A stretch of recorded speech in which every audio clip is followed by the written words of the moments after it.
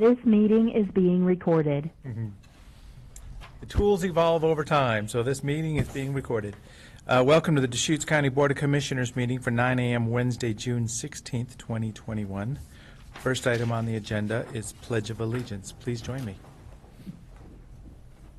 I pledge allegiance to the flag of the United States of America and to the republic for which it stands, one nation, under God, indivisible, with liberty and justice for all. At this time is citizen input for items that are not on the agenda, and we do have a person here in person, Greg Bryant, if you'd like to speak.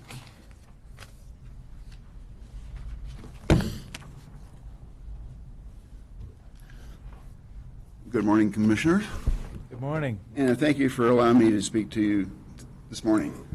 What I'm requesting is $2,000 for safety communications for Deschutes River Woods. It'd be an antenna, it'd be equipment like an antenna and some phones, sort of like a ham radio situation, but they don't have a ham radio, it's a situation like that. And it'd probably go out about 5 to 10 miles at the max. And we were going to do it ourselves, but all of a sudden they were looking at, it was going to be almost $2,000 with a little bit over probably $1,100 or $1,200, plus we're also looking at written communication, because we want to make sure that people are fire-wise and all that stuff also, so we're trying to do that. So at first they were going to do this by themselves, and then I'm thinking, this is quite a bit of an undertaking for individuals to take on. So I thought what I'd do is bring this to your attention to see if there's any way that we could acquire some funds to do this. And that's what I have. Okay. Well, thank you very much. We do have your email also. You had sent that last evening. Right. So, today this is public testimony. You're starting the project by mentioning it here, or, a process. So, I'll be available to discuss outside of this public meeting and learn more. Okay. I have to leave because I have a CWPP meeting I got from 10 to 12. Great. Yeah, well, I'll respond to the email. We'll get on the phone soon. Okay, thank you. I'll learn more. Thank you. I actually forwarded it on to Ed, Keith, just to see if there was any grant funding within his system. So I did that this morning early. Okay. No, you're welcome. Commissioners, I also forwarded Greg's note to Sergeant Garrity to Yep, there we go.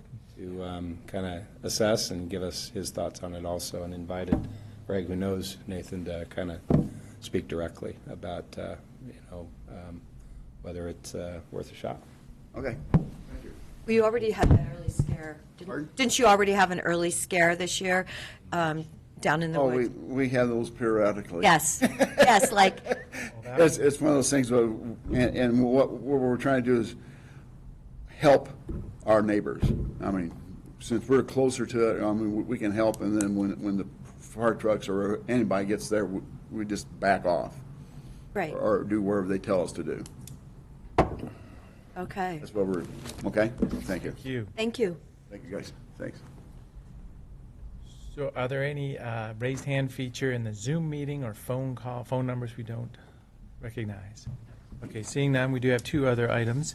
One of these is from Wade and Janet Harris, referring to the proposed ideas about Bill Worrell Park and asking us not to proceed and to make more parking spaces. We want to thank Janet Harris specifically for writing this email to us. It's definitely a topic that's going to be out there, and it'll come back to us also.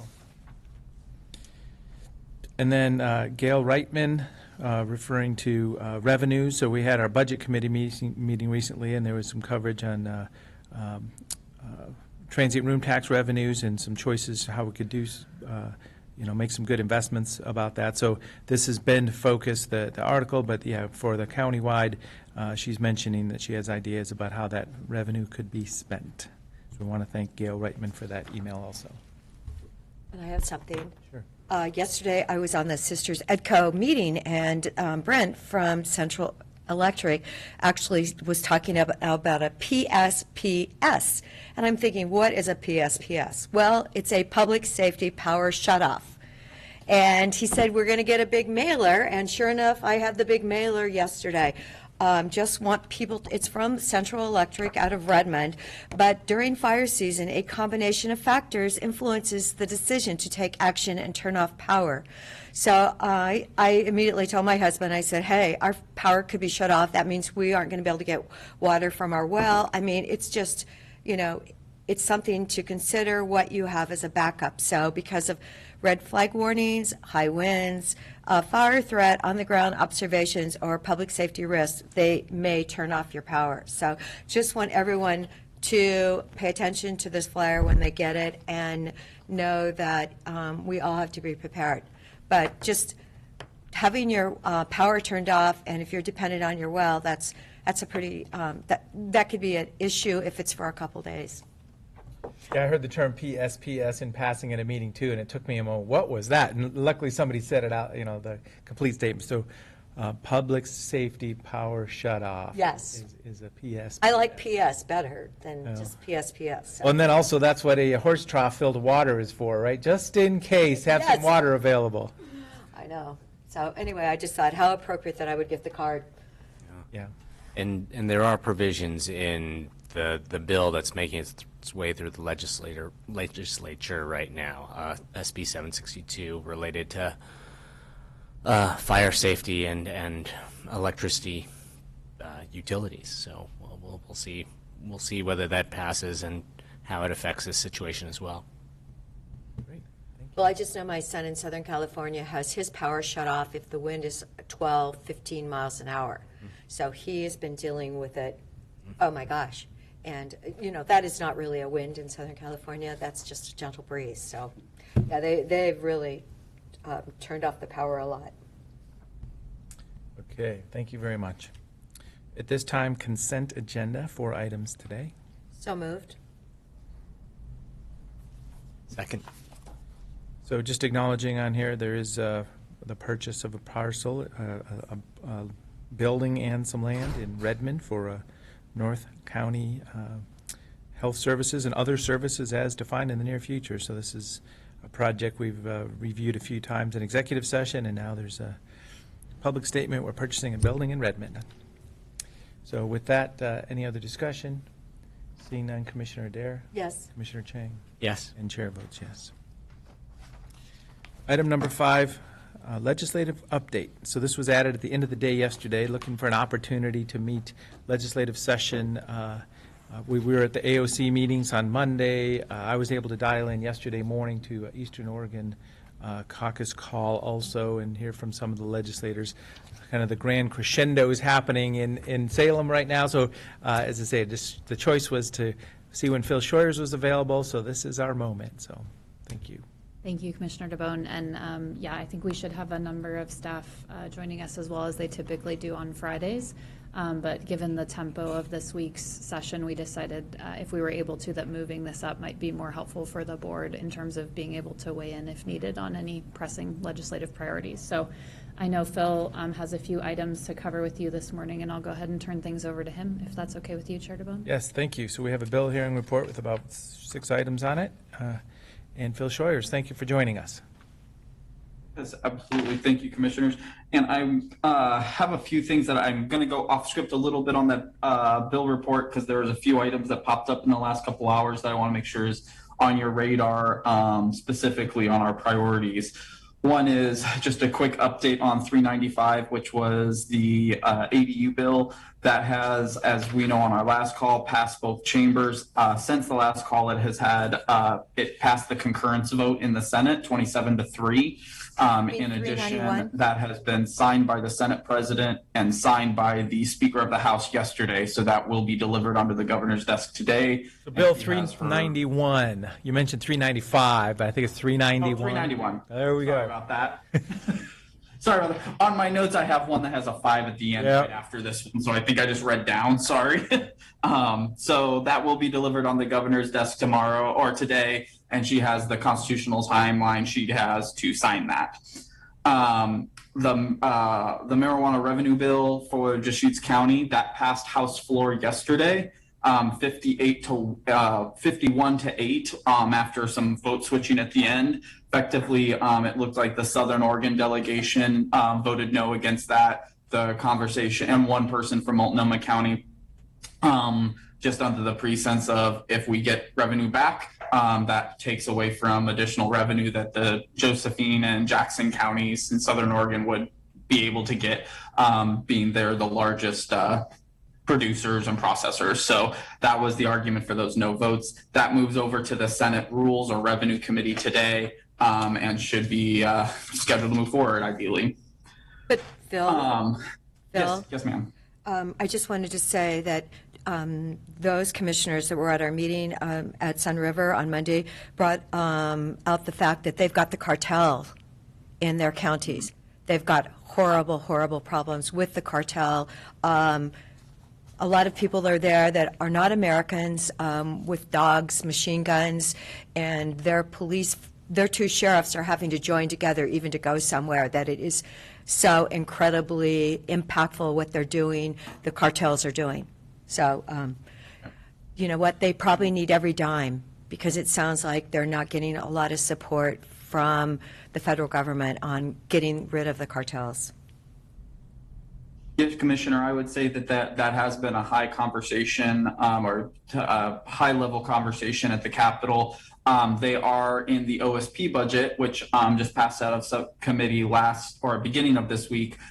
They did do a specific allocation for troopers and positions and equipment for Southern Oregon drug cartel, and so that is got a line item in the OSP budget to help those counties. And I believe I just saw another budget go out where there was some set aside. It was not OHA's budget; it was another one, but I will track that down if that's of interest to you, Commissioner. Well, since we know the commissioners from there, Darren was in my class, and when he was telling the group the story, and then I talked to him about it later, it's really quite overwhelming what's been happening. So I'm glad to hear that. Yes. Perfect. Okay. And then I wanted to note the OJD budget, Oregon Judicial Department budget, did move out. That's where they do fund circuit court judges. However, it was noted in the committee hearing that this budget does not include any new statutory circuit court judge positions, that conversation is still being held. And it was noted on the record that if new judges are appointed, both the policy bill that statutory changes judge numbers and the budget associated with those increased numbers are still being discussed and will be appearing in 2 of the 4 capital construction bills. So that will be similar to how we got judges funded in past sessions. But they did note that on the record. Just because we don't see it here doesn't mean these conversations are not still being played out. So one note on that, I know Commissioner Chang testified in front of the Land Board about our Redmond land swap, and I was scheduled to do that also. I was going about 4 different ways, and then my time slipped, so I joined the meeting a little late. I don't know if you saw that. So I testified about 45 minutes into the meeting, because I dialed in, and then they welcomed me in, but it was after the fact. But the point is, the governor, and so it was a real positive moment, because I already figured they'd done that also. But then the governor kind of listed off priorities of Deschutes County, and she mentioned the judges, very specifically. So it was probably a great 1-2 punch, because you were on topic, and I was, I mentioned on topic, but then she responded with the other requests of the county. So that was pretty positive. Yeah, and when I gave my testimony, I just casually mentioned that we had used the fairgrounds as a circuit court house during during COVID, and she picked right up on that and said, and we know that you want your 2 judges. Well, as I say, I testified real succinctly because I knew I was late on it, but then she fed it right back to me what was already discussed, which was wonderful. So she knows. The governor knows. Yep.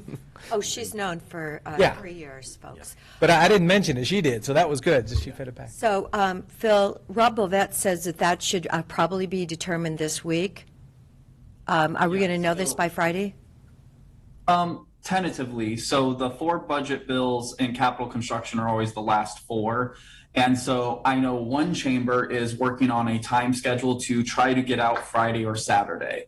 So if that is the case, traditionally what occurs, let's say Friday is the adjournment date. They will have capital construction in the morning, like 9 a.m., 8 a.m. Those bills come available 1 hour before to meet rules, and then they will be passed out of capital construction and appear right in the afternoon's full Ways and Means budget, and then to the floors right after that. So they are scheduled to move once it becomes public. All the paperwork's pretty much been signed off right now. If they don't, that's one chamber's timetable. The other put a table out there for the 25th. So if they move into next week, I don't expect these bills to become public, or I shouldn't say public, the paperwork becomes public on OLS until 1 hour before the committee hearing, and that will be one of the last 2 days of session. So Go ahead, Commissioner Chang.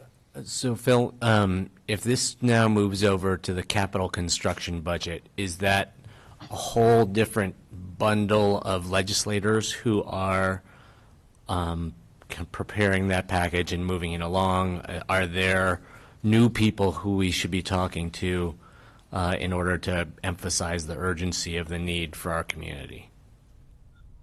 No, they are. The Capital Construction Subcommittee is basically the Speaker and the Senate President, the Tri-Chairs, and caucus leadership. All of them have been prepped. There's none of them are renewing or are new members, and they are all ones that have taken vote in supporting the last 2 times we've gotten judges in the budget. So they've been yes votes in the past, and I'm not hearing any hiccups in that if it occurs as well.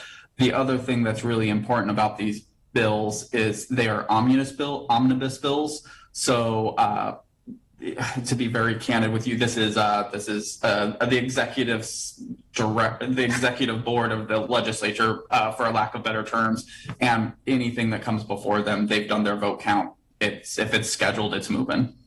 So That's great to hear. So I'm not hearing any bad news. If it's in the bill, the bills move forward. They're kind of 4 individual bills that they can't not pass. One of them is the budget reconciliation that ties all the policy together in the end. So that has to move forward. That's usually where our budget numbers for the judges will be. And then the program change bill has to move forward to make everything work with current law. And that would be the policy where they changed, the statute that says Deschutes County has X amount of circuit court judges. That number would be changed. So if they vote no on that, they're voting no on the entire package.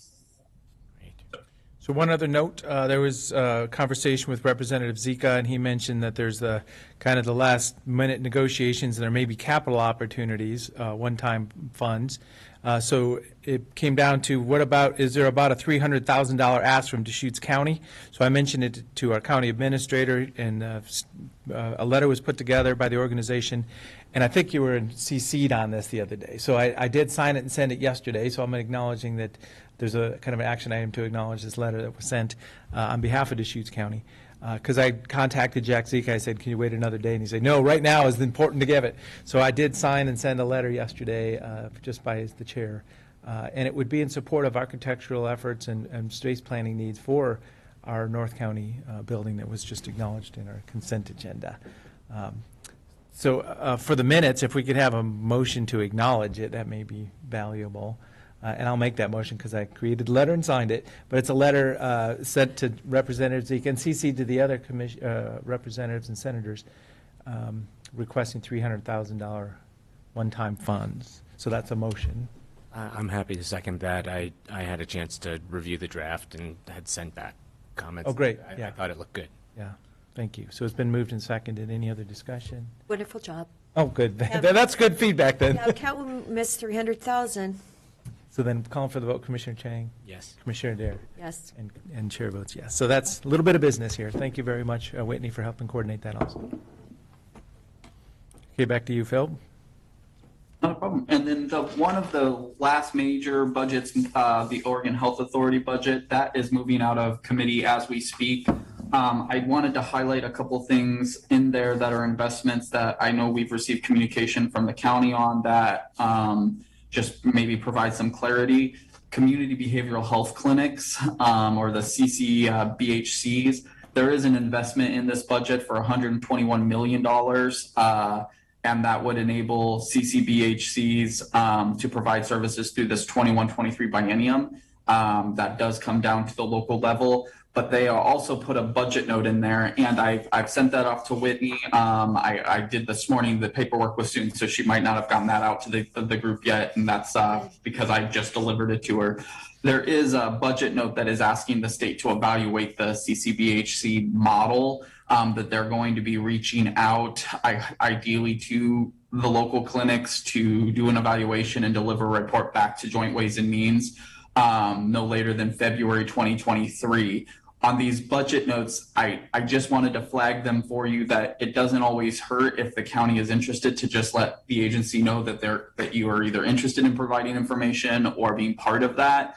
Often I've seen they do a one-size-fits-all approach in these reports, and I think especially being in the rural area, treating a health clinic in Portland the same as in Deschutes County isn't always apples to apples. And so there are a couple budget notes that are going to be working through the biennium on behavioral health and mental health investments and coordinating what a system would look like. I know that's been important to you, commissioners, in the past, so I wanted to flag that for you because I think it's an opportunity for Deschutes to be engaged and help develop whatever reports come out.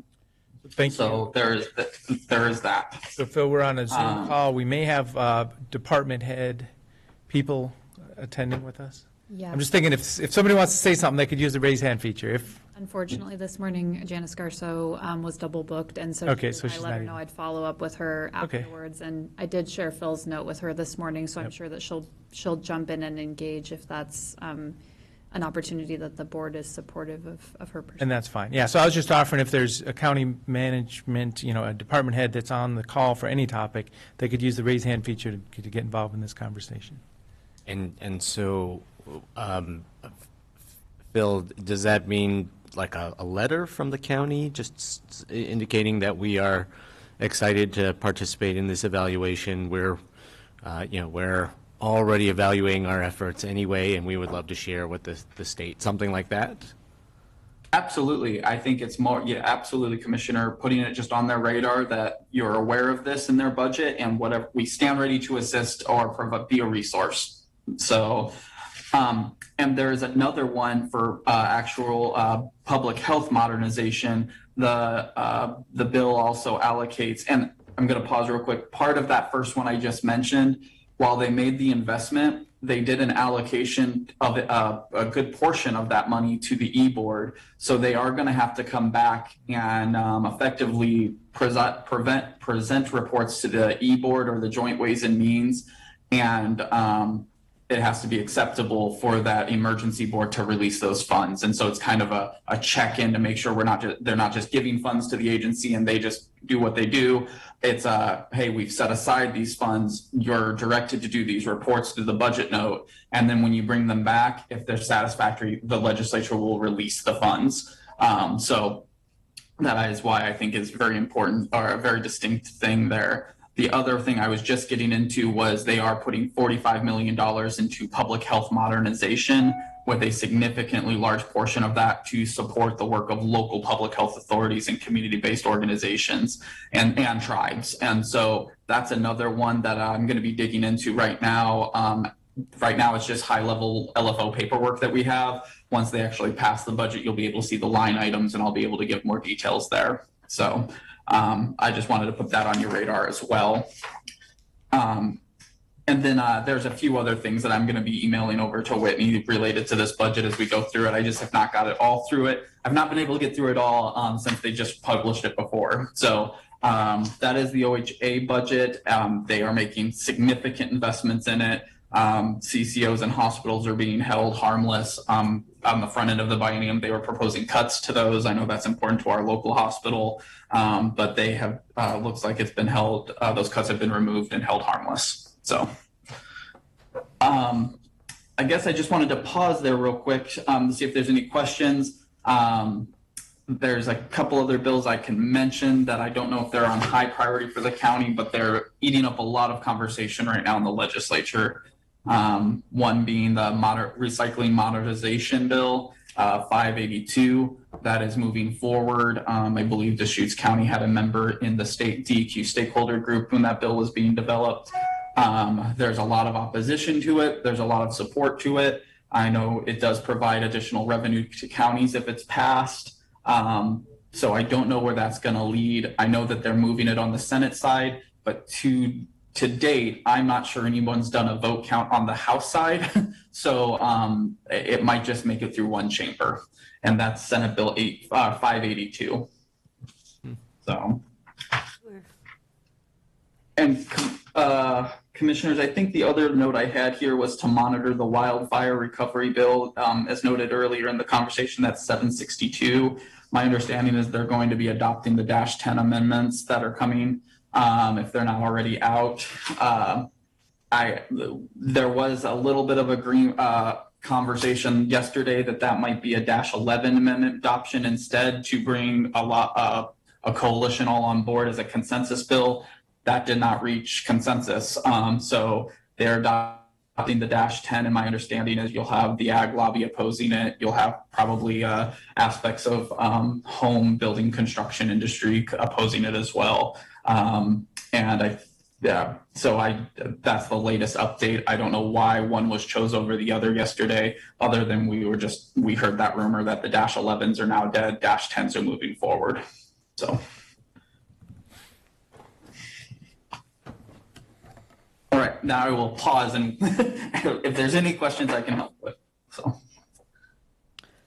Phil, is there anything that you've seen for more mental facilities, housing throughout the state? Because, the state hospital's been full. Someone we were talking to a week ago, Monday, said they were going to be on a meeting in the afternoon talking to people in our community. There's no place to send people. We have a facility with like 16 beds. It doesn't have a possibility to be enlarged. Are you seeing any funding for that? Because that population really seriously needs some beds somewhere. yeah, absolutely. So they're trying to tackle that on a couple things. One, in the OHA budget, they are putting $31 million of general fund and 110 positions to opening up a 24-bed facility in Junction City. That's the new state hospital, or the expanded base that they built a few biennium ago and just never had the funding to open it fully, because it's almost entirely general fund, rather than getting federal reimbursement for it. They're going to open up that facility, and that alleviates the pressure at the Oregon State Hospital so that they can receive more patients if needed. But that's 24 beds? 24-bed patient unit. Yep. It says 24-bed. Oh, sorry. Let me correct myself. To open 2 24-bed patient units at the Junction City campus. Just doubled it. Sorry about that. That's still a drop in the bucket, Yeah. but okay, better than 24. Oh, absolutely still. I also, and then I was reading about a $350 million investment in mental health that included housing and services for some of the population that we're talking about. Is that something different, or? It's going to be broken across multiple things. So there's the 31 million, I'm sure, was going towards that. In the same thing, they're allocating another $20 million to the e-board, where OHA again is going to have to come back and evaluate state hospital staffing and an actual sustainable, this is the verbiage it says, and coordinate with other stakeholders to establish an actual sustainable plan to provide not only aid and assist population, but also Oregon State Hospital capacity issues. So they put $20 million there. The e-board will have control over it until OHA comes back and delivers that plan that's acceptable. They will not have access to the $20 million. So between those two, you're at $51 million. There's another $21.5 million being invested in just aid and assist population services, again, associated through OHA. They will also have a budget note on that where they have to come back and examine their plan, sorry. And then there's 2 other things that might be full of this as well. There's a House bill that just passed out of Ways and Means Human Services this morning as well. I believe that's 2980. That is going to provide, I think it's, I will get the actual number, sorry, I'm guessing on that, is to provide the development of 5 respite peer centers one in central eastern Oregon, one on the coast, one in southern Oregon, and one in Portland metro area. That might be something we reach out to the agency similar to and say, we're interested in this being in Deschutes County, if that's the desire. How, and what is that process that we need to start gathering to have this resource available to us? The funding's allocated in the bill. It's just a matter of the agency having to effectively put a process together to evaluate where those centers are going to be located. So, And what was We the already number of have that one, bill Phil. again? that one is 2480. Let me make sure I told you right there. It was on this morning's agenda. Here we go. Yeah, so it was, I'm sorry, 2980. 2980 with the -A6 amendments.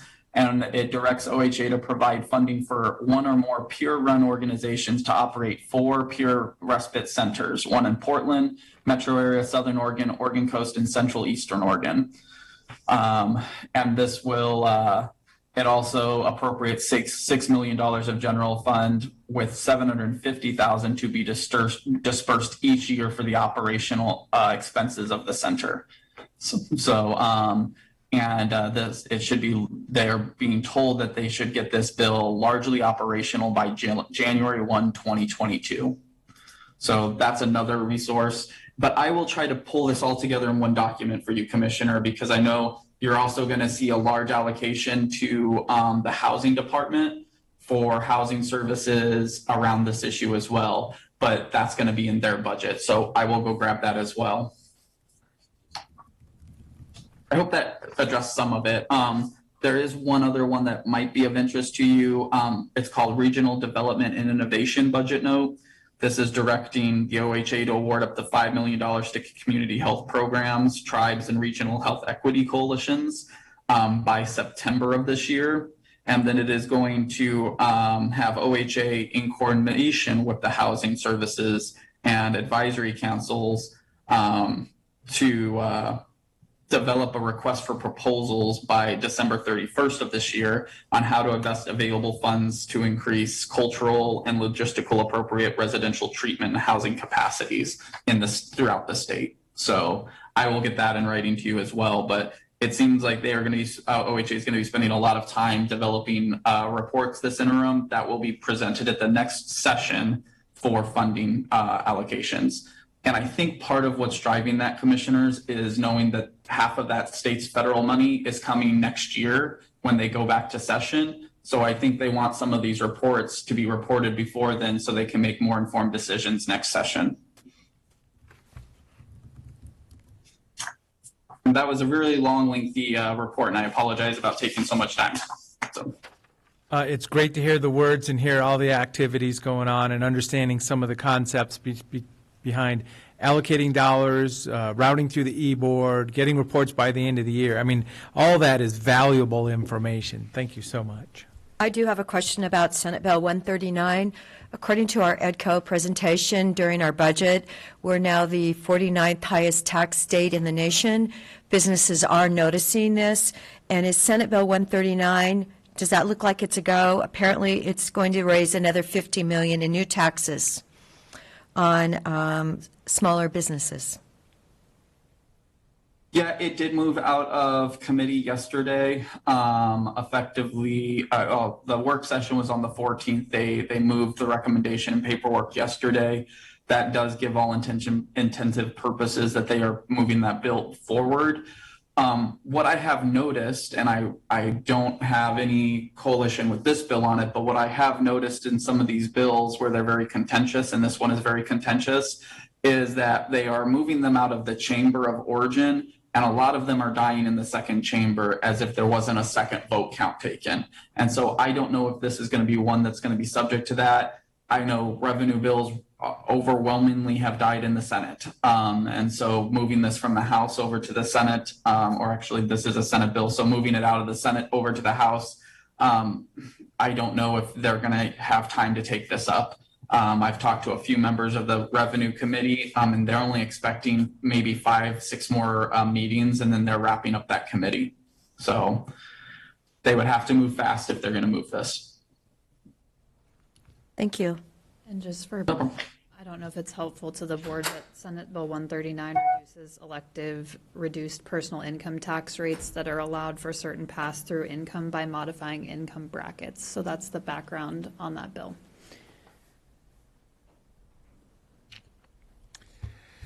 Okay. Well, thank you for the update. Anything else? I just sent myself a copy of that article about the $350 million mental health package, and I'll forward that on to you, Phil, and you can help us track that. I'm just one of the things I'm thinking about is it sounds like there's going to be a whole bunch of health investments made that are going to be supportive of our work at the local level here in Deschutes County and in other counties, and I'm wondering whether that'll get adequate press coverage, just kind of on its own, those stories, and I'm wondering if it would be valuable for us to amplify that a little bit, to kind of when the dust settles a little bit, for us to break down. Here's all the great investments that are being made at the state level that will help us in certain ways do more and better in terms of health services here at the local level. Just a thought. If that's something that the board would like to pursue, I'm certainly happy to draft that. We've done similar press releases with CCBHC investment of funds and kind of explaining what that would do in terms of service level in the community. So it's certainly something that we could discuss as we learn a little bit more about what funds are coming in and what the impact would be. But I'd certainly defer to the board on that. Couple weeks from now, right after the end of the session, dust settles. we can definitely look for those opportunities, and I think that's a good path to define what it means for Deschutes County and the citizens. Right, because sometimes it gets lost. Something that happens at the state level. There's people who are watching the state level, but they're not necessarily digesting what does that mean actually.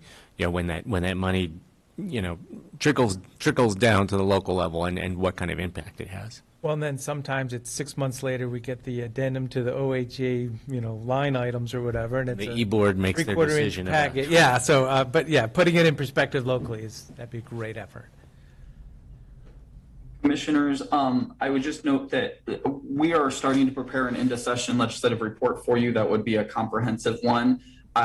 Just taken from the comments just made, we will make sure there's a pop-out section identifying that $350 million for mental and behavioral health.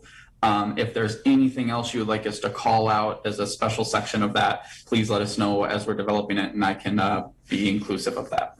So real tangibly, 391 with the accessory dwelling units, we had some information that points out that there would be a state wildfire maps and some implementation of dependencies in the future. So understanding what that is to the best of our knowledge up front, because that could be a frustrating point if we lay it out to the Planning Commission, the community gets engaged, look for these opportunities, but there's a hard dependency out there somewhere. And we're already high risk.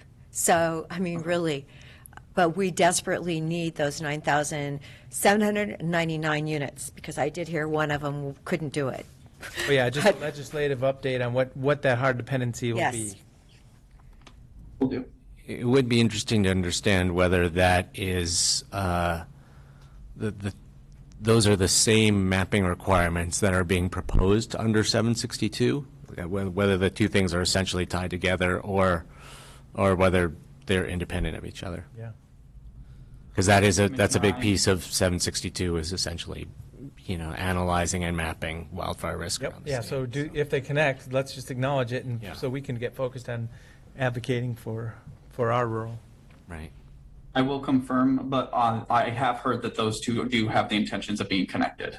So there's a lot of the 762 that will delegate to map the developments of maps and assessments, and the intention is to have that inclusive of all wildfire bills or associated bills being passed this session. So I will confirm, but I will get that put together. Great. Thank you. And then Commissioner DeBonne, just logistics quickly before we wrap. Would the board like to hold next week's legislative update on Friday, or given that it sounds like we have one chamber that's working towards an end date of next Friday, would you like to have next week's update earlier in the week, or perhaps not at all? I'll defer to the board on timing. And I think it's it's more digesting what the conclusion is going to be, so I don't feel a need to rush into the next legislative update. Any thoughts? I'm going to be out of the office on Friday next week, so I was going. You were going to be doing it, just the two of you anyway. That's fine. Well, and we could let it slip to the week after, and I mean, unless there's some specific advocacy we could get involved in, but it's all digesting it after. Maybe something could be added to our Wednesday meeting. The following. No, the 23rd. Okay, I mean, that's what I was. yeah, I think Wednesday would be good, just like today. Yeah, and that's fine. Yeah, what's the current status? Yeah, where are we at? And, okay, so 391, thank goodness, 2 judges, let's hope, thank goodness. And, the other issues that have been incredibly contentious, what happened there? Just so we can know what kind of summer we're going to have, right? So Phil Shoyers, what we did in discussion yesterday was just looking for a good time for you to be able to join us, because we could either do it at the beginning of the meeting, right before our lunch break, or right after our lunch break. So there was just opportunities to fit in, your schedule also with our meeting day. So we'll look for that. Absolutely. I can adjust next week. We're on the downhill side of these committees, so I can adjust and be available whenever it's needed. Okay.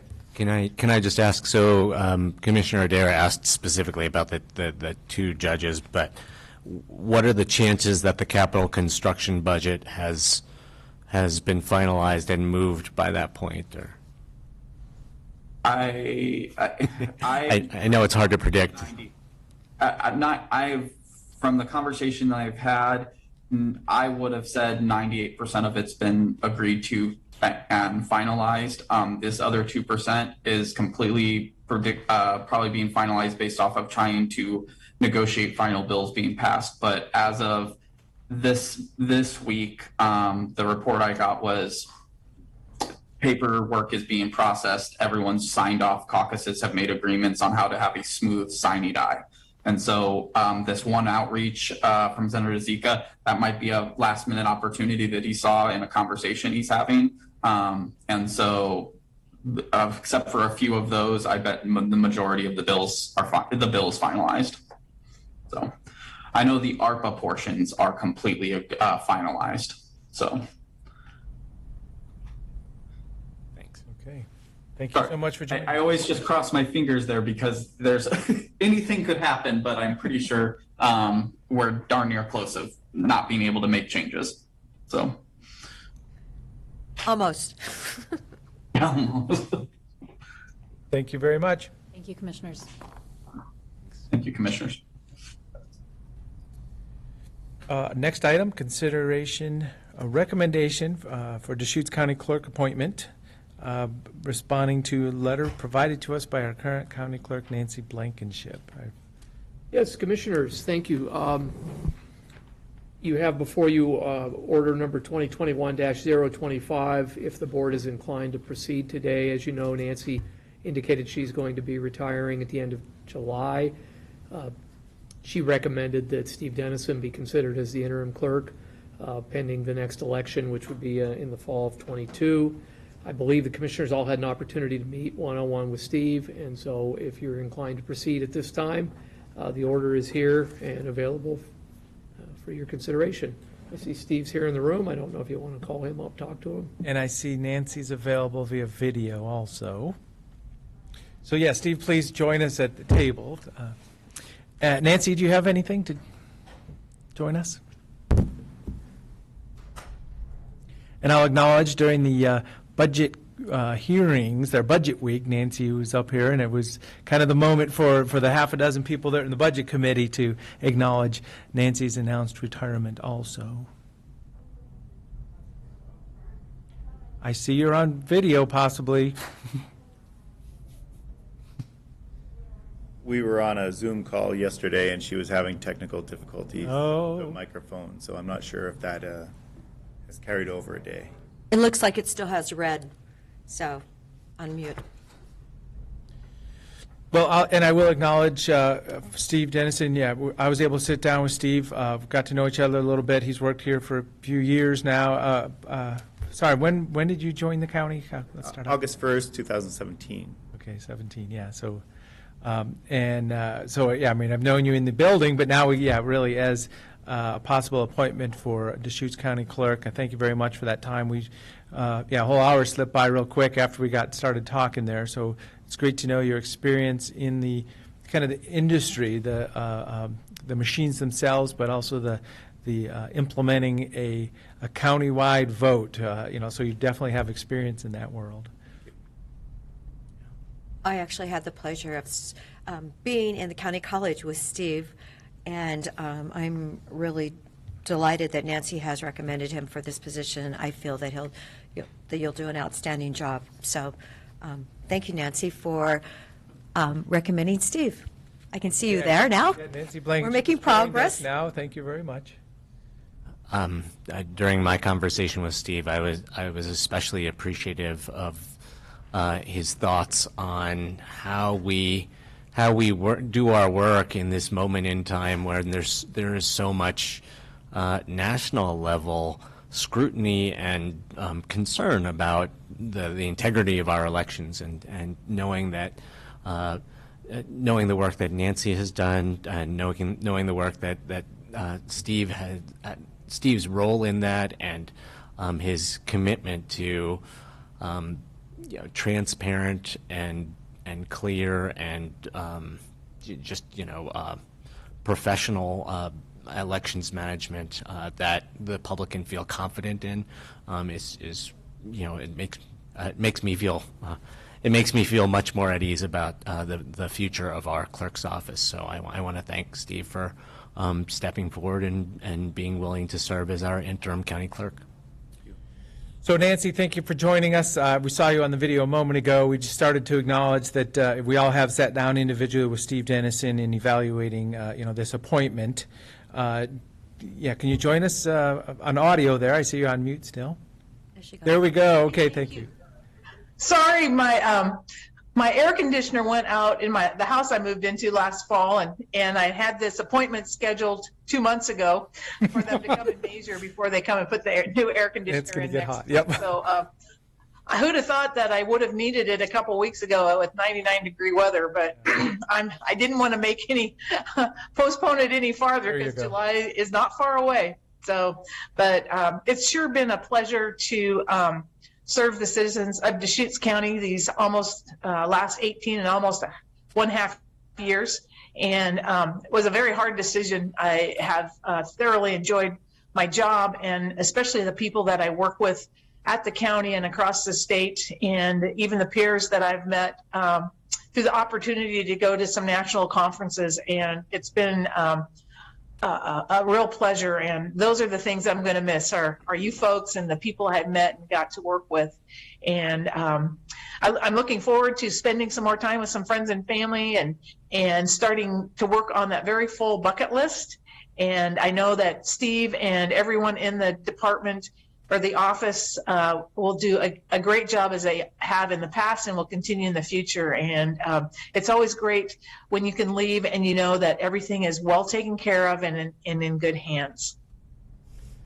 Well, and Nancy, I want to thank you so much. I know, the election cycles are different magnitude each time, but really getting into that election mode is a incident. It's a management project. Every time you get into it, a little bit of changes, having the voting system, the relationship with the state, the wonderful relationship with the local folks that get involved in acknowledging the ballots, counting, the openness of the office during that election cycle, the media coverage. It's always been so positive. And I know that recently I came to the conclusion, well, at least we didn't make national news, and I that's kind of backing up the concept that if all goes well, nobody talks about it, which is kind of what you want. So thank you very much for doing what you've done for so many years here for all the people of Deschutes County. And I think, that's the great thing about Oregon's vote by mail system is, we've been working on it for over 40 years, and it's been all vote by mail for over 20. And we've got the system down very well, and we just have to be careful that when we do make some changes that we make them in steps and not and do testing and making sure everything works as we go along. That's the big part about the great thing about how Oregon's done it and has kept us out of the press and out of the headlines and under the radar is doing a really great job.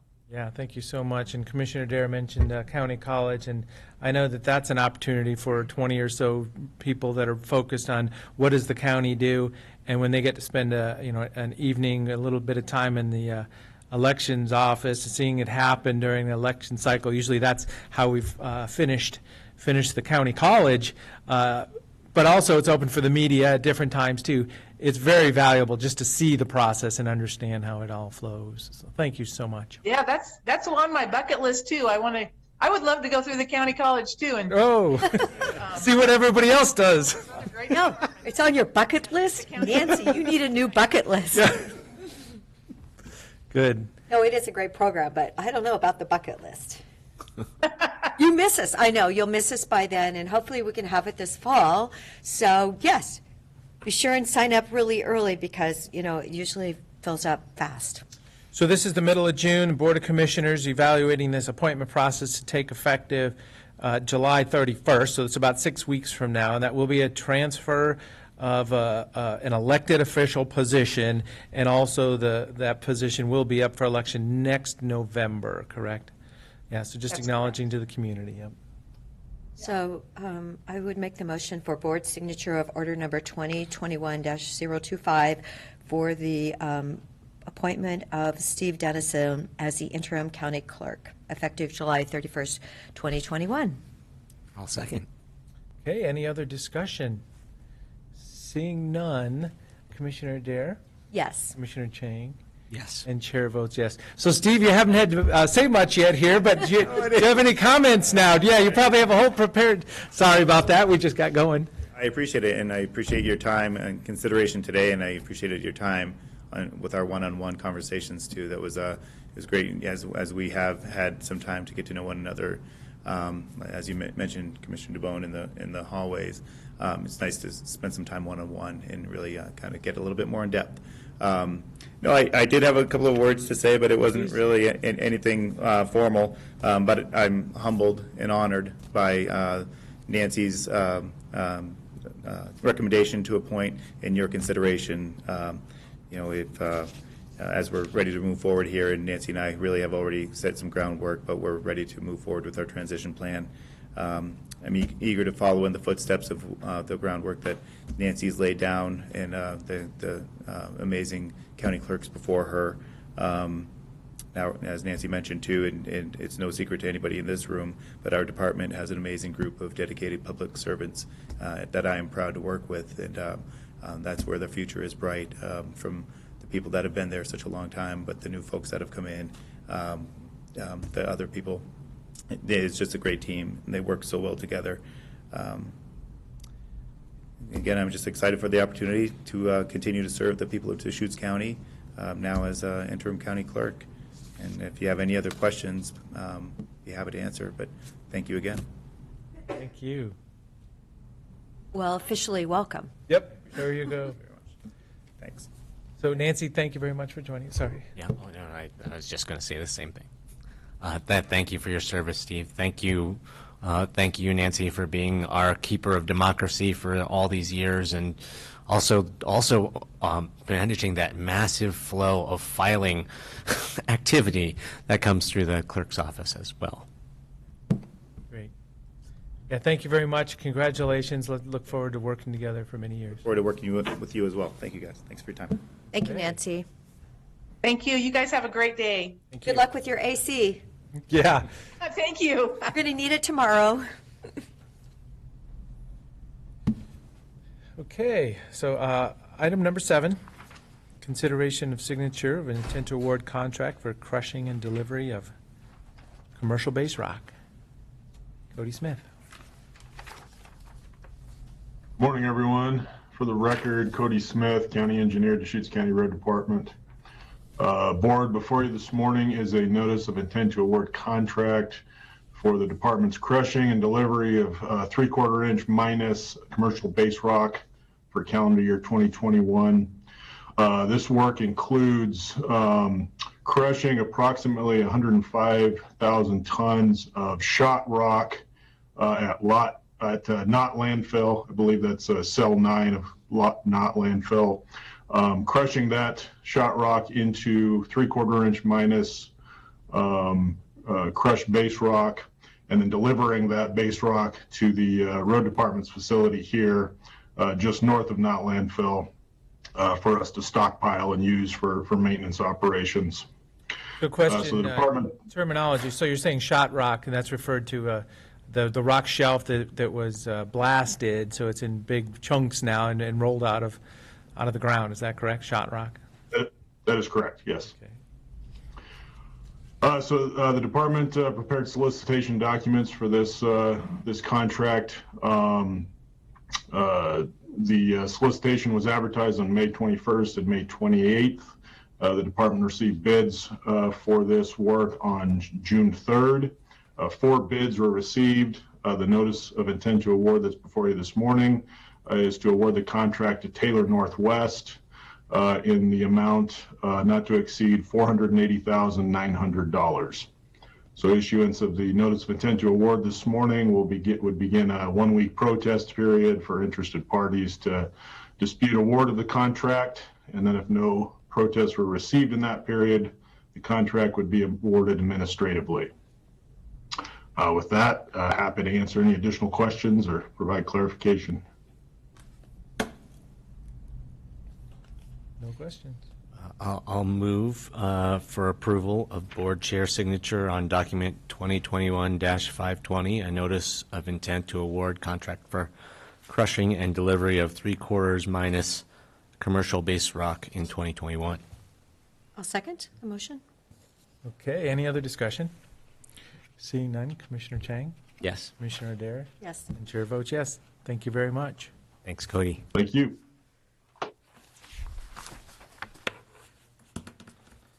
At this time, item number 8, consideration of a reading of ordinance amending Deschutes comp plan for designation from agricultural to urban growth boundary in Redmond. Morning, Board. Peter Russell, Senior Transportation Planner. This is to enable the City of Redmond to begin their affordable housing pilot project, Skyline Village. When we held a public hearing earlier, the Board voted to make this ordinance an emergency due to the housing crisis. So we're here for first and second. The other thing I also have for you is a gift. When I was looking at the agenda printout, I noticed the packet number covered your signature block for the map. So I can either give this to the chair, or I can give it to Sharon, Keith, whatever's your. Take it, yep. Okay. So other than that, I don't have anything else for you unless you have some questions for me. Great. So this is kind of the conclusion of a process at Deschutes County's point of view, transferring these, or the land use associated with these lands. So we've had hearings on the matter and come to our conclusion. This is the follow-on paperwork. Commissioners, I would note ordinance number 2021-005 does provide for emergency adoption upon passage. So your motion for first and second reading would need to include with the declared emergency. Well, and I'd be very supportive of that emergency adopted immediately also, and because this is one of those classic situations of a big project, state legislative choice about being able to even have this option. And we end up in public meetings wondering, why is the process taking so long? And this is just one of those steps, so we can get one of those steps out of the way. Okay. So I move consideration of approving the first and second reading of ordinance number 2021-005 by emergency adoption to amend the Deschutes County Comprehensive Plan map designation from agriculture to Redmond urban growth area and adjust the Redmond urban growth boundary. I'll second. And acknowledge, and so this, as I say, the intention is to be effective immediately, just acknowledging for all of us. So with that discussion, Commissioner Adair? Yes. Commissioner Chang? Yes. And Chair votes yes. So this will be the first reading of ordinance number 2021-005, an ordinance amending Deschutes County Code Title 23, the Deschutes County Comprehensive Plan, to change the comprehensive plan map designation from agriculture to Redmond urban growth area and adjust the Redmond urban growth boundary for certain properties and declaring an emergency. And this will be the second reading.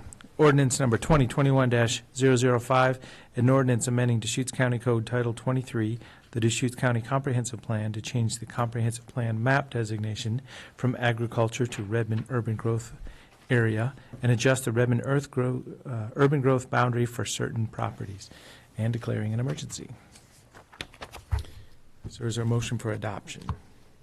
I move adoption of ordinance number 2021-005. I'll second. Any other discussion? Seeing none, Commissioner Dare? Yes. Commissioner Chang? Yes. And Chair votes yes. So that's one of the pieces out of the way in support of Redmond affordable housing. Thank you. Thank you. Skyline Village, is it not? Skyline Village. Yes. It'll be really exciting to see the project moving along. Item number 9, consideration of first reading of ordinance to fix a Scrivener's error in ordinance 2020-002. Thank you, Board. I remain Peter Russell, Senior Transportation Planner for Deschutes County. This relates to, that you mentioned, an ordinance 2020-002, which involved a 156-acre land swap for lands coming into the Redmond UGB, lands going out of the Redmond UGB to help economic development in Redmond. The Redmond former Rod and Gun Club site was going outside of the UGB, and during the land use process was inadvertently admitted to have a couple of zoning designations and a zoning designation, a comp plan designation put on it. It's a Scrivener's error. So the board at another public hearing earlier, I think it was May 26th, we had it, took comment on that to fix the Scrivener's error. We didn't receive any public comment. The board deliberated and decided to pass this ordinance. This isn't an emergency, so if the board approves today, I'll be back in 2 weeks. With that, I'll be happy to answer any questions. Looks like no questions. No. Let's fix that Scrivener's error. There you go. Go ahead and make a motion. So I would move that we do a first reading of the ordinance, or, okay, so I move that we do a first reading of ordinance 2021-008 to fix a Scrivener's error in ordinance 2020-002. And I'll second the motion. Any other discussion? Seeing none, Commissioner Chang? Yes. Commissioner Adair? Yes. And Chair votes yes. So this will be first reading of ordinance 2021-008, an ordinance amending Deschutes County Code Title 23, the Deschutes County Comprehensive Plan, and Comprehensive Plan designation for certain property, and Title 18 Deschutes County zoning map for certain properties to correct a Scrivener's error. Second reading in 2 weeks. Thank you, Board. So acknowledging that, of course, we're doing this land swap and some changes here, and this is the site that's being proposed for a future regional emergency training and coordination center. So there's a future ask for these parcels, and it might even go the other way, or I don't know if we can do it in the rural, but there's some land use associated with that also in the future. But for now, this is the task before us. So thank you very much. Thank you. Item number 10, public hearing and consideration for a Stevens Ranch annexation to the Bend Park and Recreation District. Yes, Commissioners, this is a public hearing to consider board approval of Order 2021-019, which would be an order approving the Stevens Road annexation. Stevens Ranch LLC is the petitioner into the Bend Park and Recreation District. You'll note from the packet material that the clerk's office and the assessor's office have verified that the petition is appropriate. Community Development has determined that the petition is consistent with the comprehensive plan. This is the time set by statute for public hearings. You know, we do a few of these every so often. It's just a product of the statute and that it comes before you for this public hearing. I don't know if Bend Park and Rec was going to attend or not. Sometimes they do, sometimes they don't. They have approved. And you have that in your packet as well, their sign off on this as well. So this would be the time to open a public hearing, call for any public comment, and then take action on the order. Great, so I'll acknowledge opening the public hearing on this matter, order number 2021-019. And there's Bend Park and Recreation District. The logo helps to acknowledge who that is. And there's other folks in the room possibly to testify on this matter. So with that, we're opening the public hearing. Let's have Ben Park and Rec, and please join us at the seats up here if you intend on testifying. But Ben Park and Rec can provide testimony if they are willing. Hi, good morning. My name is Sarah Bodo. I'm a park planner with the Bend Park and Recreation District. As you can see, the district has agreed with this petition to annex property to the district boundary. So, I'm here for any questions that you have. Great. So from your point of view, it's probably no downsides into expanding the district and its services and tax base. Correct. This property is within the urban growth boundary. So our board approved a resolution to just say go ahead with any annexations for properties within the urban growth boundary when the time comes. And that was done in 2018. Great. Well, that helps it. Good. Thank you very much for that information. Welcome. And thank you for joining us. So at this time, I see the property owner, Mr. Gary Miller. Mr. Miller and Tia Lewis. So please provide. Well, we're asking to support the application we presented before you. We're currently removing landfill, as you know, getting ready to go to Planning Commission and Council by August. So we're looking to start the project in this year. So we're trying to wrap the loose ends up, and this is one of them. Yeah, great. Thank you very much for joining us. Thank you.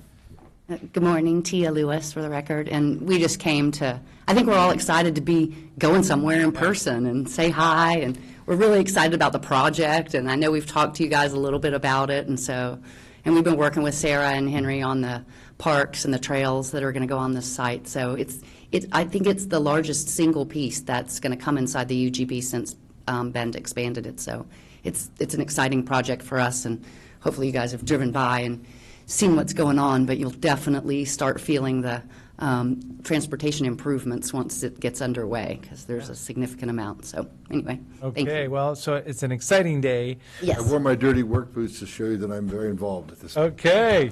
Well, thank you. Well, thanks for taking time out and joining us this morning in person. As I say, we're just transitioning into that right now, these last few days.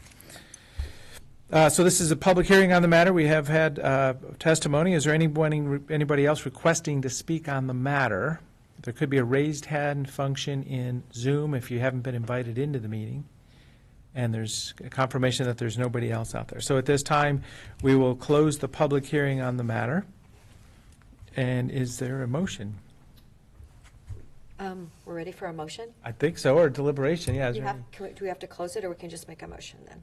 I believe Commissioner DeBonne just closed the hearing. Okay, we're closed. Okay, so a motion. Yes, consideration that we do board signature of order number 2021-019, the Stevens Ranch annexation to Bend Park and Recreation District. I'll second. Any other discussion? So I'll just say thank you very much for the efforts out there making this project proceed. It is a time for housing, obviously, and being able just to move forward is very important these days. So I'll thank you very much. I want to thank the county for their cooperation also. Good, thank you. So calling for the vote. Oh. And the vision for mixed use development, affordable housing. It's really exciting to see. Thank you. Yep. We're very excited about it. Thank you. So calling for the vote, Commissioner Adair. Yes, but I do have one question. Please. When do you think the first houses will be able to be lived in? We're hoping the first lots will be available next summer. We're asking for the city to cooperate in our processing of our application for improvements. As you know, it's very complex. We have roundabouts that have to go in immediately, improvements on 27th Street. We have a major sewer line, about 4,200 feet of 18-inch water line just to get it to the first phase. So we're hoping for next summer to have lots available for construction. For construction next summer. That's our goal. Outstanding. That's great. That's our goal. So okay, whether I can fulfill that goal, that's we're doing everything we can, and we appreciate your cooperation helping us do that. So we're halfway through a vote. Commissioner Chang? Sorry. Yes. And chair votes yes. So sorry, I just want to finish the vote. But yeah, I do want to hear about the stats. It's exciting that it's a shared proceeding. And so roundabouts, water, sewer lines, and lots available next summer. Well, if you know, we're removing landfill right now. Yeah. And there's been, I think there's an article in the newspaper, we're illegally grading and doing stuff we weren't doing. We're actually creating a clean environment. which we think is beneficial to the entire city.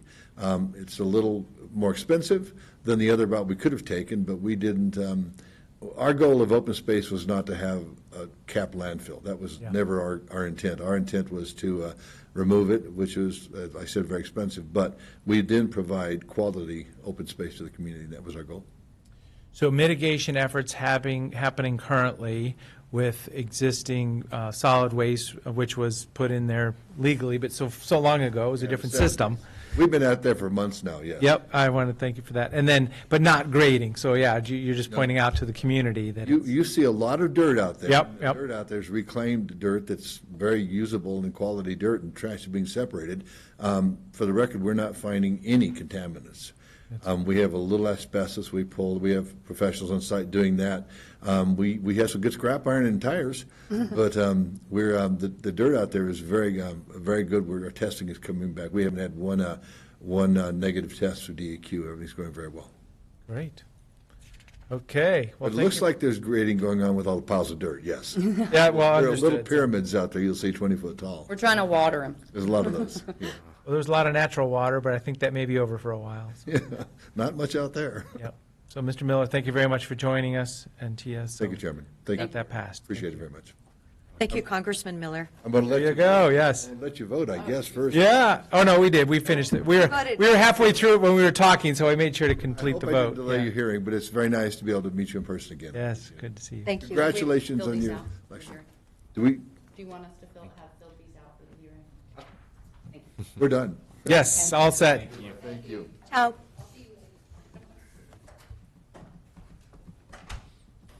At this time, item number 11, equity plan implementation, funding discussion, and consideration of a grant agreement. Good morning. Hello. So a little bit different, 10:15 on a Wednesday, and this isn't a COVID update, but it's a health topic has popped up all by itself, which is pretty much COVID, though. You are so efficient. You're so Swiss, as they say. There you go. Speaking of Switzerland, my elderly parents arrived yesterday in Bend, Oregon. It's their first time in Oregon. And my father's 93, my mother's 73. That's a whole story that I can share at some other point. But I did want to tell you that, or share with you that when I picked them up, and now just mind you, my parents are not shy of giving their inputs and advice. But also their impressions. So as soon as I picked them up and we left the airport, my father turned to my mother and said, "Oh my God, this place is like Switzerland." And then my mother jumps in and says, "What? No, Switzerland is like this place." So already they have high regards for Bend, Oregon in less than 24 hours, and for Deschutes County, I'm sure, as soon as I take them around. So I thought I'd share that insight with all of you. There we go. Thank you so much. And I tried to get them on Facebook live stream as well, but I don't think that's working out well right now. So commissioners, thank you so much for having us. I'm joined by my colleagues Molly, Cheryl, and Chris. And they can introduce themselves and their titles. My name is Nahat Sagrazoudi. I'm the Director of Public Health for Deschutes County Health Services. We are here for your consideration and signature of document number 2021-524. This is and the State of Oregon grant agreement of number 2609.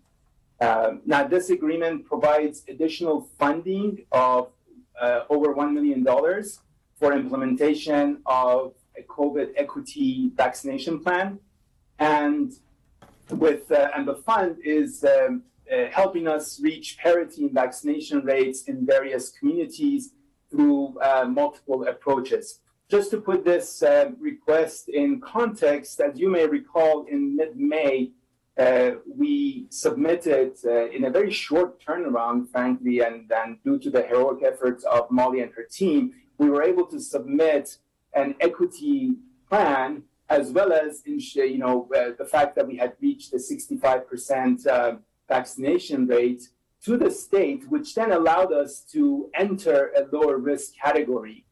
Of course, that plan specifies what actions will be taken to ensure that all of our communities have equal access to vaccination and they're incentivized to uptake the vaccine. So it's a public document and a public commitment to all of our communities in Deschutes County with specific targets. In order to help the counties roll out these equity plans, we were approved or we were allocated over $1 million. And to the best of our abilities, we have come up with some suggestions in terms of both the supply or the access side of the vaccination rollout, as well as on the demand and the motivation side. Now, I believe all of you have been privy to some of the documents that were shared last week, and thank you so much for inputs that have been provided. There isn't much that has changed, frankly, since last week's very brief orientation or overview of the plan. As I mentioned, bottom line, our aim is to roll out this plan with the aim of making sure that all of our communities have equal access to vaccines that are incentivized accordingly.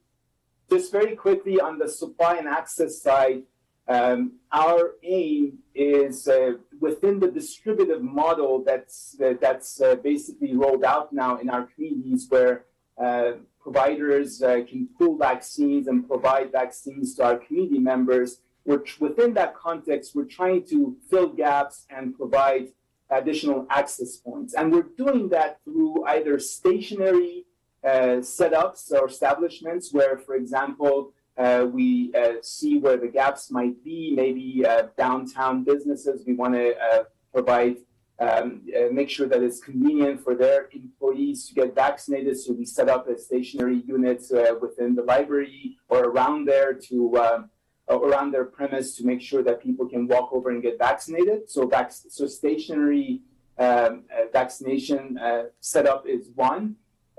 Pop-up clinics and mobile clinics are others, where we look at where the gaps might be in terms of coverage and where the marginalized communities might be, and how can we facilitate for them to get vaccinated and make good choices. So we set up some of these pop-up clinics, and we have those also throughout the county, or through outsourcing or contracting with a private entity to help with mobile clinics. So on the access side, we're really trying to make vaccines as available and accessible as possible to all of our community members. So should they choose to get vaccinated, they can do so with minimal cost, whether direct or indirect cost to them. Having said cost, vaccines are free, they're safe, they're efficacious, so please get vaccinated.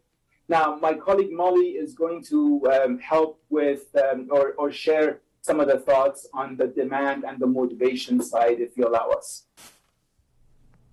Morning, Commissioners. Molly Wells-Darling here as Incident Commander for the COVID response. And just to review, we covered a little bit of this last week, but we have 4 different areas that we're looking at for incentives and hopefully to help our community get the vaccine. So those areas are gift certificates to businesses. We have titled that Take a Bite Out of COVID. And then we have raffle items and raffle prizes similar to the raffle that the governor is doing at the end of June. So those are in $5,000 and $10,000 increments. And then we have our food and beverage raffles, food, beverage, and raffles that will occur at our vaccination clinics that we have as our stationary clinics and our pop-ups that Nahad referred to. And then we have our business incentives for frontline workers in businesses.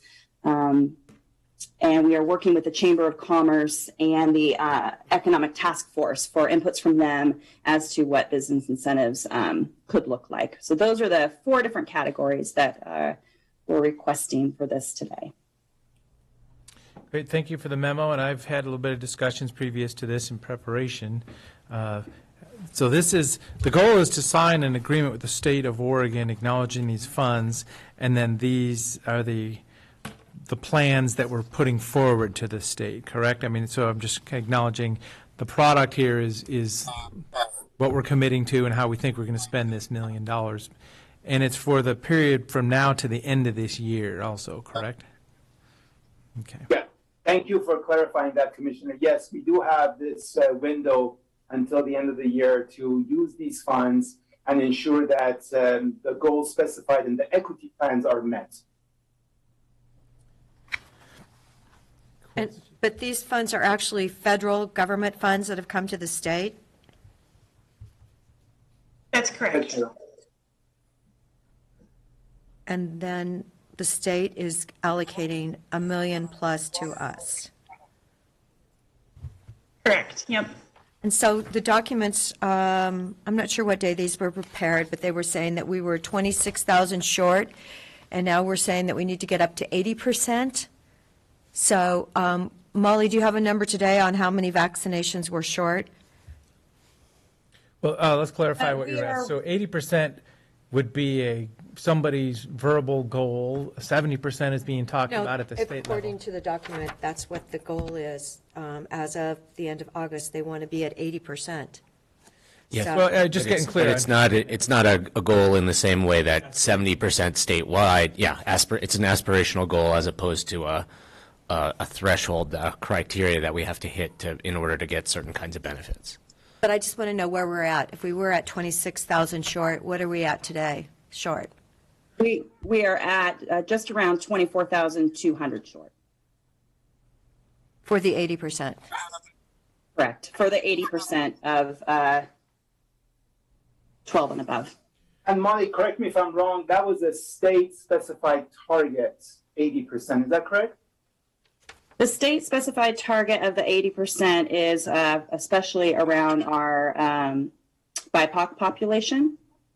And that's just where they want us to be, the recommended target. So the target where we're currently at with that population, overall BIPOC population, we have 35% that are vaccinated with at least one vaccine, 32% of our Latinx population.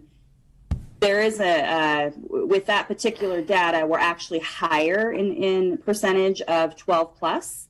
The state cannot break down that data per age for us. So that's the overall population for the BIPOC population versus actually breaking it out to 12 plus. So we're actually at a higher rate. So, sorry, so are you saying like that the young people, we have greater vaccination rates, or within the BIPOC community or the Latinx community we have there's variability across the age brackets, and where do we need to do the most work? Yeah, what I'm saying is that the state can't break it down for us by age.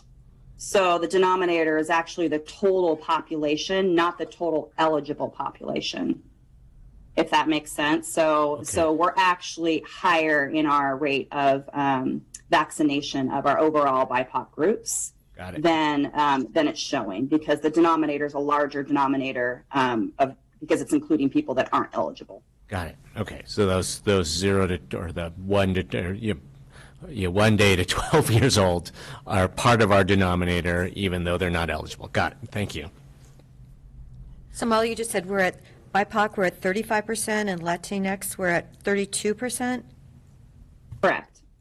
But those numbers are really higher, or not? They're higher just because they're including, all population versus including 12 plus. I wanted to ask about the tokens.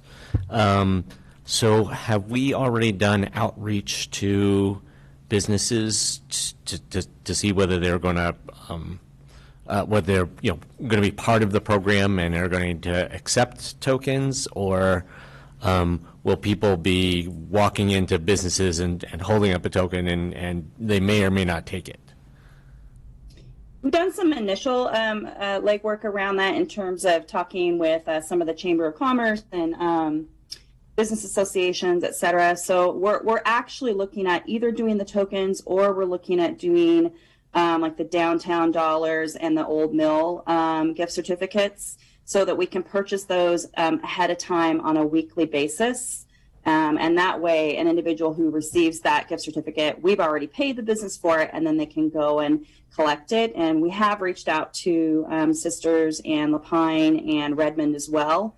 And we're hoping to work on a similar setup for those areas as well. Working with the chambers on trying to come up with a plan. Trying to come up with a plan that would be similar to what we'll likely do with the Bend, downtown Bend dollars and the Old Mill, so that businesses can opt in and be a part of this, and then it's just one gift certificate that could be utilized at any of those businesses. Thank you.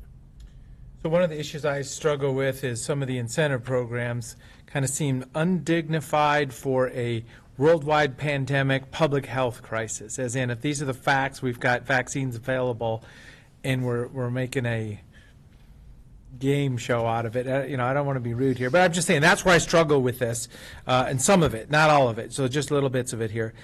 So I do kind of work my way back from the raffle, just doesn't seem to sit well, but the tokens or maybe gift certificate type thing may be an opportunity, because this is population health. So I'm sharing both sides of my concepts here. This is population health.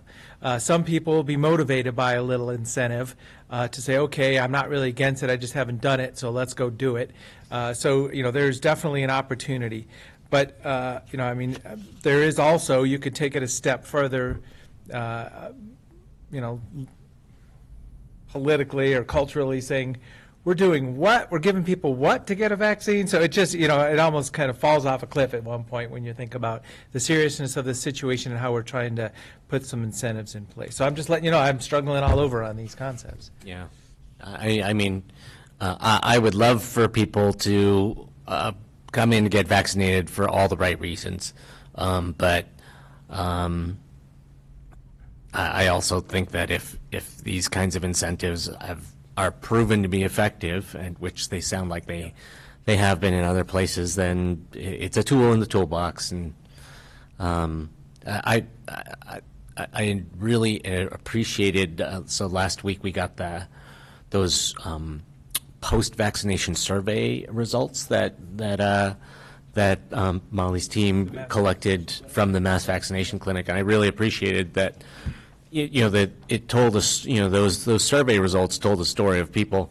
There were a substantial chunk of people who were hesitant, but who did eventually come in, and they gave the right reasons for why they came in. So in some ways, I think maybe if someone's on the cusp, they're thinking, I need to do this. I need to help help keep my family and friends and neighborhood safe. But they're on the cusp, but they're not quite at that tipping point yet. And then you offer them an opportunity to be part of a $10,000 raffle, and they say, "Oh, okay, I'm over the tipping point. I'm going to go do it." Then I feel okay about that. I realize we spent, you signed a contract for $149,900 on advertising, because I hear the ads repetitively on local radio stations. I think I even see them on TV and see the billboards and everything.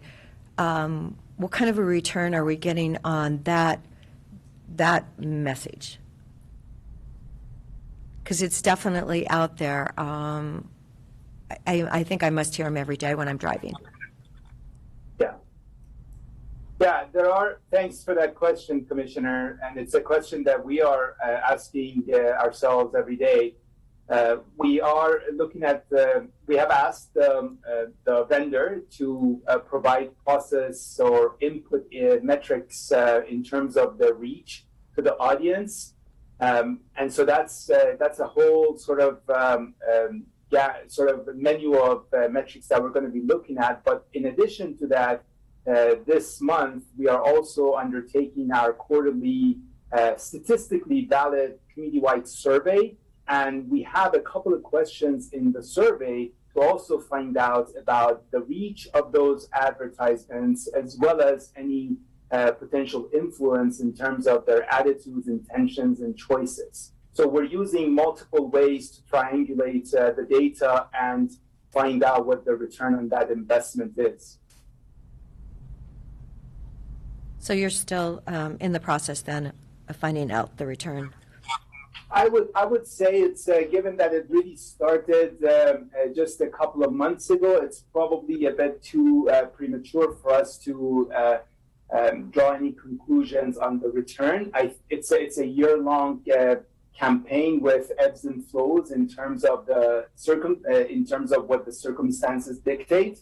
Right now, we can do best in terms of process inputs, which we are gathering. In terms of impact, it's going to take a bit longer for us to be able to speak more confidently around it. So is there, do we know of a group, is there anybody calling in saying, I'd like a vaccine delivered to me, elderly or somebody that's not mobile? Do we have a subset of people that are asking for vaccines, but they really kind of need them to go to them? We do have a subset of people who need the vaccine to go to them. I don't know that they specifically are calling in, but we're working with all the different service providers to identify those individuals who are homebound and can't get out to us, and then we're sending teams in to those individuals to provide vaccine for them. So Molly, have the homeless, let's say in China Hat, have they been vaccinated? Mosaic is focusing on the homeless, so and we are to some extent as well. We're focusing on congregate sites, and then Mosaic is sending out the mobile van. We've also done some work around vaccine confidence with the homeless population in terms of sending out trusted individuals to those camps and the congregate sites to talk with them about vaccine and what their hesitancy or concerns might be, to educate them. And then in collaboration with Mosaic, we're reaching out to the different areas to get our homeless population vaccinated. Okay, so. So as I said, the only item that jumps out to me is the raffles. I really do struggle with that. It just doesn't jive with my worldview, me personally, and some people I've spoke to already about this, that we're going to do what with public dollars? It doesn't seem to flow real well. So I would propose to, possibly drop raffles. I'm just trying to get to a conversation. And maybe move the dollars to the bite out of COVID concept. That could resonate pretty well, something of, token value. Yes, as long as the COVID, the business tokens are equitably spread throughout the county, like what you said, you were going to work with Sisters. Don't forget Tumalo. There might be somebody in Terrebonne, all those different spots. I would, yes, instead of having someone get $10,000, I would feel better to keep that money with our businesses that I know a lot of them have had to struggle. I know sometimes when you get a set of tires at Les Schwab, they give you beef. There may be good incentives. It kind of jumped to mind. There's a little incentive transaction there, but as I say, the raffles I just struggle with. Yeah, if we give, I'm supportive of all of these incentives, and if we're, and like I said, I would love it if people were going in to get vaccinated for all the right reasons, but I see the potential value of vaccines to get people past the tipping point, and if we want to start picking and parsing at this,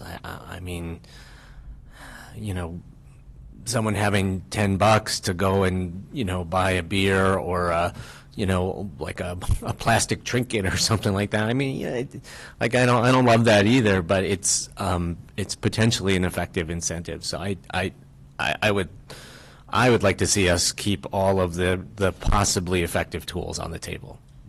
Actually, maybe they could have a $20 token. Maybe that would be more encouraging to more people, because winning a raffle when you have one in a 20,000 person chance is pretty small. But getting a $20 token is that definitely can buy you something.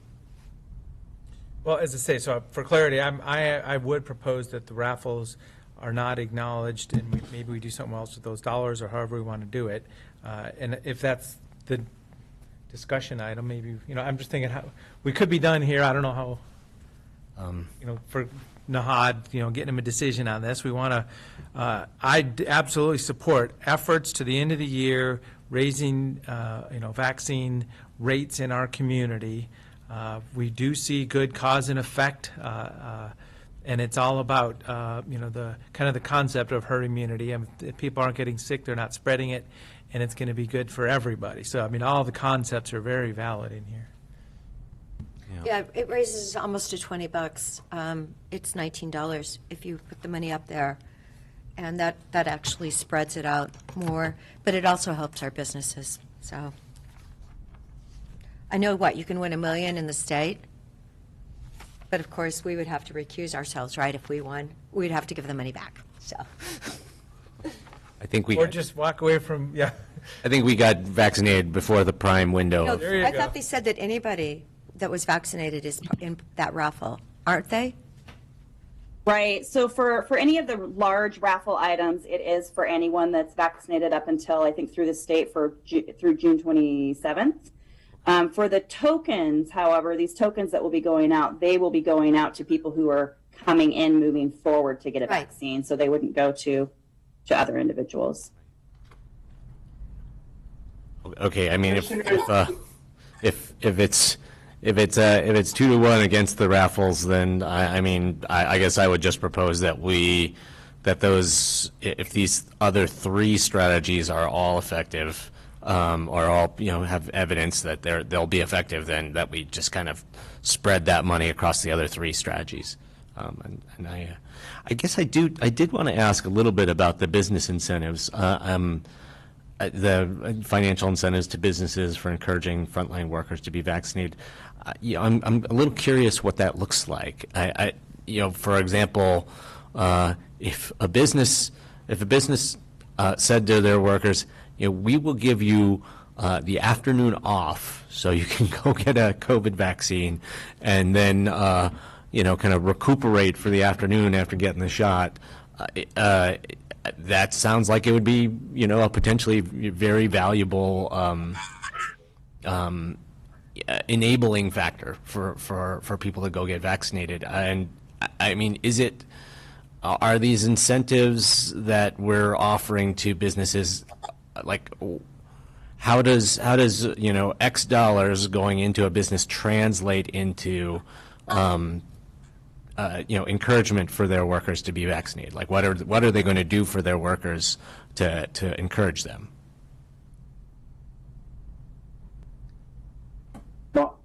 Molly, do you want to take it up?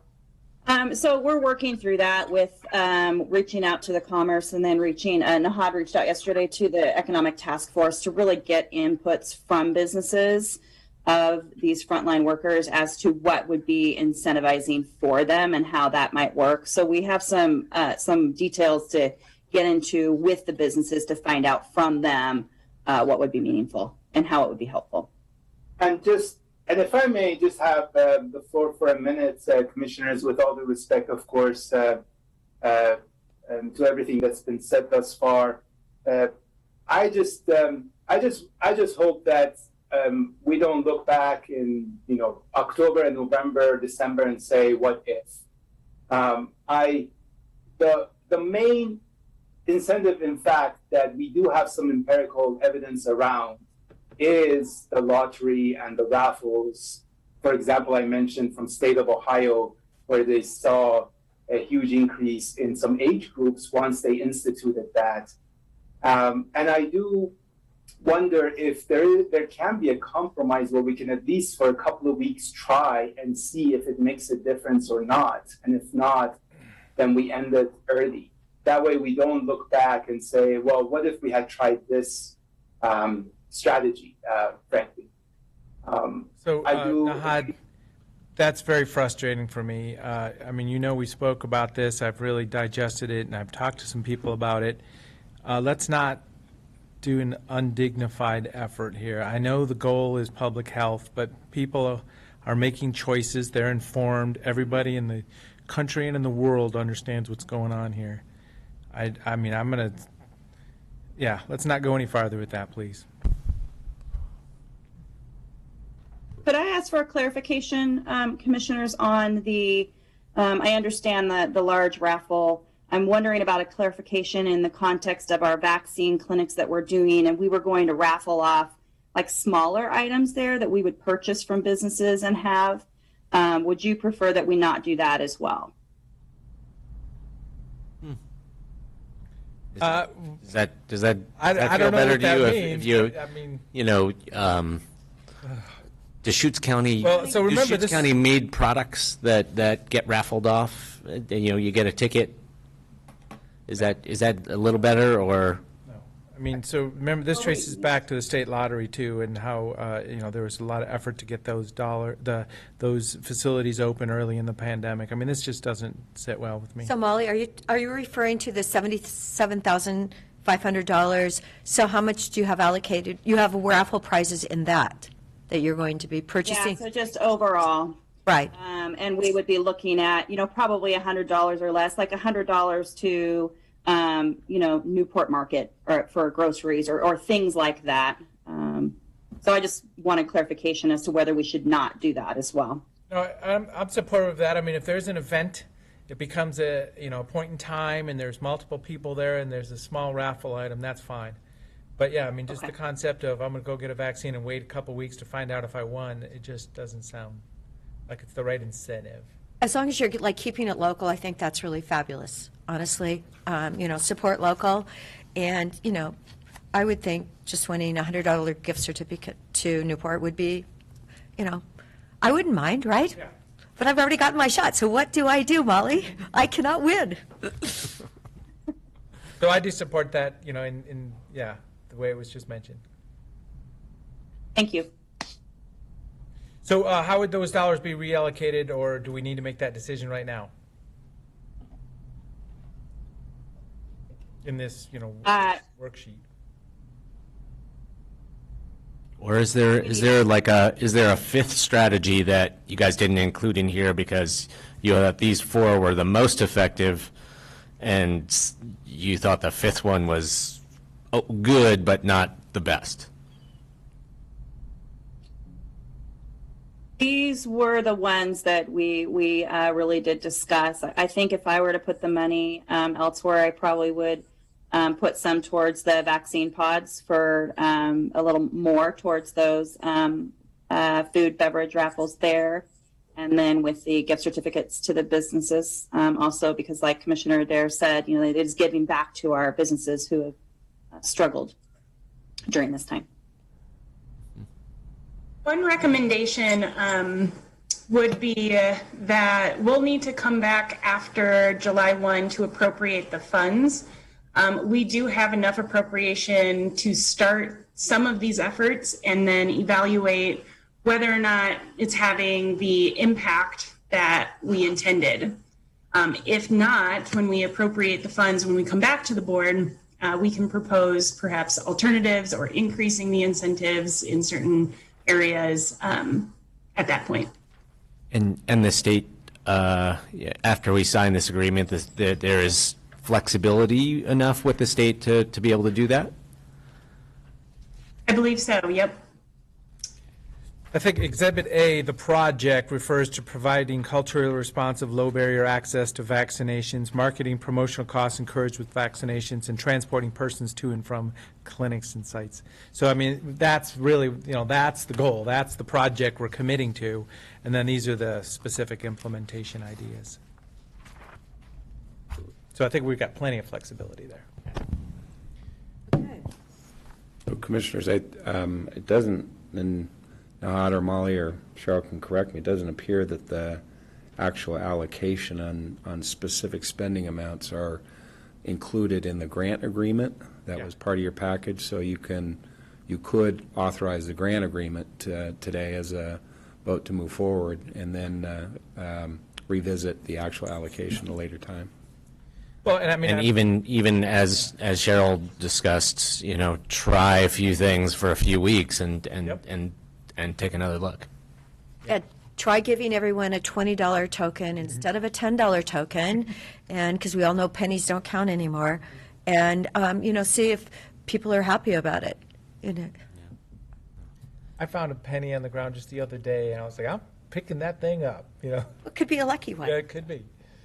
Yeah, and I did just want to say, while we did see that 80% aspirational goal in here, and that's I don't think that binding or has severe consequences if we don't hit it.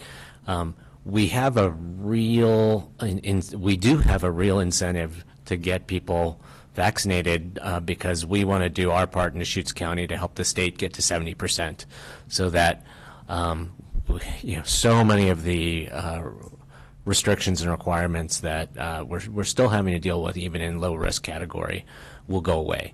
I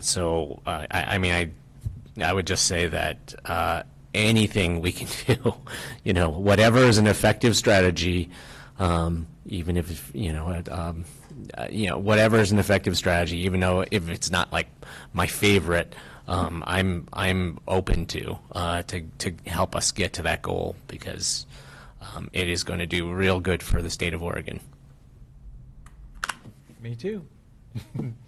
Good. Well, so this is a proposal to assign a document number for this grant agreement with the state.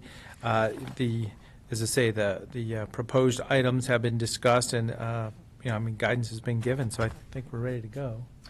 Okay, I move board approval and signature of document number 2021-524, the State of Oregon Grant Agreement number 2609, with funding actually from the federal government, just to make it clear where it's coming from. I'll second. Any other discussion? Seeing none, Commissioner Dare? Yes. Commissioner Chang? Yes. And Chair votes yes. Thank you for the discussion. This is good stuff here, folks. Thank you. Yep. Thank you, commissioners. Thank you.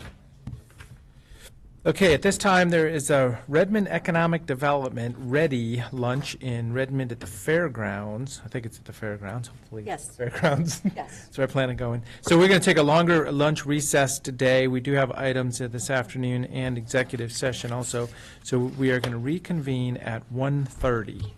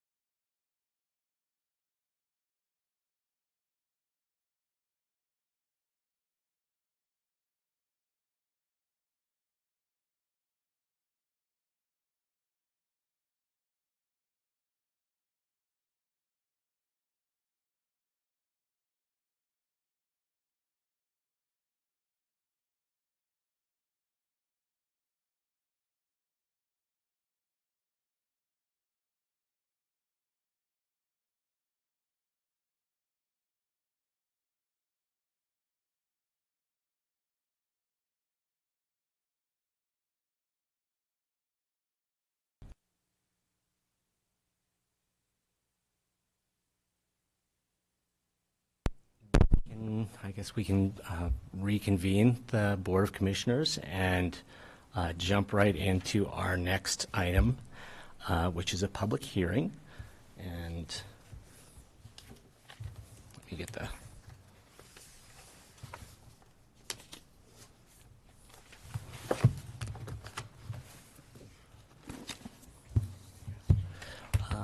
So at this public hearing, the applicant, Empire Westgate, will be proposing amendments that would alter the slope setback requirements for the West Side Transect Zone.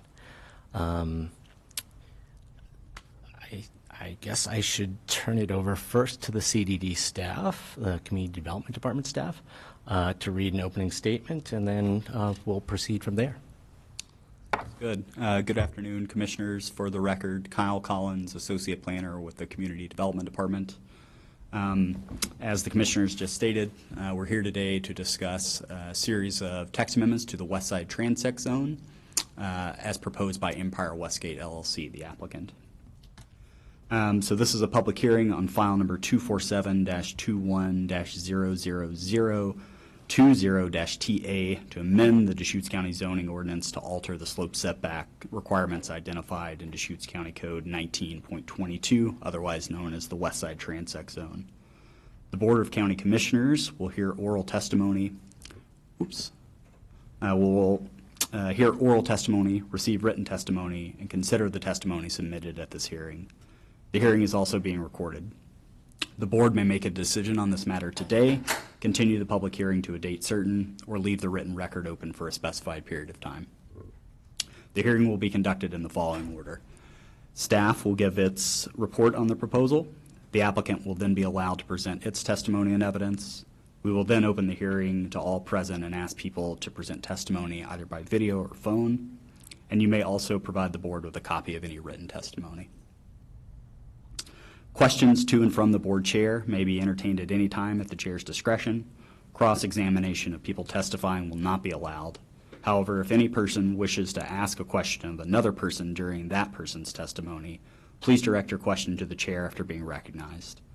The chair is free to decide whether or not to ask such questions of the person testifying. Prior to the commencement of the hearing, any party may challenge the qualifications of any board member for conflict of interest. This challenge must be documented with specific reasons supported by facts. Should any board member be challenged, the member may disqualify himself or herself, withdraw from the hearing, or make a statement on the record of their capacity to hear and decide on this issue. Due to COVID-19, the hearing will be conducted via Zoom. Following Zoom procedures, we will ask if any members of the Commission need to set forth any information that may be perceived as conflict of interest. I'll now go over the Zoom hearing procedures. Zoom participants are either panelists or attendees. Attendees can view panelists, and at the start of the meeting, all microphones are muted to prevent any audio feedback. County staff will present its report and answer any questions from the board. Then public or any party testimony will be presented. There's no sign-in sheet for remote testimony, so whether in person or remote, please provide a name and a mailing address at the start of any testimony given. In addition, clearly state any procedural objections you may have, if any, to the hearings process as a part of that testimony.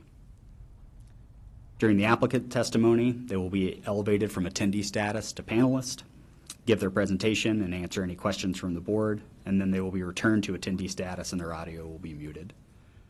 During public testimony, any interested parties will present testimony in the following order: attendees participating in person, attendees participating by computer, and then finally attendees participating by telephone. For computer attendees, they will be elevated from attendee status to panelist and their audio will be unmuted. They will provide testimony and then they will be returned to attendee status and their audio will be muted again. The next person is selected and the process repeats until all those participating by computer have testified. For telephone attendees, the last 4 digits of an attendee's phone number will be announced. The announced individual will be elevated to panelist and answers whether they wish to provide testimony. If they do not, they will be returned to attendee status and their audio will be muted. And if they do wish to submit testimony, after that testimony, they will be returned to attendee status and their audio will be muted. The next person is selected with the last 4 digits of a phone number, and that process repeats until all those participating by telephone have participated. If requested by the board, staff will provide any closing comments as well. Now the chair can proceed with the opening statement and the disclosures. Okay. We'll check for conflicts of interest. Does any board member have anything to disclose? And if so, please state the nature of same and whether you can proceed. I have nothing to disclose. I actually did not vote on this issue originally, but I did watch the meetings. I was there. I have, Vice Chair has nothing to disclose, and I can proceed. And if Commissioner DeBonne is going to be joining us, He can make that disclosure when he gets here. We can just ask him to indicate whether he has any conflicts of interest. great. Okay. Okay. With that, Does any party wish to challenge any board member based on conflicts of interest? okay. As no challenges are presented prior to opening the hearing, does anyone have any procedural objections to the public hearing? And I guess we should be checking online too. And sorry, Stephanie, there weren't any challenges to, okay, great, thank you. Okay, well, great timing. Thank you very much. You can let us know whether you have anything to disclose which would constitute a conflict of interest. So I have none. I've been involved with the previous zoning that put us here, but nothing personal and no conflicts. Okay. Well, and we've gone on to check on procedural challenges. So seeing none, the hearing is now open. Staff will proceed with a brief staff report, and then I will turn over the management of this to the chair. Thank you so much. Thank you, Vice Chair. So the proposal we're here to discuss today is an applicant-initiated series of text amendments that would alter the slope setback requirements in Deschutes County Code 19.22.050H for the West Side Transect Zone. A little bit of background on the West Side Transect Zone generally. It was originally proposed as a transition area between urban areas associated with the city of Bend, which is primarily to the east of the Transect Zone, and Shevlin Park, Tumalo Creek, and Forest Zone lands further west. The Transect Zone currently has approximately 685 acres of land, and it's split approximately into 2 main chunks. This is the northern half of the Transect Zone, as you can see here, the larger of the 2 halves. And this is the southern half of the Transect Zone. Here you can see both halves of the Transect Zone together with an extension of the Bend urban growth boundary separating the 2. You'll see Tumalo Creek, the canyon associated with Tumalo Creek, and Shevlin Park all directly west of the Transect Zone. Some additional background. So in 2019, the Board of County Commissioners approved amendments to the comprehensive plan and the Bend urban growth boundary zoning ordinance to allow for this new zoning designation. And that was approved pursuant to ordinance number 2019-001. Through that ordinance, it created a new zone, which is now known as the West Side Transect Zone, and it proposed a zoning map amendment to change the zoning originally on the subject properties from both surface mining and the urban area reserve to the newly established West Side Transect Zone. The West Side Transect Zone properties were originally slated for inclusion in the Bend urban growth boundary and ultimately would have been developed at urban densities. That was what was slated for these Title 19 areas, the urban reserve areas, and a portion of the surface mining zone. But in order to avoid some of the complications that may have arisen from that urban density development, the West Side Transect Zone was proposed as a compromise or a piece of collaborative legislation between property developers in the region, including the applicant and others, conservation interests, including Central Oregon Land Watch, the City of Bend, and property owners along the western boundary of the City of Bend. Some of the primary issues that were taken up during the West Side Transect Zone adoption process related to wildfire risk and mitigation, transition to any natural and public spaces that happen to arise, particularly Shevlin Park in this case, animal migration corridors associated with Tumalo Creek, and associated elements therein. All future development under the current Westside Transect Zone will include rural residential subdivisions with 2.5 acre minimum property sizes, dedicated open spaces, and resource management corridors, primarily to allow for the movement of wildlife through the transect. And all land division proposals that are proposed in the transect have to have approved wildlife and wildfire mitigation protection plans, which meet the standards of outlined language in the transect zone. Since the adoption of the Westside Transect Zone, there have been 2 subdivisions that have gone through either tentative plan and master plan approval. The south property has been divided into the 85-lot Westgate subdivision. The applicants on this proposal are the developers associated with the Westgate subdivision. And a portion of the north property has been split into the 60-lot Skyline Ranch subdivision, although that is yet to receive final plat approval, so it's still kind of in an intermediary stage.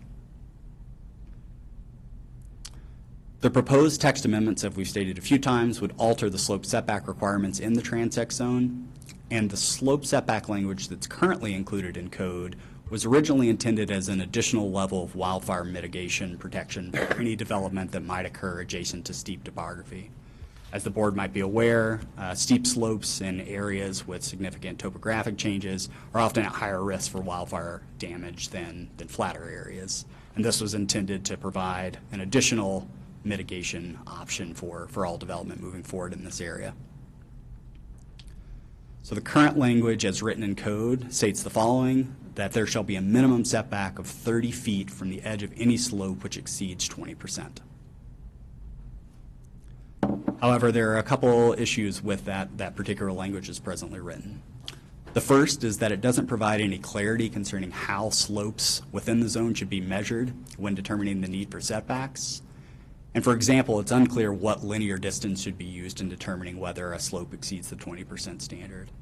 I know this came up during our work session before the board, but this is not unique to the Westside Transect Zone. This discrepancy between how you measure slopes and over what distance is a long-standing issue that arises across multiple properties, including the Transect Zone.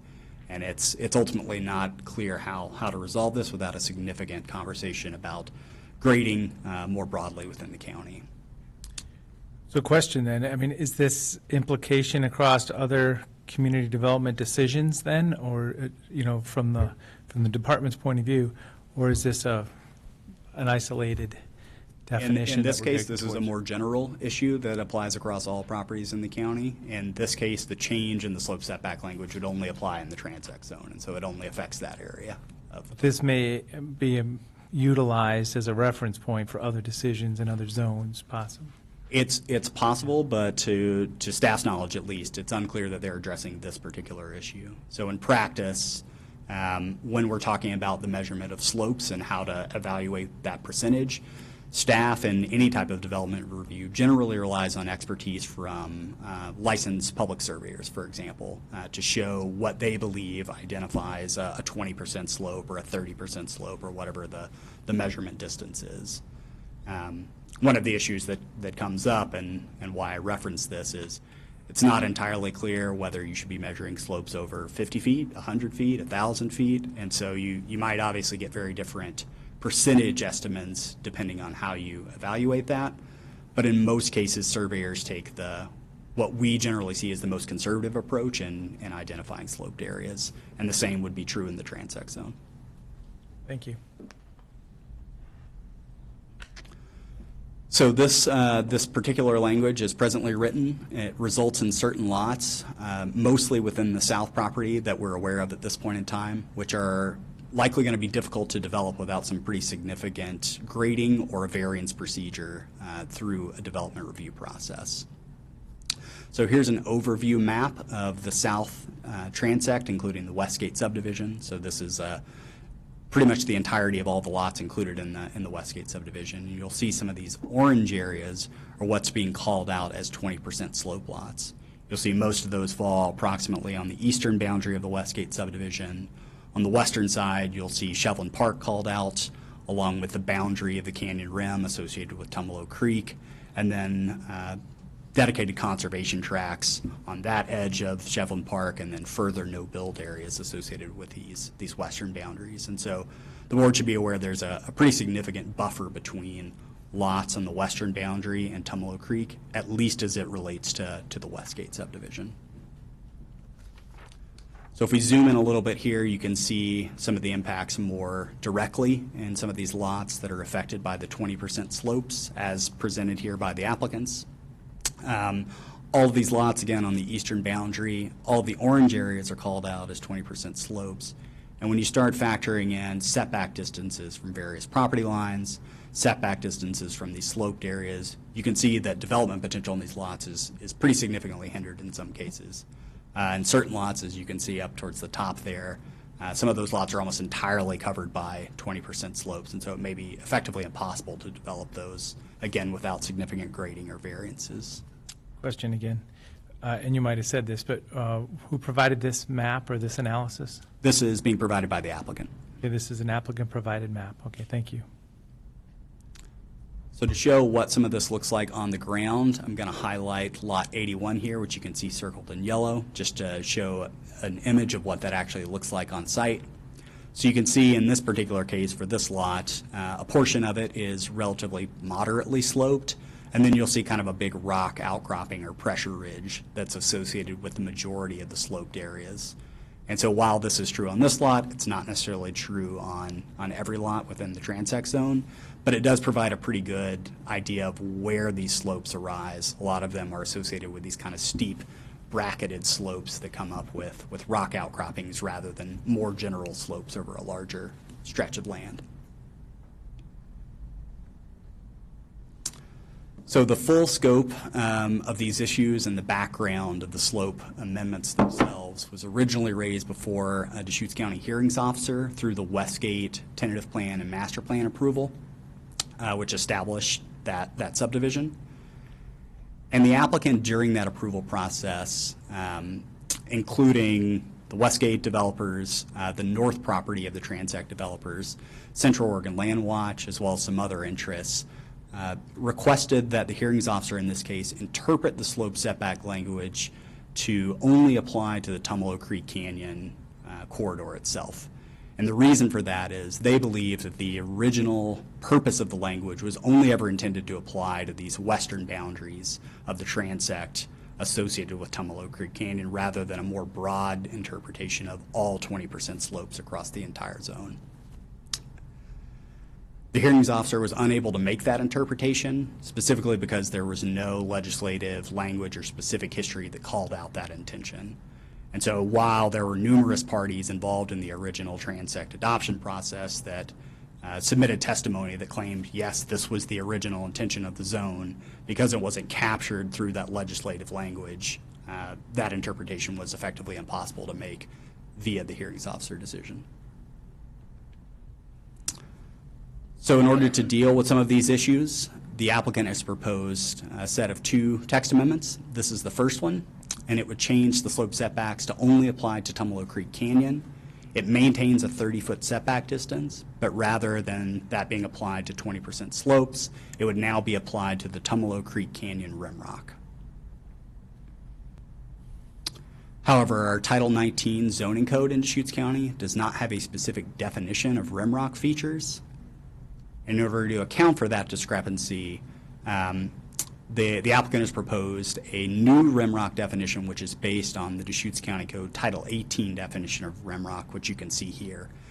And it outlines any ledge or outcropping or top or overlying stratum of rock, which forms a face in excess of 45 degrees and is specifically within a canyon associated with significant water features. So you can see here that Tumalo Creek is actually called out in the Title 18 definition of rimrock as well. And for the purposes of Title 18, rimrock only applies to the uppermost layer of rock within these river canyons. That definition has been taken by the applicant and adapted to the Title 19 zoning code, which applies to the Westside Transect Zone. And they've proposed an additional Tumalo Creek Canyon rimrock definition, which accompanies that initial slope setback change. It would only apply as presently written within the West Side Transect Zone, so it's specifically been tailored to only focus on this area of Title 19, and as written, it wouldn't have any additional effects on other properties in Title 19 areas. Here's that language, proposed language specifically. As you can see, it calls out Tumalo Creek Canyon Rimrock and specifically outlines the exact same language as Title 19, the 45-degree overlying stratum of rock, but in this case, it would only be associated with Tumalo Creek Canyon. The Department of Land Conservation and Development, who was alerted to this applicant-initiated proposal, originally directed several questions to staff concerning the change and why it was being sought out. They had a few questions that they wanted staff to direct answers to specifically. We met with them several months back and ultimately alleviated during most of their concerns. And during the initial public hearing before the Planning Commission, they actually submitted testimony that said they were in support of the proposed amendments. Beyond DLCD's comments and concerns, there haven't been any written comments received from general members of the public at this stage. One citizen did provide comments during the initial public hearing before the Planning Commission, expressing some hesitancy around the proposal. It wasn't entirely clear what that hesitancy was related to. Some of it appeared to be related to wildfire concerns. Some of it appeared to be related to wildlife impacts that might occur. But ultimately, staff notes that no additional development is being allowed via this particular proposal that is not already outlined in the West Side Transect Zone. So it's not increasing the density of the development. No additional changes in the underlying wildlife migration corridors, for example, are maintained there. And there should be no changes included in the buffer areas separating residential development from places like Shevlin Park and Tumalo Creek Canyon.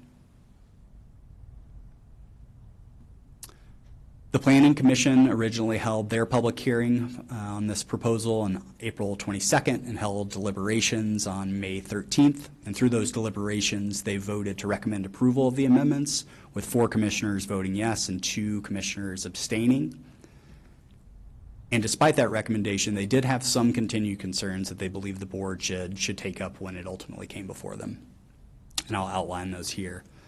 The primary concerns related to any remaining wildfire impacts along the eastern boundary of the West Side Transect Zone. As the commissioners have seen, most of the 20% slope lots that we're aware of in the Transect Zone currently fall, again, along that eastern boundary. They were concerned over the lack of available slope and wildfire impact information for properties that were in the Transect Zone but not associated with the Westgate subdivision. So as you'll note, the Westgate developers are the applicants in this particular case, and they are the furthest along in the development process associated with their project. And so we currently have the most information associated with the south half of the transect. That includes all of the topographic information that we've seen thus far, all the additional analysis, and really they are the only developers in the Transect Zone that are currently far enough along to provide detailed, specific site-by-site analysis in both the current language in the Transect Zone and what the proposed amendments would affect. They expressed concern over the viability of some other solutions to deal with the current slope language, such as grading and earth and fill to alter existing grades. So as Deschutes County does not have a current grading ordinance in any way, any property owner within the Transect Zone, if they wish to supersede ultimately the existing slope language, could technically hire someone to geotechnically fill in an area of land, go through some significant grading and remove a slope below that 20% threshold. And ultimately these standards would no longer apply if they undertook that approach. So there's nothing written in any portion of county code that would disallow that presently. They brought up a concern about the possible lack of housing opportunities in the Transect Zone, given the large demands for future development generally across our region. This was a much more broad concern related to the Transect generally rather than just the slope text amendments themselves. And then finally, they had a concern about the lack of a unified measurement methodology for evaluating slope. This again goes back to that initial concern that staff brought up about over what distance do you begin measuring slopes. As we pointed out, that is a much broader concern that applies across all county properties, not just the transect. So to respond to some of these concerns and comments from the Planning Commission, staff points out that the applicant's argument that the slope setbacks were originally intended to apply only to the Tumalo Creek Canyon side of the transect is certainly plausible, and there are a few reasons for thinking that. The primary wildfire mitigation measures that are ultimately outlined in each property within the transect zone are associated with individual wildfire mitigation plans that have to be reviewed and submitted during the subdivision creation process or land division process. So in the case of Westgate, for example, they are required to prepare a wildfire mitigation plan specific to the Westgate subdivision that outlined a whole host of wildfire mitigation actions undertaken by the developers to remove risk. So it includes everything from the building materials themselves that should be utilized in structures, an evaluation of what the primary risk is from wildfire in the area, what direction it's coming from, where it's most likely to occur, and what properties are most likely to be affected, defensible space requirements for all properties that are developed, and a whole host of other options. So that really is where the rubber meets the road in terms of wildfire mitigation actions across the entirety of the transect. And again, these are very specific tailored documents that are prepared for individual subdivisions rather than the transect as a whole, although there are underlying guidance within the code that says certain things have to be included. For example, discussion of defensible space standards.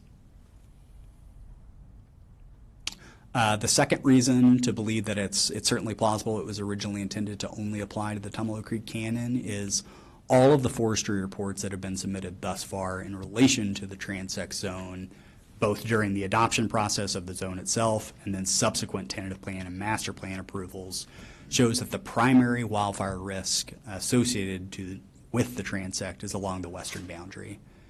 That doesn't mean that there is zero wildfire risk associated with the eastern boundary. Obviously, fires can start in any portion of our county. Ultimately, we are in a high wildfire risk area.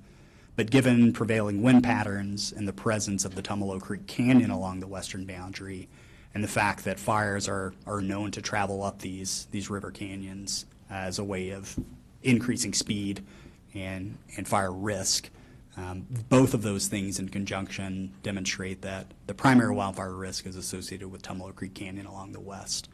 And then as kind of a secondary issue, the fact that the eastern boundary is more associated with urban infrastructure in the city of Bend. So there's a greater chance of providing access to firefighting personnel from the city of Bend. There's a centralized water supply along those areas as well. And so there's a greater chance of reacting to fires that arise along the eastern boundary versus the western boundary.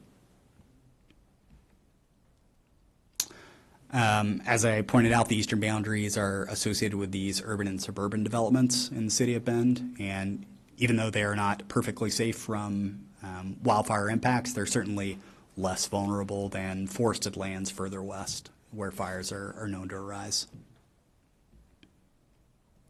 Just to give an idea of what that looks like on the ground, this is an aerial image of approximately the boundaries of the Westgate subdivision. So as you can see, the city of Bend, this is actually probably about a year out of date, so there's even more development in this area now. But the city of Bend falls along that right-hand side, the eastern boundary. You can see Discovery Park in sort of the far bottom right corner, and then Tumalo Creek and Shevlin Park along the western boundary in the top left. So you can see the city itself is pushing directly up against the Westgate subdivision. If you were to travel south of this, you would run into the Miller Tree Farm development, which is within Deschutes County. And most of the wildfire mitigation plans that were developed for the transect itself were in fact modeled on the Miller Tree Farm development south of here. And so there is kind of a continuous line of properties that have fairly significant wildfire mitigation actions included in their development plans. The Westside Transect North property developer has been made aware of possible impacts from both the current slope language and the proposed language, and they are aware that each individual property development review, owners would be required to provide detailed topographic information illustrating where either rimrock areas or 20% slope areas are prior to moving forward with development. And so even though we do not currently have an exact stated definition or map showing where either rimrock areas or 20% slope areas fall within the north transect. We do know that at some point during the development review process, they're going to be required to produce those materials and show them to both staff as well as their internal development team. To give an idea of why that comes up, this is a zoomed-in snapshot of what's called the Skyline Ranch subdivision, which is associated with the North Transect. This was included as a part of their tentative plan and master plan approval. It's a little difficult to make out here. Some of the lines get pretty small, but as you can see, certain lots appear to have relatively significant topography. Just taking an educated guess, it seems likely that there are going to be properties that are affected by both 20% slopes, and there are likely to be properties affected by rimrocks as well. We can't say explicitly where on this map, for example, those areas fall, but it seems likely they're going to have to do some detailed topographic work to outline those areas, regardless of what's done in relation to the proposed text amendments. Kyle, I have a question. Fire hydrants, are they required for every home, or do they have fire hydrants for the community for like 5 homes or something? I'm just wondering, looking at, lots 48, 49, 47, around there, where they have the cul-de-sac coming up. Do you know, is it a requirement? That I don't know that level of specificity, but what I can say is that all subdivisions developed in the Transect zone are required to hook into centralized water services. So there are no wells associated with individual lots here. Okay, so it is piped in water then? Correct. So hydrants, you would think, might have been put somewhere. If you're saying that there's hydrants on the other, on the city side. I would defer ultimately to the applicant, their forestry consultant, who would probably have way better information around how that's. I was just, thinking about it. I had a house where we had to put in actually a couple of houses. You had to put in your own fire hydrant just to be safe, so. But yes, all of these lots are on centralized water service. Okay, that helps. As we pointed out, there are 2 subdivisions that have already gone through master plan and tentative plan approval in the Transect zone, and this sort of kicked off the conversation of what implications the proposed text amendments might have for those existing subdivisions and any future development. So in the South Transect, we have the Westgate subdivision, and then in approximately half of the North Transect, we have the Skyline Ranch subdivision, with a future portion of land in the North Transect which hasn't gone through a tentative plan or master plan approval process yet. For those existing subdivisions, each of their master plan approvals has a specific condition of approval which outlines the current 20% slope setback standard and states that they have to meet, all development has to meet that requirement. And so if the board was amenable to the text amendments and ultimately approved them, any of the existing subdivisions that want to utilize that new Tumalo Creek rimrock slope setback definition would actually have to go through a secondary process to modify their master plan approval in order to bring in this new condition associated with Tumalo Creek rimrock. So even if the text amendments, for example, were adopted today, there would still be another step in the process before both Westgate and Skyline Ranch could actually utilize that terminology. If they are not adopted, as we pointed out earlier, any developers in the Transect zone still technically have the option of grading affected lots to remove 20% slopes or just bring them slightly below 20% slopes to avoid the setback requirements. But it's undesirable from the applicant's perspective for a number of reasons. Primarily, any significant cost that might be occurred. There are aesthetic impacts associated with just wholesale removing topographic features on site. And then there may be some unknown impacts to surrounding properties, things like erosion issues that are hard to quantify at this point in time.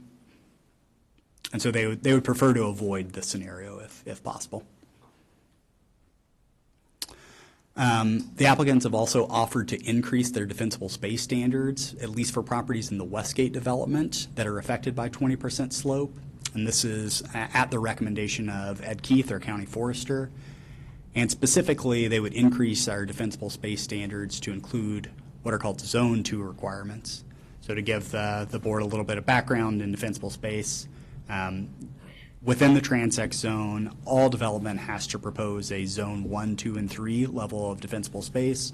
Zone 1 being an area that's closest to whatever structures are proposed outward to 30 feet. That is the highest level of vegetation removal and most stringent requirements in terms of what's allowed in those zones. Zone 2 typically would be 30 to 100 feet out from whatever structures are built. That has a slightly less stringent level of requirements. And then Zone 3, even further out to the edge of the property, has the least stringent requirements. In this case, lots that are affected by 20% slopes would have no Zone 3 standards at all. So the Zone 1s would remain in place, and Zone 2 standards would actually be stretched out to the edge of the property, again, just for those lots affected by 20% slopes.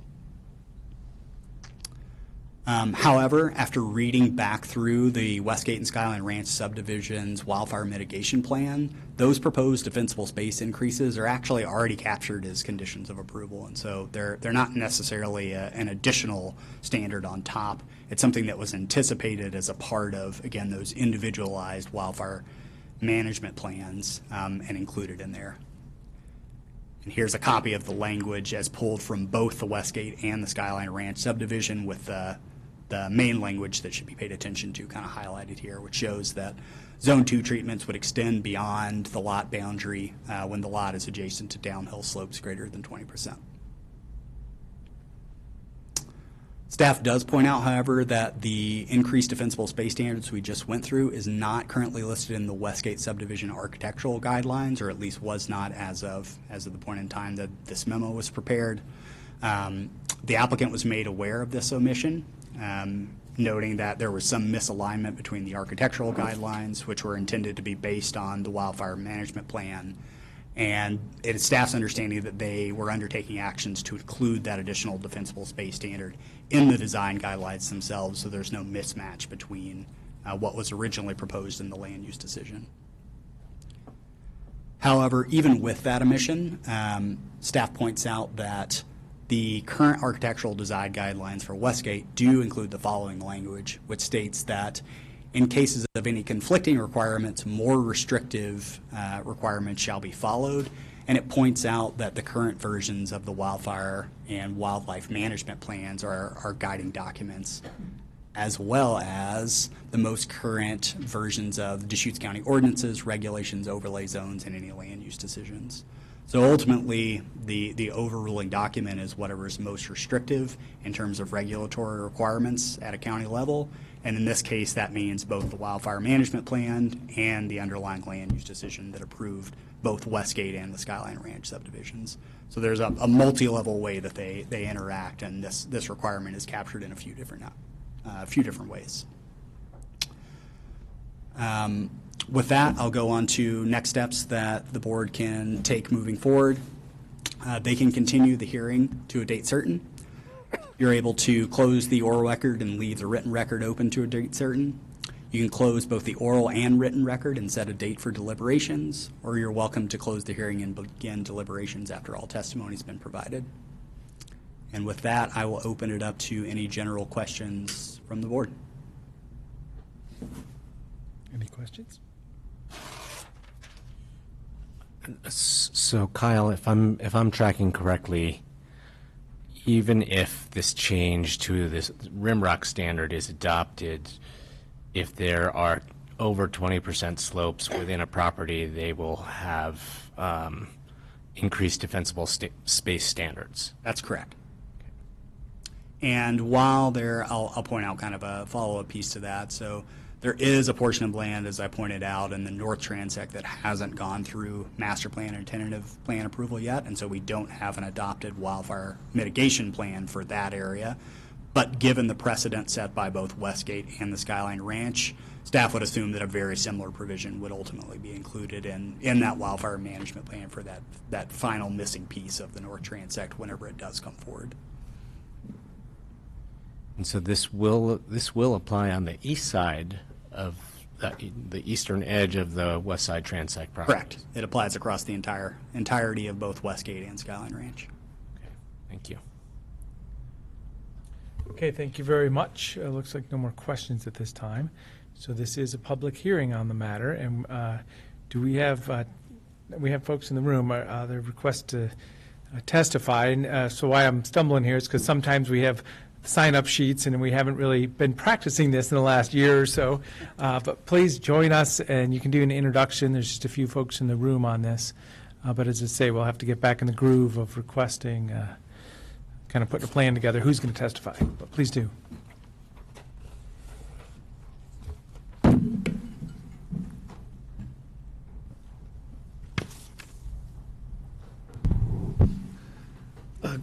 Excuse me. Good afternoon. Miles Conway, attorney on behalf of the applicant, Empire Westgate LLC. I'm pleased to say I've been part of the Transect proposal since its inception. Before I get started with my comments, I just want to make a couple things. Paul Dewey was here. He had come to talk in support of our proposal today. He had a prior engagement and had to leave. It's my understanding he's left a letter to be placed into the record. Yep. And he mentions that he may have to leave in the letter, too. So he made that clear right up front. Thank you. Well, I don't often get to say that Paul Dewey's here to support. Yes. May as well. So, pardon me for a bit more clarification. Is this all 3-minute testimony? Maybe you can help me. Or is this an applicant, response It's situation? discretion of the board. It's a text amendment, and historically, you've kind of allowed more than that, certainly from the proponent of the text amendment. When I was, just making sure. So, so we're pretty easy with time here today. Do you have expectation on? I would say my presentation will be 8 minutes, something like that. And that's fine, yeah. So just acknowledging, because it'd be good to know if we're going to be here till 6 o'clock tonight, too, because sometimes that's happened to us, where we didn't see it coming, but it just kept going and going and going. We're here till 6 o'clock. That'd be bad, yeah. No, I see, okay. Well, before I get into the substance of our presentation, I'd like to provide a little bit of additional context on the two properties that make up the Transect. They were both, they were originally placed in the Bend urban area in 1969, where they were slated for eventual urban development. They remained in the Bend urban area throughout the 1970s until 1979, when the state of Oregon ruled that the city of Bend's urban area was too big.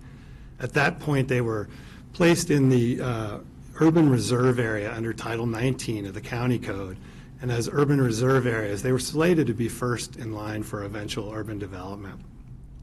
As the Commission's aware, the City of Bend initiated its most recent UGB expansion effort in the 2016 timeframe. There was a significant amount of public process associated with that effort, and there was concerns about these properties primarily because of their proximity to Shevlin Park and to Tumalo Creek. We heard in that process, we heard essentially 4 concerns related to these properties. The first was the need to protect an existing wildlife corridor along Tumalo Creek. The second was the need to preserve view sheds from Shevlin Park. Shevlin Park's a real narrow, skinny park, and the idea of having 7 units an acre along the park just wasn't acceptable, and there was a worry that would impact both recreational amenities and natural amenities.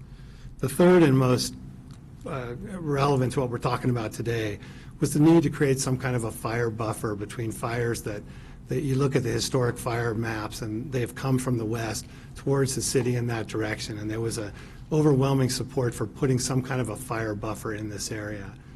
And finally, there was a related desire to create kind of a transitional area, so between the more rural development to the west and the more intensive city development to the west.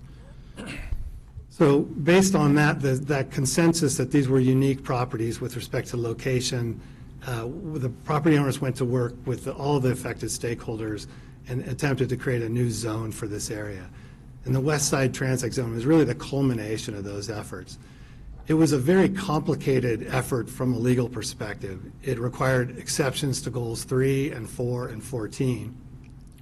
But at the end of the day, it was supported by a very wide and diverse group of stakeholders that included the city, the county, the state of Oregon, the Oregon Department of Fish and Wildlife, Bend Metro Parks and Recreation District, and Central Oregon Land Watch. In addition, we had nearly unanimous support from all of the surrounding landowners. So in the end, we believe the Transect provides a really good balance between limited development opportunities and providing protections against fire and protections for existing wildlife resources. So I'm going to turn here. This is a slide of the South Transect property. I'll try to make it a little bit bigger.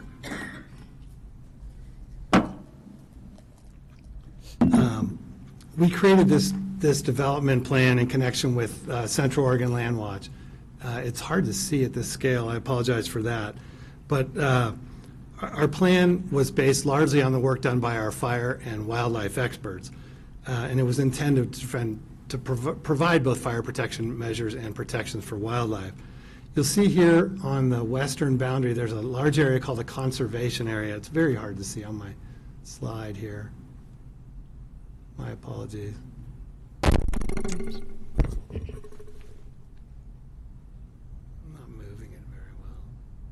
Anyway, it's right along the boundary of Shevlin Park and the rim. That's an area it's a common area within the subdivision. It's managed for wildlife preservation. There are no public or private uses allowed in this area. You'll see we have our trails down into the park are located farther north. They're depicted in red on this map. So we're trying to keep people out of those areas because our wildlife biologist told us that it's not appropriate to have human interaction in those areas. There's a couple of areas labeled as natural areas on this map. And those are where we saw evidence of deer and elk bedding. Those areas are also preserved for wildlife purposes. But when you move back from the rim, there's also a no-build area. That no-build area is managed extensively and exclusively for fire protection purposes. There's no structures allowed in that area, and there are extensive vegetation management requirements in that area. And as I'm going to talk about in a little bit more detail, we also have extended city water to those locations to guard against the oncoming wildfire from the west. The management of this property is governed by restrictions on the plat. It's governed by recorded covenants, conditions, and restrictions, and it's governed by an overall agreement between the developer and Central Oregon Land Watch. The homeowners association and the individual lot owners are required to study, monitor, and fund fire protection and wildlife preservation measures throughout the Transect. Now, fire protection is a guiding component in the West Side Transect zone. Fire mitigation plans govern the layout, the phasing, and the development of all residential subdivisions. Lots and structures are required to be developed under National Fire Protection Association defensible space requirements, and those standards dictate substantial clearing around home sites, essentially a fire-free area around structures.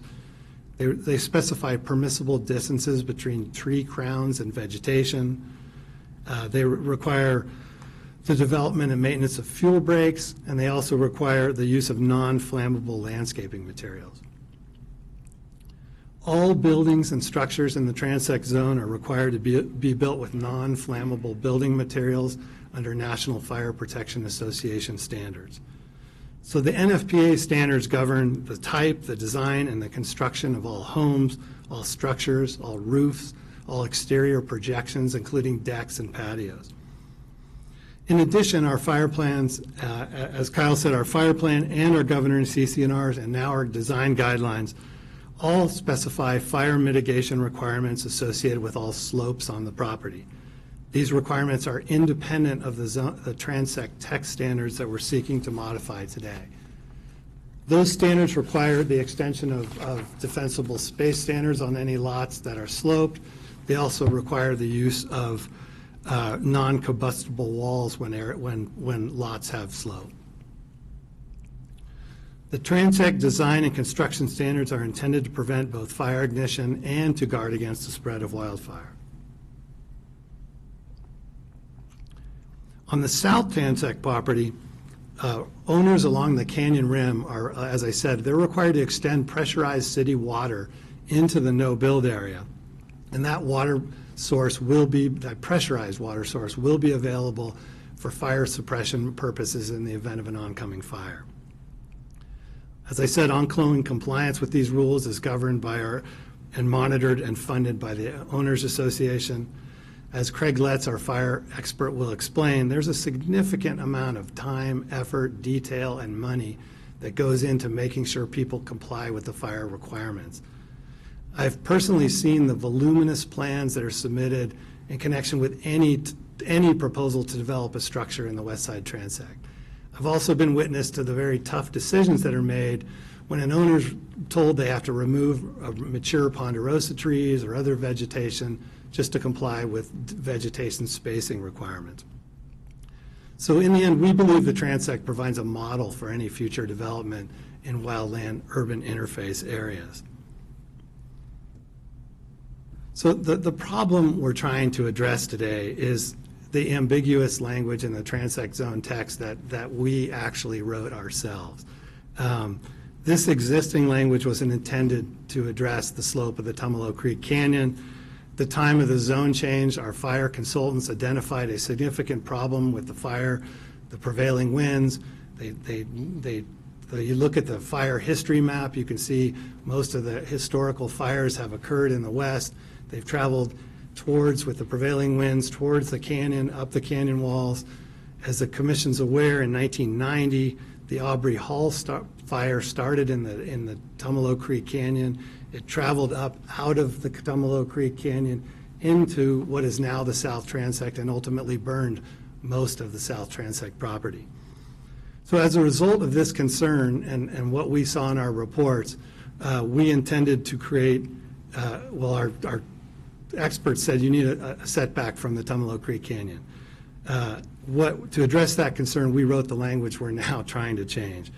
At the time we did that, we didn't have the detailed topography that we have now. We didn't know what areas of slope were and the extent of slopes. Also, we hadn't yet established the significant wildfire and wildlife setbacks that subsequently appeared on the plat.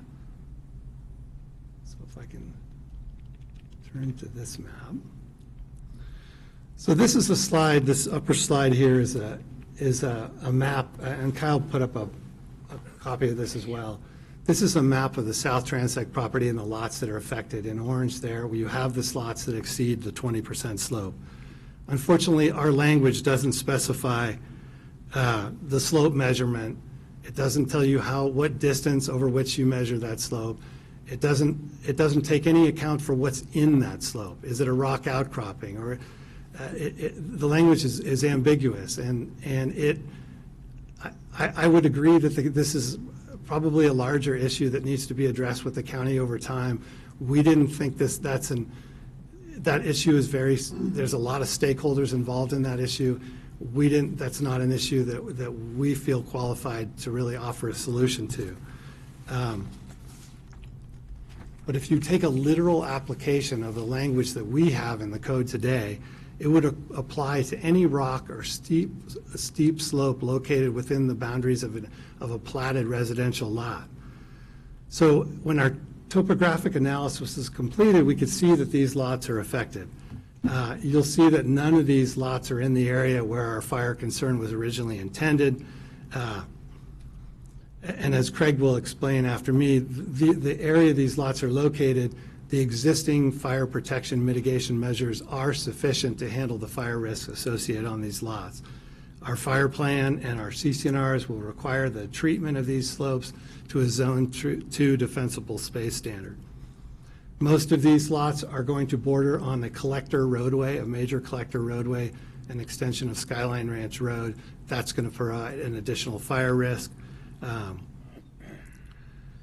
Also, when you look at how this slope is calculated, and you turn to this second map, we did this first map based on 30-foot contours,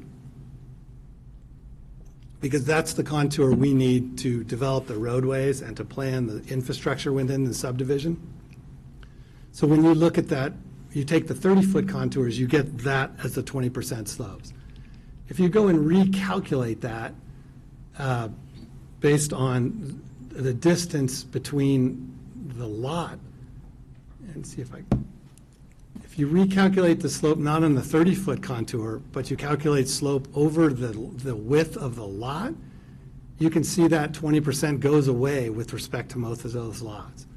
So it's the lack of a specific distance over which you measure these slopes makes it very difficult to interpret the code, and it ends up being, it varies depending on how you calculate it. So as I said, these additional slopes a lot of the reason you'll see a 20% slope is because of a rock pressure ridge. And that rock ridge, although it may create a 20% slope, it does not exacerbate fire risk. The rock does not burn. And in fact, it creates an impediment to fire. So taking that away through grading really doesn't serve any fire risk whatsoever, any fire purpose. So our request today is to alter our code language to our original intent, and to address the concerns, the fire concerns raised in our original fire reports. We would like to propose to measure the setback from the canyon rim, not from individual slopes on individual lots. This slide shows you where the canyon rim is located on the South Transect property. That's that yellow line. It's essentially the property boundary because the land below that boundary was previously dedicated to Shevlin Park.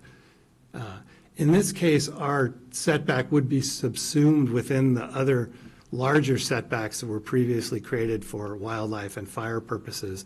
In fact, the closest house on the South Transect property would be 500 to 600 feet from the canyon rim line. So as Craig's going to explain,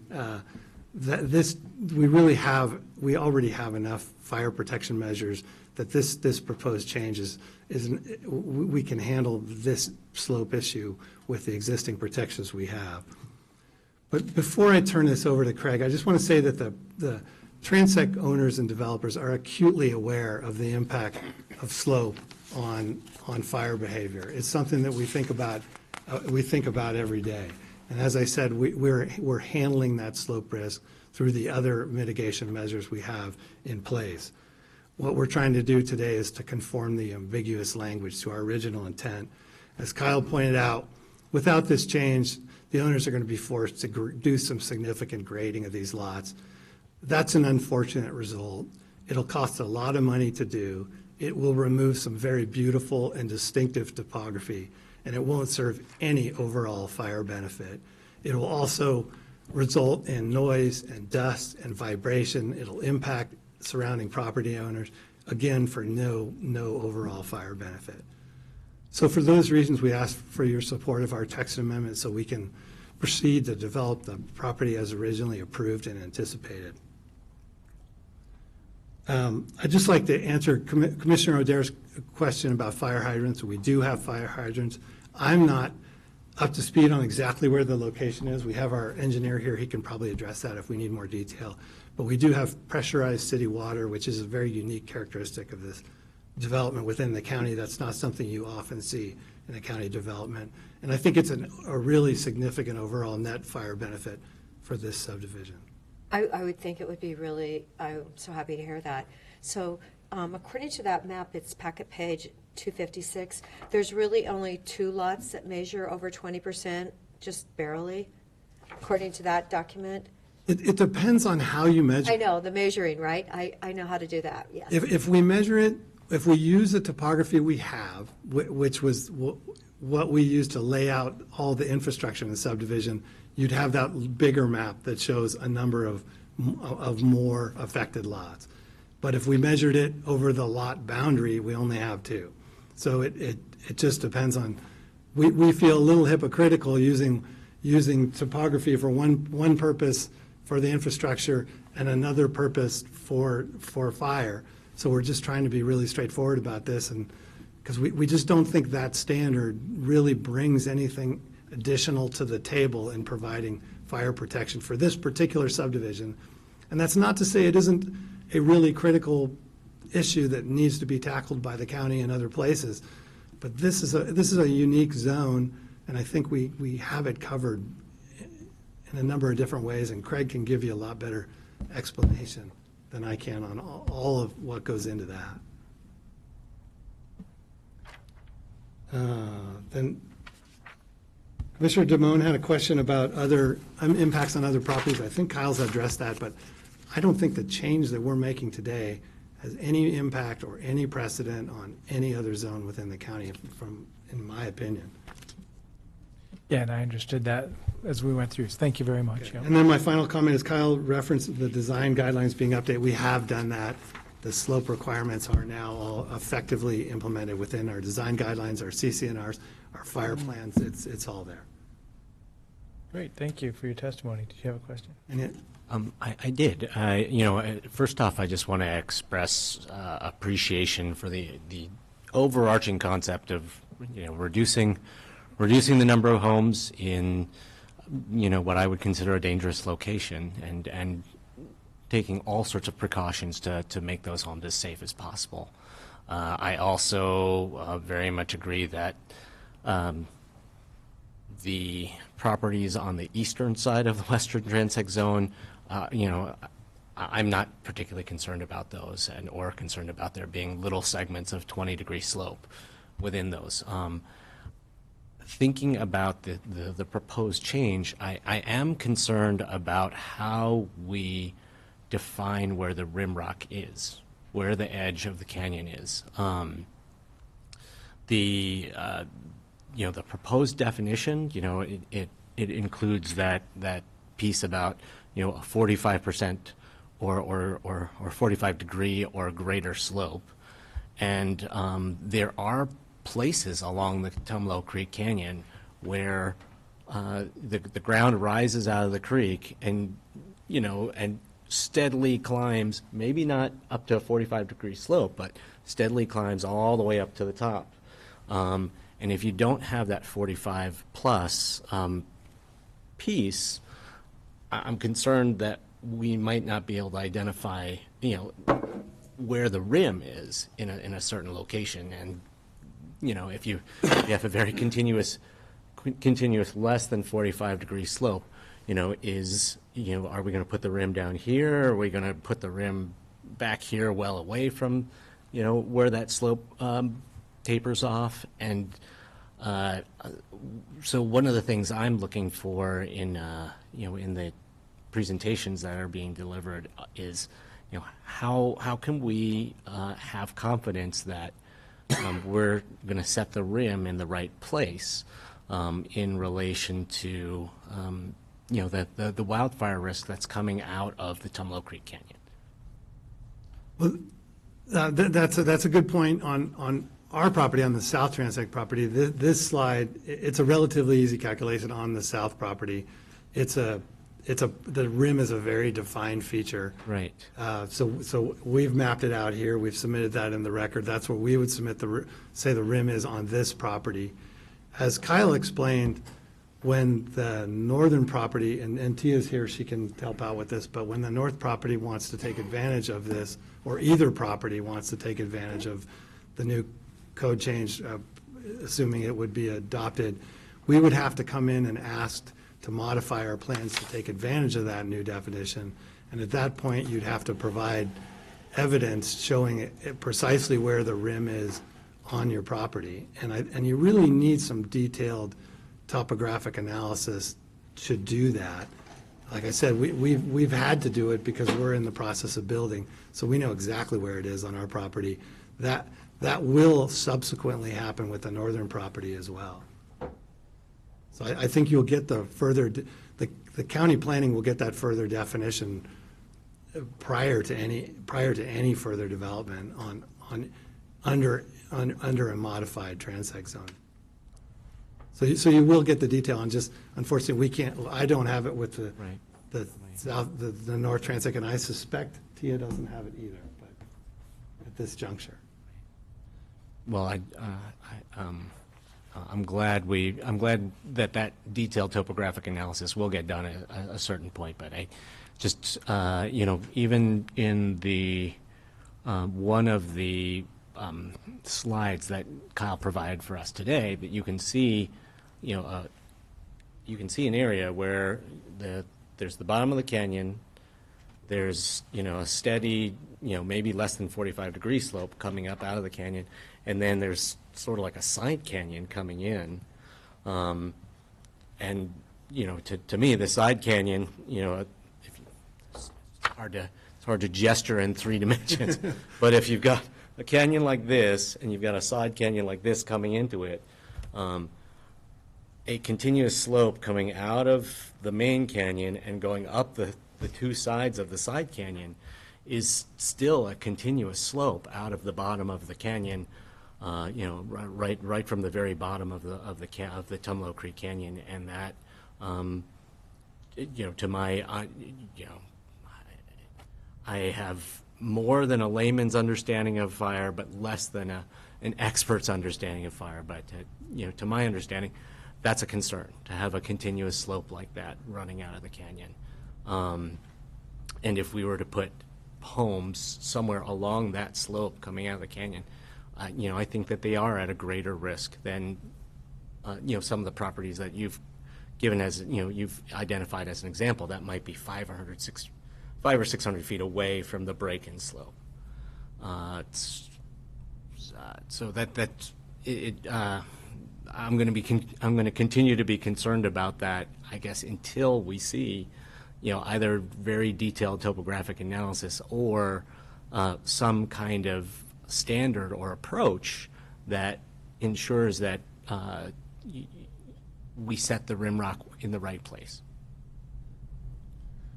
Well, I'll turn over the microphone to Craig, and he can probably better address that issue than me. But I do want to say, if you're speaking about the photograph that Kyle put up, that particular slope is facing down towards the city. I'll point out, I think, to provide some clarity to Commissioner Chang's comments, he is referring mostly, I believe, to the Skyline Ranch subdivision in the north transect. And there, when we're looking at the topographic detail that we have now that was submitted during that tentative plan and master plan process, in some areas it becomes apparent where a rim rock feature is likely to be. There's some pretty significant drop off into the Tumalo Creek Canyon.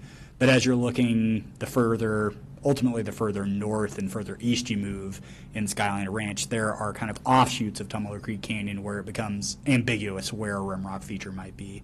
Now, there may still be a very obvious defined feature there once you do the detailed topographic survey, but it does become more ambiguous as you're talking about maybe there is no true rim rock as currently defined. It's just a continuous slope that leads down into the canyon. But again, without detailed information, it's impossible to say at this point. Well, then the last thing I'll say is that to the extent there are sloped areas that are not within the canyon, they will be treated under the fire plans in accordance with the defensible space requirements and the requirements of non-combustible walls and other mitigation measures that are in place, to the extent they don't fall within the boundary of the canyon. That's all I have, unless you have other questions. Nope. Thank you very much for your testimony. Thank you.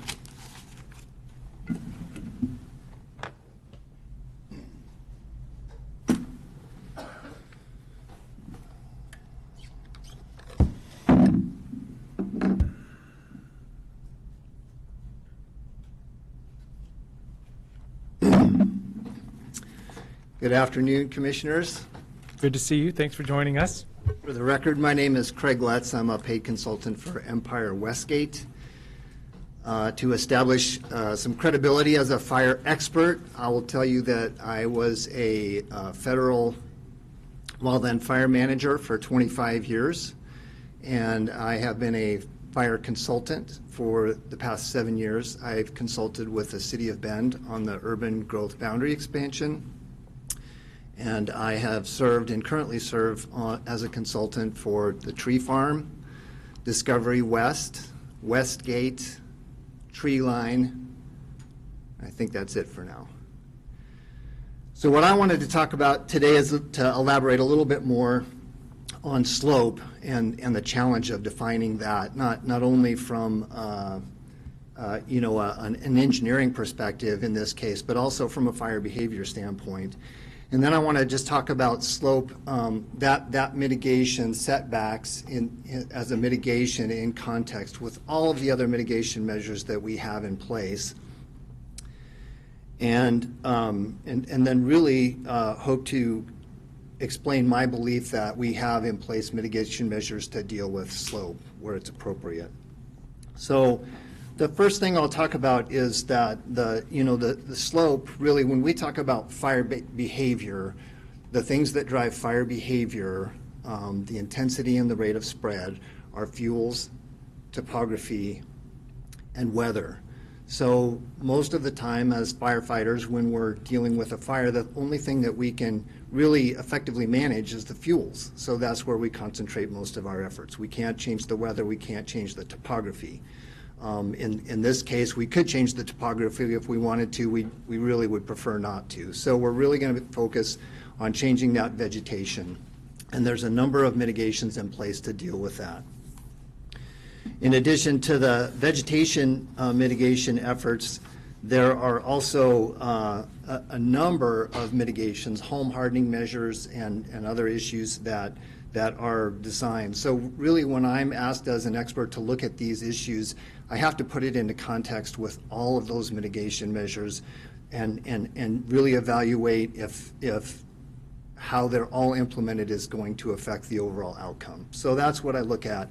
I provided you with some copies of a checklist that I have made, and this one is specifically the checklist that I use to evaluate all the mitigation measures that are in place in the design guidelines for Westgate. So you'll see there's a total of 18 separate sections there that have elements of fire mitigation in them. And I go through every building plan and landscape plan on every lot in Westgate to ensure that they're meeting these requirements. So that's an example of how extensive this is.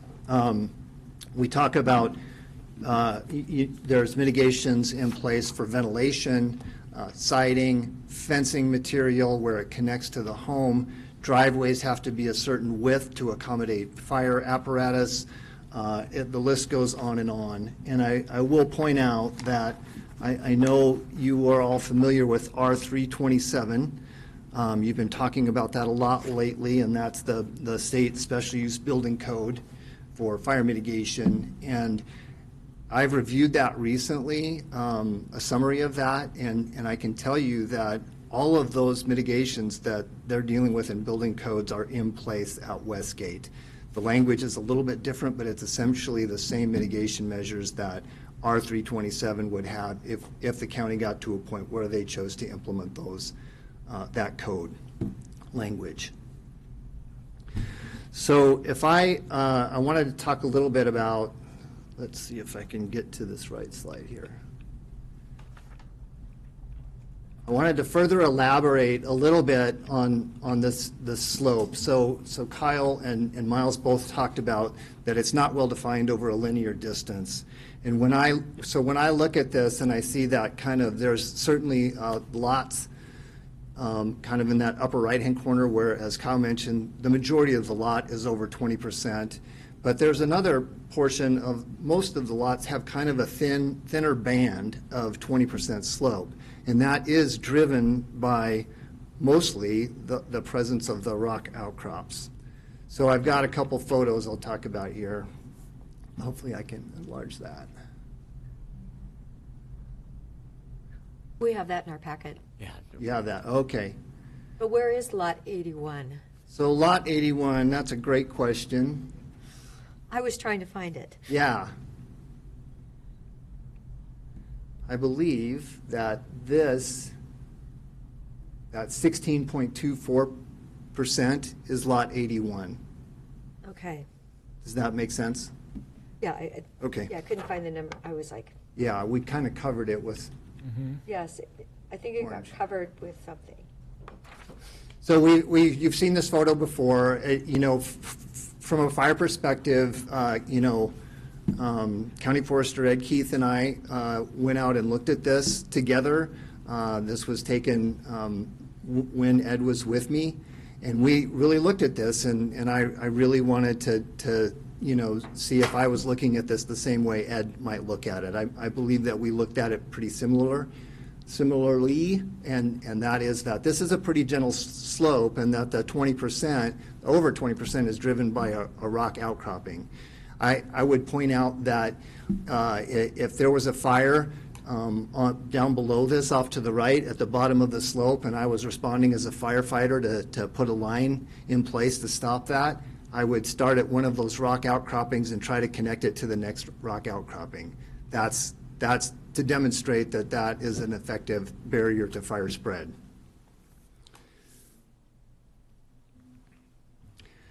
We've also talked about the defensible landscape, the National Fire Protection Association landscape zones. So this is just an example of that. Again, Zone 1 also includes an area that's called the 5-foot fire-free zone. So 5 foot immediately surrounding any structure is required to be fire-free materials. So there's no mulch or any other combustible material allowed in there, and only fire-resistant plants. Zone 1 goes out to 30 feet from the structure. I'll talk a little bit more about some of the mitigation measures that we have in place in Zone 1 and Zone 2. And as we've talked about, Zone 2, in our case, where we have lots over 20%, would extend to the lot boundary. And if you see the last paragraph on that slide, that's the current version of our design guidelines, where it says all other lots with 20% or greater slopes, Zone 2 extends to the lot boundary. So let's talk a little bit about what those mitigations are. So Zone 1, in our design guidelines, there's a total of 13 different elements that are mitigation measures. For the purpose of this presentation, I've only included the ones that specifically deal with vegetation management. So really getting at the fuels that we're trying to mitigate and reduce the risk of fire and the hazard of fire and intensity and spread. So the efforts that are focused in Zone 1 are fire-resistant plants. That we have a list of thoroughly vetted fire-resistant plants that we allow, and there's a whole lot more that we don't allow. We exclude native brush, bitter brush, sagebrush, manzanita, and rabbit brush in Zone 1 because of the flammable nature of that material. We have tree pruning requirements that we apply, and then we space conifer trees 20 to 30 feet between the crowns. So only single trees, this applies only to conifer trees, but only single trees are allowed within that 30-foot zone, Zone 1, and they have to be spaced 20 feet from crown to crown. Not from stem to stem, from crown to crown. And I have had people cry when I flag their trees for removal. And of course, we remove any dead vegetation within 30 feet of the structures. And if we move out to Zone 2 mitigations, and so in the case of the lots with 20% slope or greater, that extends to the lot boundary. We allow groups of conifer trees, up to 3 in a group of conifer trees in this area, but then if it's a group, they have to be 30 feet of crown spacing to the next conifer trees. So that's really significant, and I've got a photo at the end of this presentation I'll share with you that just kind of demonstrates how significant that is in terms of fuels reduction. We encourage a mixture of deciduous trees. We encourage creating fuel breaks with hardscaping. Pruning trees is still the case here, and the other thing that's really significant to me in this area is the brush thinning standards that we have. So if you read that last bullet there, we require that native brush that is allowed in Zone 2 be spaced at 3 times the height, or I'm sorry, the diameter of the brush clump. And the maximum diameter of that brush clump is only 6 feet. So if you had a 6-foot manzanita that was 6 foot in diameter, it would be 12 feet would be the minimum spacing required to the next manzanita, bitterbrush, sagebrush, whatever happened to be the case. Again, pretty significant fuels reduction. My belief is that that's really going to be effective at reducing fire intensity and fire spread rates. And then the other mitigation measure that we have available to us through the design guidelines is that we can require a non-combustible wall where we don't have 30 foot of space between the slope, the edge of the slope. So we don't have room to do that setback. So we can require a non-combustible wall. Again, this is essentially the same barrier that the rimrock itself provides. In cases where that's present. And then, as promised, I wanted to talk a little bit. So this is a picture of a slope in Tree Farm that was treated to Zone 2 standards all the way to the lot boundary. If you look on the left side of the screen, you can just see a part of the structure that exists there, and on the right-hand side, you can see the split rail fence, which is the lot boundary. So this is a really good example of what that treatment looks like after it's completed. That you can see a lot of spacing between the crowns of the trees, and the brush has been reduced quite a lot to reduce that fire spread.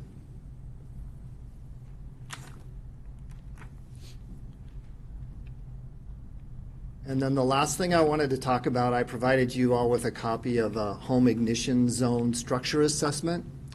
That's another National Fire Protection Association generated document, and it is required to be completed on site at project completion. So when a homeowner finishes with their landscaping and their building, they request a final inspection. I'm invited along on that final inspection. I fill out the home ignition zone structure assessment form, and then if you look at the last sentence of that, we require that to be completed every 5 years, because the vegetation is constantly growing and being modified, landscape gets modified, so we're going to revisit this every 5 years to make sure that they're still in compliance. And is that done through the homeowners association organized Yes. or set up there? Yes. That concludes my presentation. Are there any questions? Yes, where are the hydrants? I'm going to have to defer to the engineer to tell you where the fire hydrants are. Okay, because I'm like going, I know they're out there, but Show me the water, she says. well, I just know that that does make all the difference in the world. And, you know, if you have any kind of a sprinkler system, you know, outside your house, but not in, you know, sprinklers, if there's a fire, you know, inside sprinklers aren't really going to help, but outside sprinklers do help. So just was wondering. So Great. we have another expert then, Craig, not you. Thank you very much for the testimony.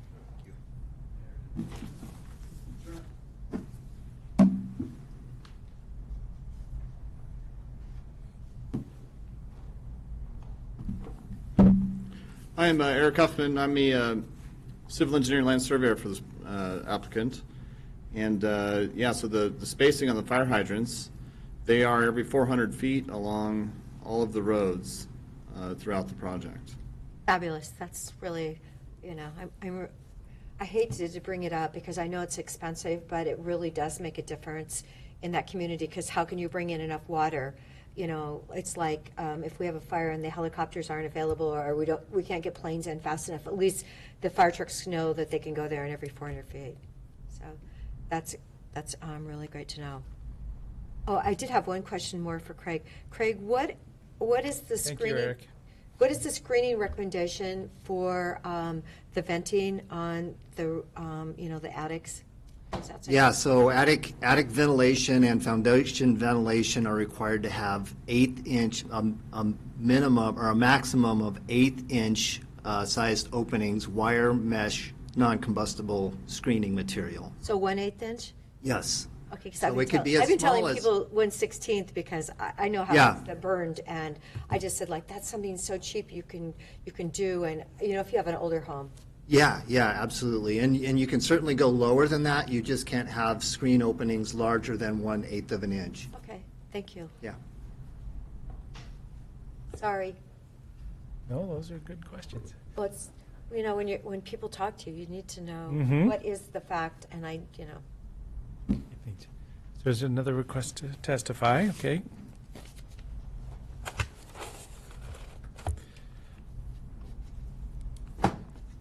Good afternoon. My name is Tia Lewis, for the record, and I represent the property owner for the North Transect. And I'm going to be brief. I don't want to belabor this any longer than it's gone on, but I know that not many people had heard from us during the course of this text amendment process. And as Kyle and Miles have explained, we're just not as far along in the development process, which is why you haven't heard from us. We are very supportive of the amendment and are happy to to be here to testify, to give you what information I can at this point in our development process. We have filed, as you've seen, our master plan for a portion of the transect zone. And the North Transect has all of the same property restrictions and a wildfire mitigation plan, as well as wildfire obligations that the South Transect does. It's just not as far along.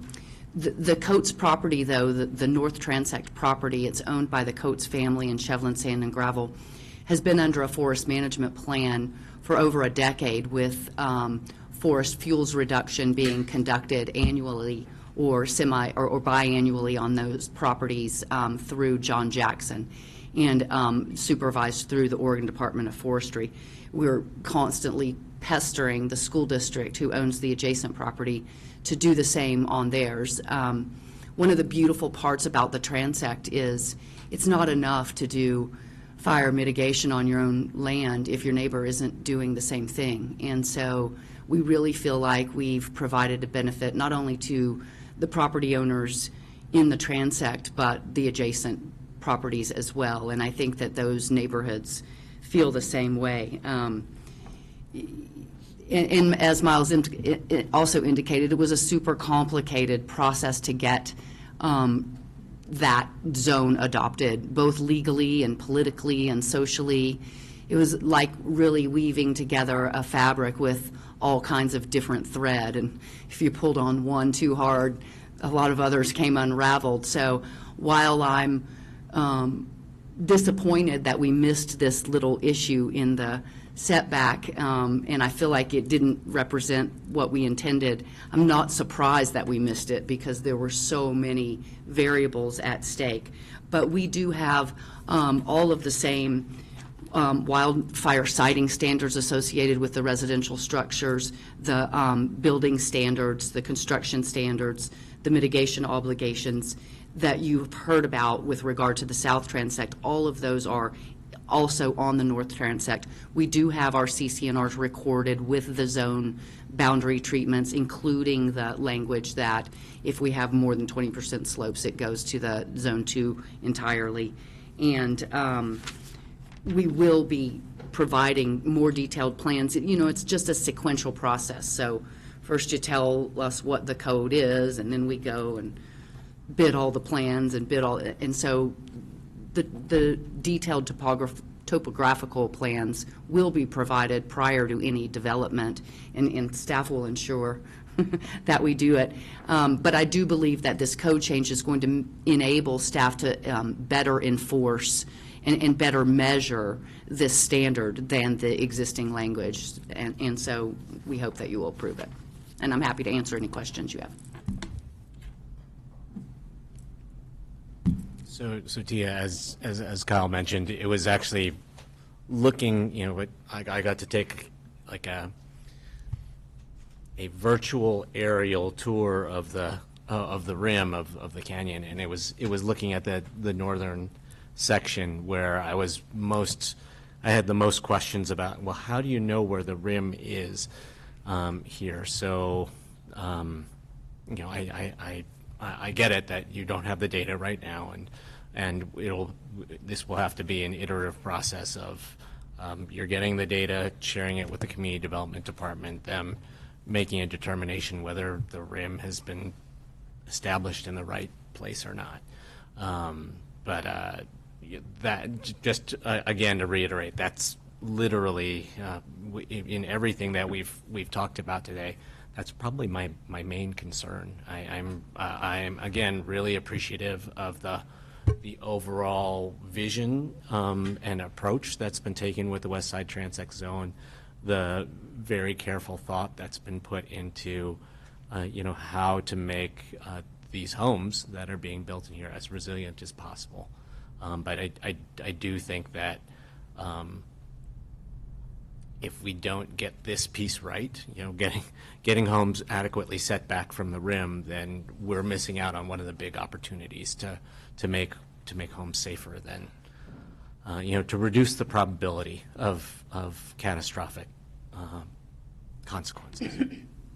I appreciate your concerns, and in fact, my clients, it was one of the, this is not an obligation that somebody has put on them or a burden that they believe to be, this is something that was very important. They live on this property and have worked on this property for, decades. The part of the reason why only a half of our transect zone is platted right now is there's still a pit on the northern part. So wildfire mitigation is very important to them. And the documents that both the west or both the north and the south transect are putting together for the property owners that are purchasing property in these areas, we've designed these things as stewardship communities so that the owners of these properties, the ones buying here, view this as an attribute and a benefit, a property value. So I'm super appreciative of what you're saying. What's interesting is that at least along the Tumalo Rim on the north property, the Park District is our neighbor there, and they wanted all of the stuff below the rim.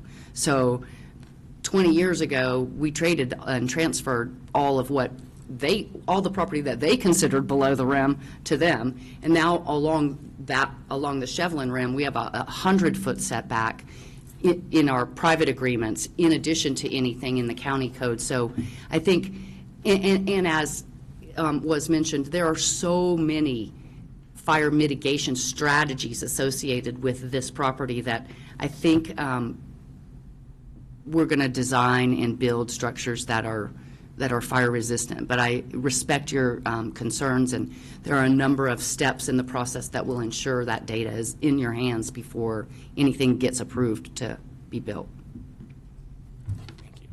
Thank you very much for the testimony. Thank you. So is there anyone else on this matter? Is there anybody in Zoom with a raised hand feature? There's a phone number on Zoom. So if you're listening in, we are in a public hearing, so we're going to ask you if you're willing to testify or wanting to testify in this matter, and you may or may not be part of this testimony, but we're giving you the opportunity. So phone number, is that 2800, is that? So I think... This is Bob Townsend. I'm just waiting for the next agenda. Okay. No Thank you very much, Bob. Yeah, so that we knew that could happen, but at least you've been asked. Okay, so nobody else to testify in this matter. At this time, we'll close the public hearing on this. And what is the will of the board, kind of the next steps? And I'm pretty clear about where I want to go with this. So we could step into a little bit of deliberation type work right now if we're ready. I'm fairly comfortable with proceeding. Okay, so are you ready, Commissioner? Yes, I am. Okay, yeah, so let's put some direction to this. What are your thoughts? I am supportive of these. I'm supportive of the change from a slope setback requirement to a rim-based setback, canyon rim-based setback requirement, which would alleviate these constraints, which should not be significant for the eastern portion of the West Side Transect Zone.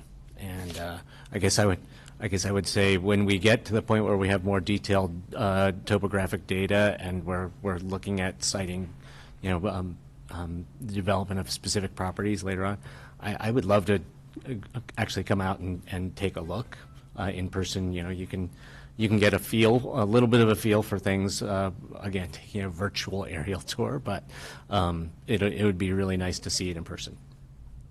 Great, thank you, Commissioner. Well, as someone who does worry about fire and where you're building, it seems like you've done so many things correctly, and the fact that only measuring on each lot makes a lot more sense to me, as far as the fact that there's only, two that were over the 20%. Yes, it just does make sense, and the standards are as high as, I feel like everything that I've had to deal with my life, with my houses, and being in a fire zone, I see that on here. I didn't see a fire truck turnaround, but I'm thinking like the roads are wide enough. So I feel good that it's unfortunate that you had to come back with this, but it does make sense. So hopefully we can get this project going forward.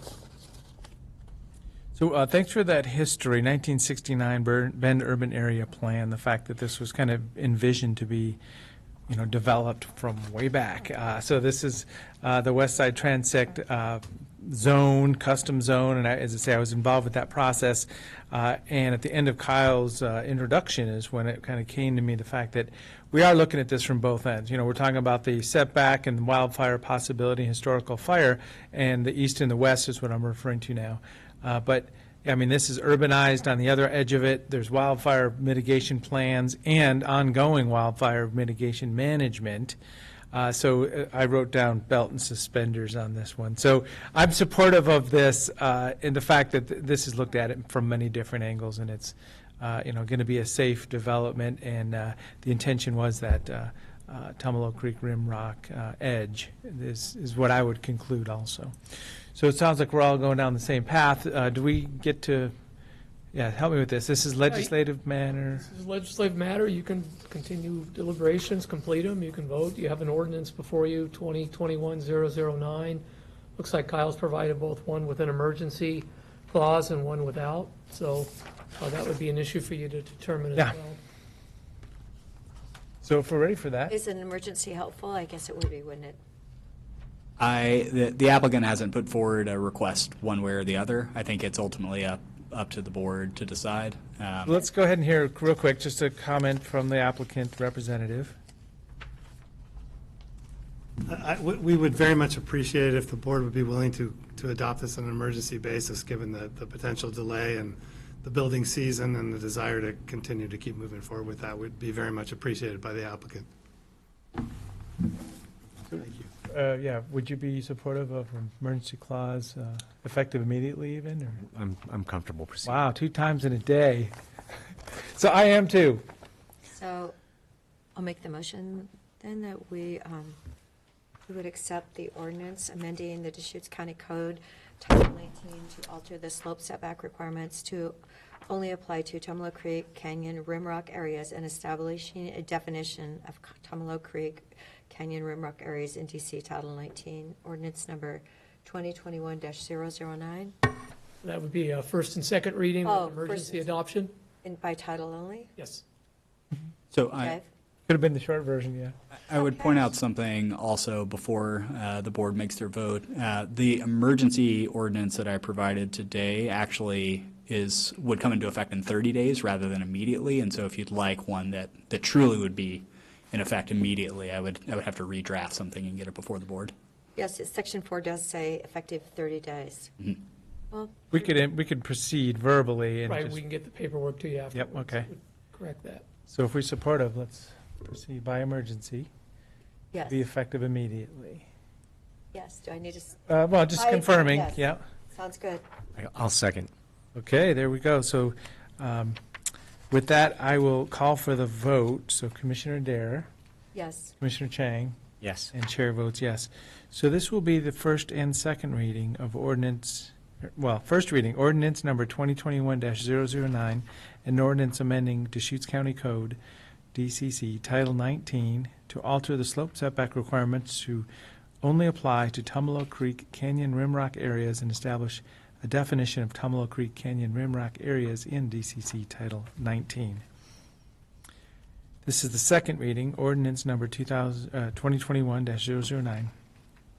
An ordinance amending Deschutes County Code Title 19 to alter the slope setback requirements to only apply to Tumalo Creek, Canyon, Rimrock areas and establishing a definition of Tumalo Creek, Canyon, Rimrock areas in DCC Title 19 and declaring an emergency. I didn't say that the first time. Now the motion captured it. Okay. So this, if there's their motion for adoption, Do you want me to make that one too? just by document number. Okay, I move a motion for adoption of, I put it in here. 2021-009. 2021-009 by emergency. I'll second. Okay, any other discussion?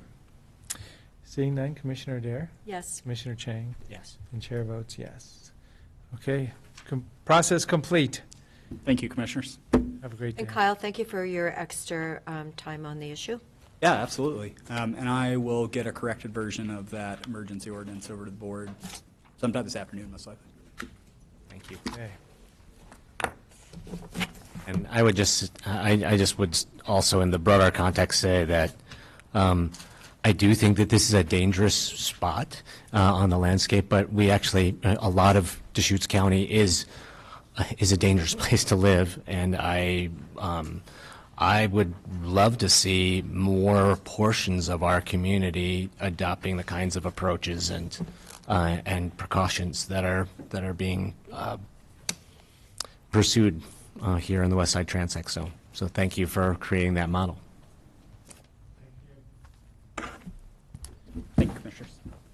All right, at this time, item number 13, consideration of board signature of a gate order and access restriction.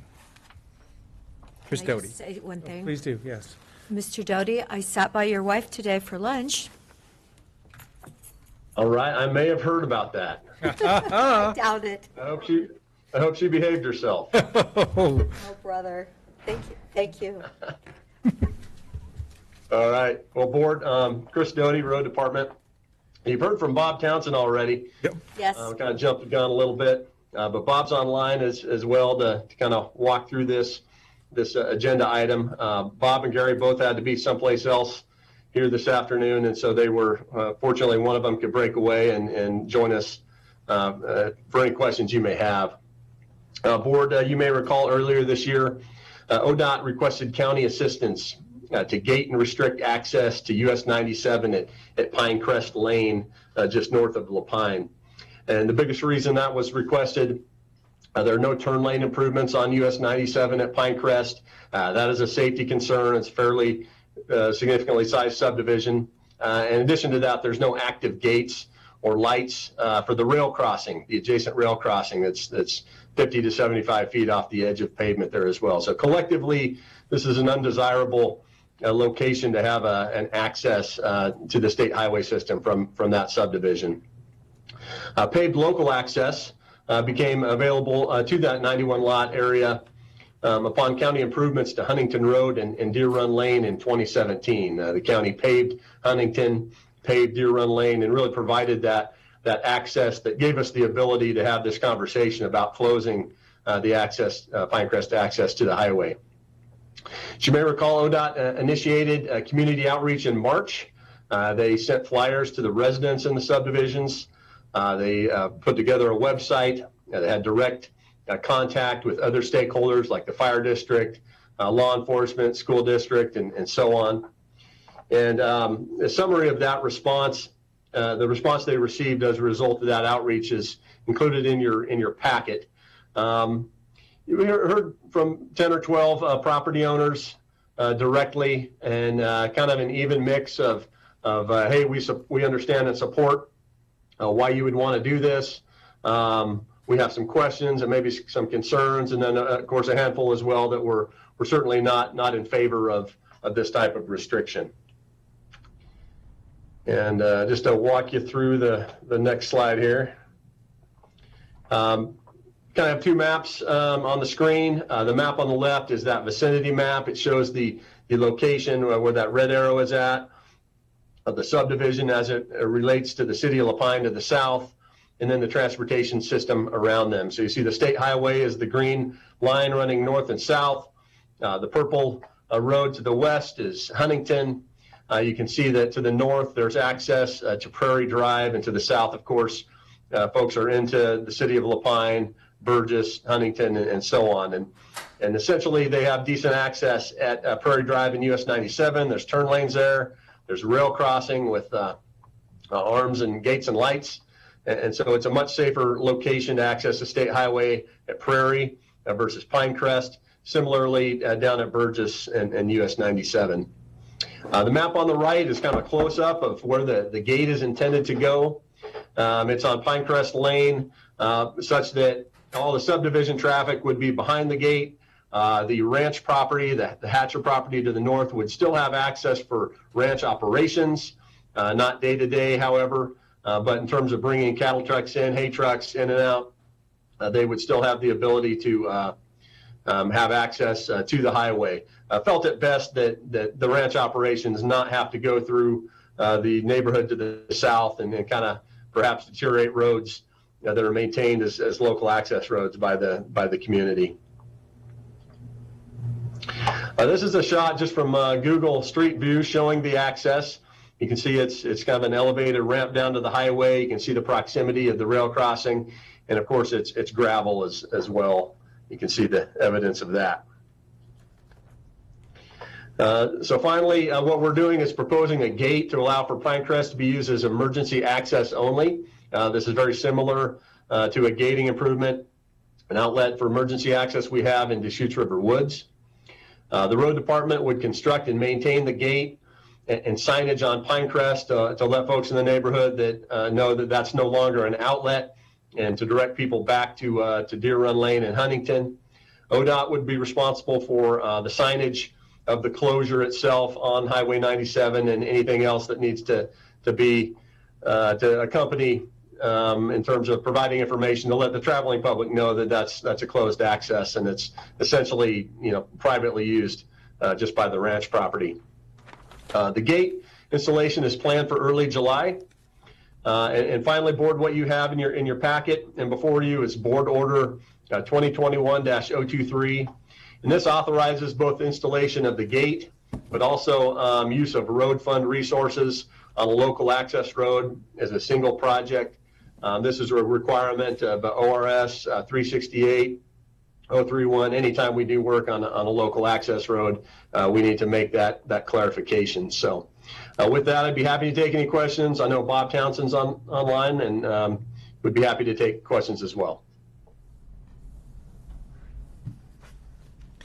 I was in this neighborhood last night, and that Prairie Road, the one just north of it, is the one I take for my commute in the morning and the evening.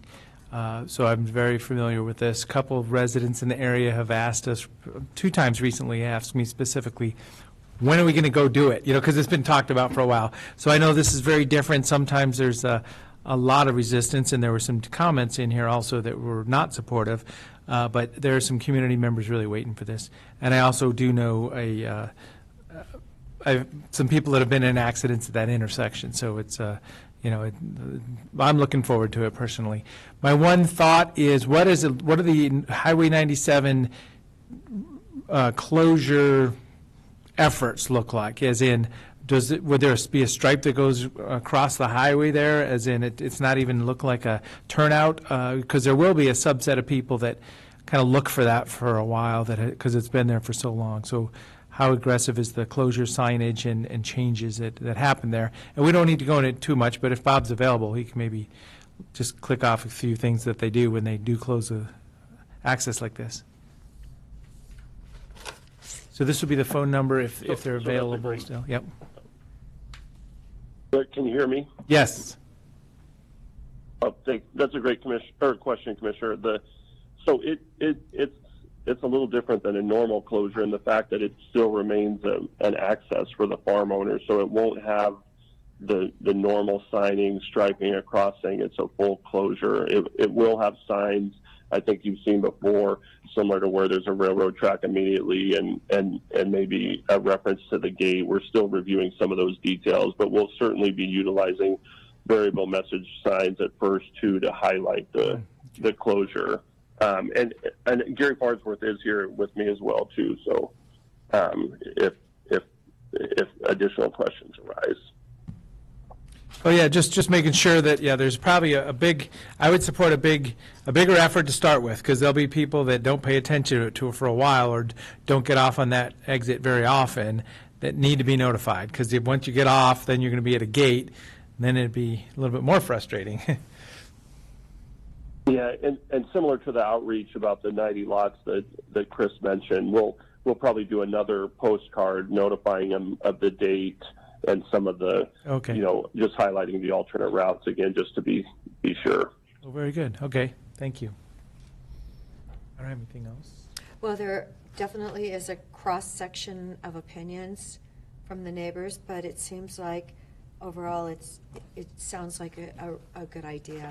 So And thank you for recognizing the fact that we do have a farm right there that needs little special ruling. So thanks for making that difference for them. You bet. I'll ask a question just because I'm curious. Overall, this seems like it will be, I'm familiar with this intersection. It seems like it'll be a tremendous benefit in terms of future safety on the highway. But for the people who are closest into that gate off of Huntington Road, how much longer will it take them to get to Highway 97? Like, do you have a gut estimate of, it's going to take them 6 minutes longer, or? Yeah. I wish you'd asked me that question 5 months ago. I think I had the answer ready for that question. I didn't revisit my notes. It's if you're going south, it's not much longer of a trip, especially if you're going to the city of La Pine, west of the highway. That may be the quicker way to go in some regards. Going north, it's an addition of a mile to 2 miles, I believe, and so probably 3 or 4 minutes. Okay. Yeah, that's to get to that location, get to Prairie. Yeah.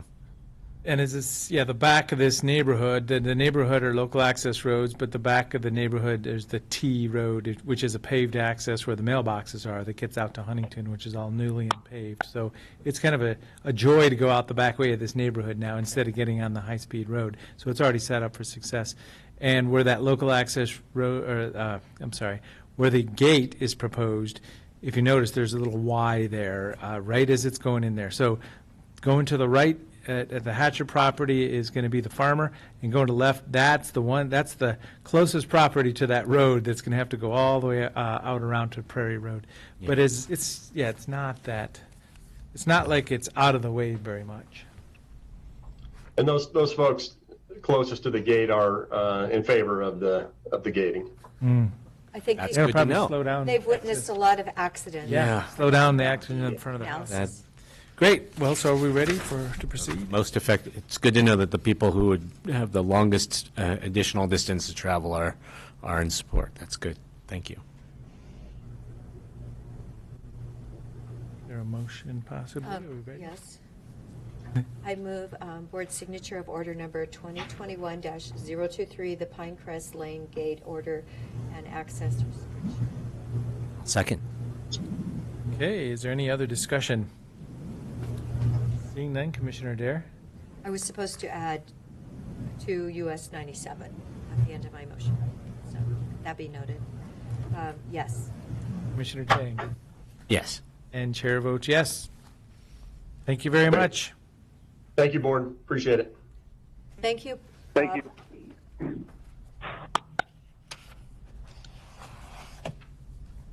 Item number 14, public hearing, preparation for public hearing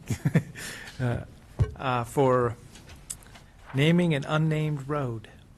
Good afternoon, Commissioners. For the record, Tarek Rawlings. I'm an associate planner with the Community Development Department. Good to see you in person. It's been a while. A lot of remote. Hello. Yep. Good to see you. And I have extra copies of some of the road location maps, things. They're all in your agenda packet, but if you did need an extra copy of either the decision or the location map or the draft order, I have copies of those if you guys need it. We have. Yeah. Perfect.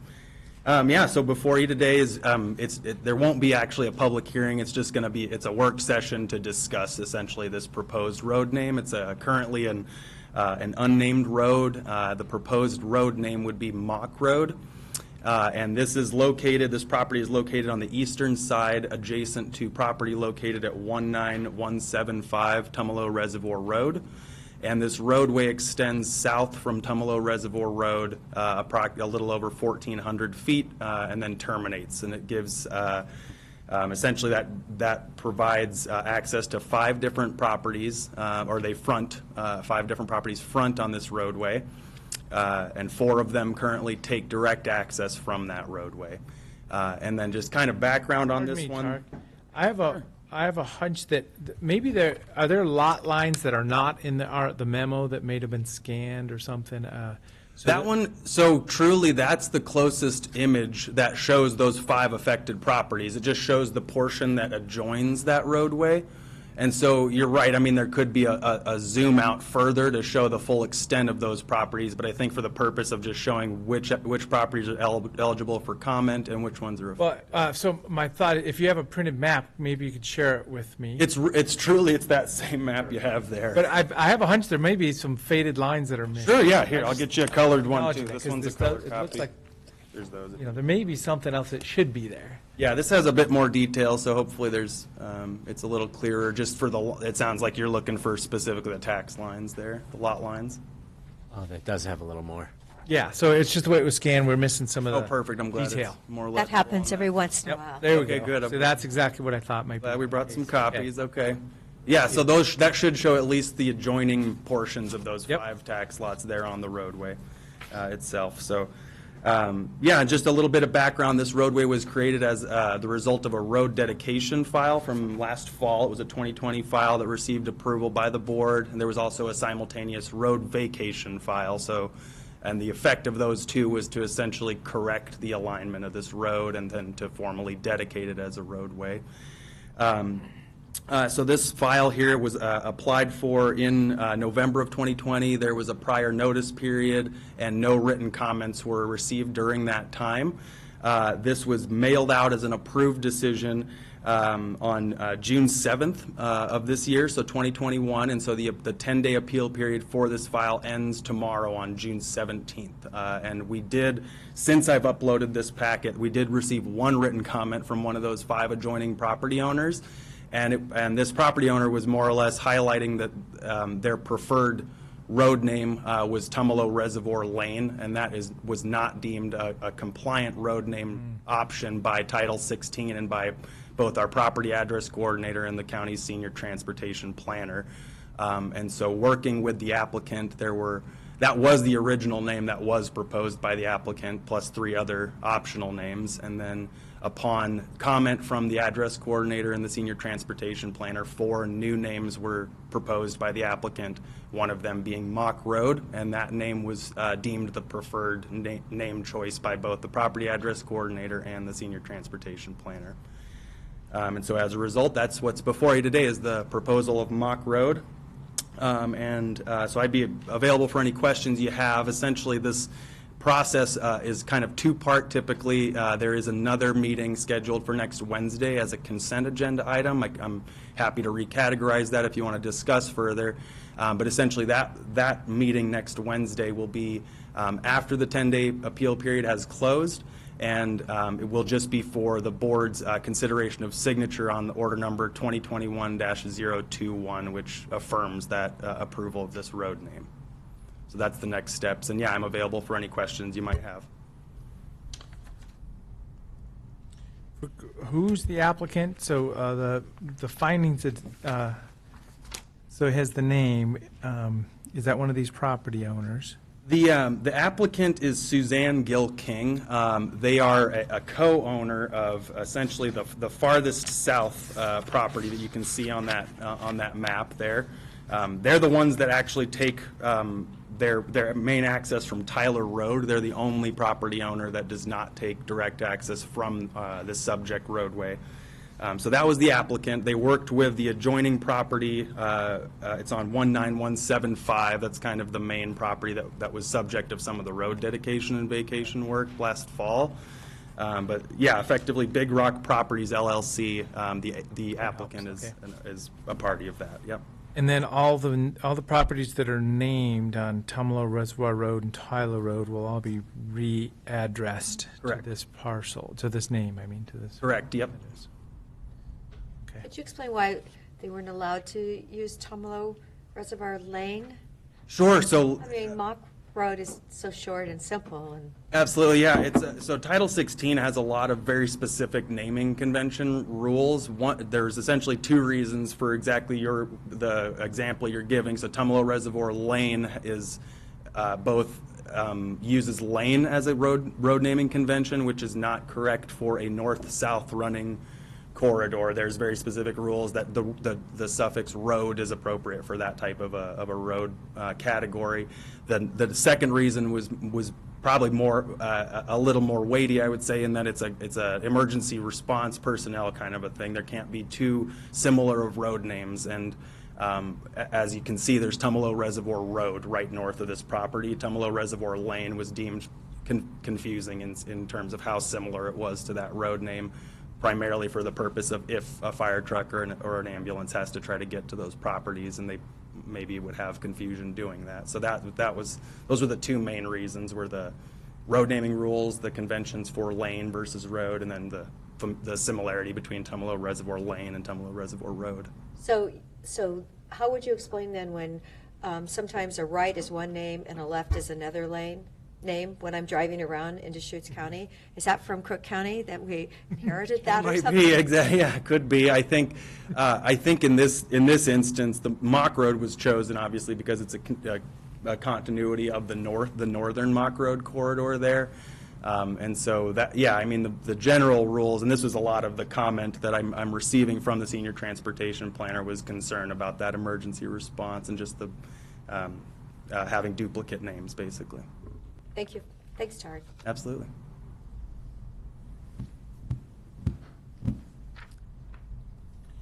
So, yeah, just maybe take a look at how this scanned. I mean, this would be for just the technology of what happened to us. So we didn't have the tan or the yellow or the blue lines on the scan that came out, and even the parcel lines. So I could kind of tell we were missing some detail. As I say, I mean, the memo is fine. It's just when it got to us and reprinted it, it changed.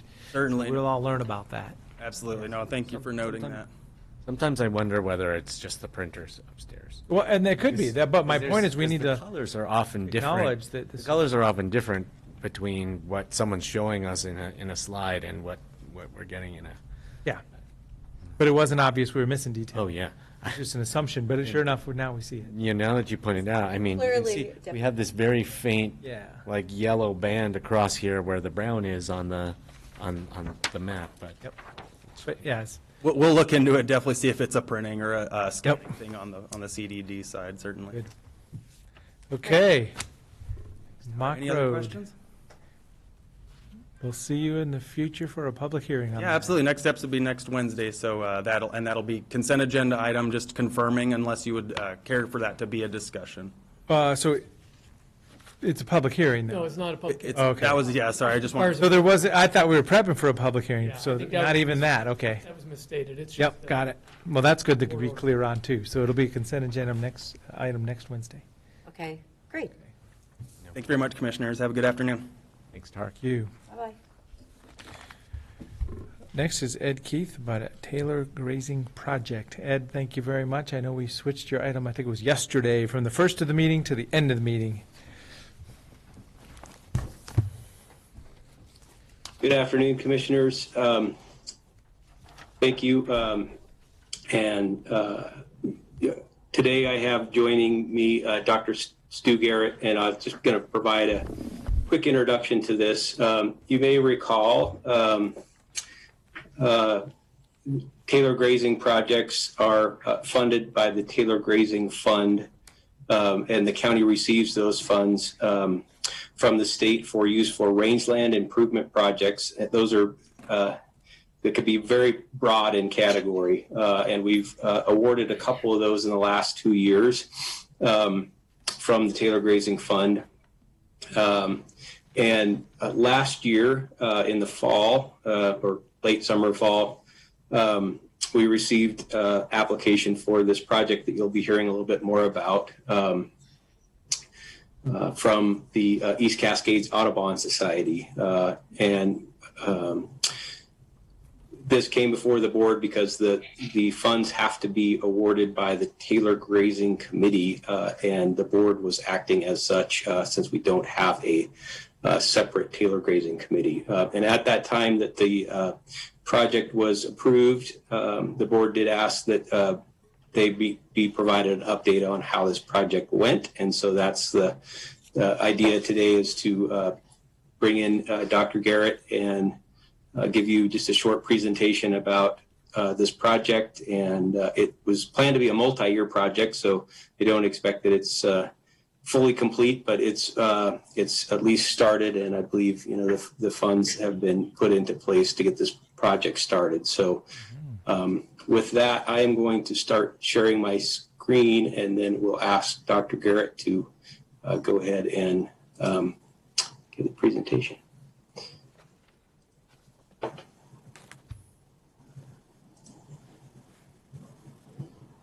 Okay, can you see this Taylor Grazing Project slide? Yes, we can. Okay, perfect. Dr. Garrett? Yes, I can see it also. Okay. Okay, thank All you right, for go joining ahead. us. I'll go ahead into the first slide here.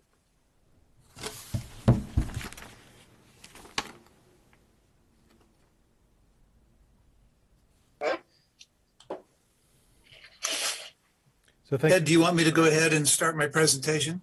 Yes, sir. Okay, great. Please proceed. Okay, Ed and Commissioners, the Audubon Society really appreciates you giving us this grant. It has allowed us to start this 3 to 5 year project in which we want to try and improve the sagebrush habitats in eastern Deschutes County, not only for the benefit of the private landowners who are grazing there, but also to try and create better habitat for the greater sage grouse.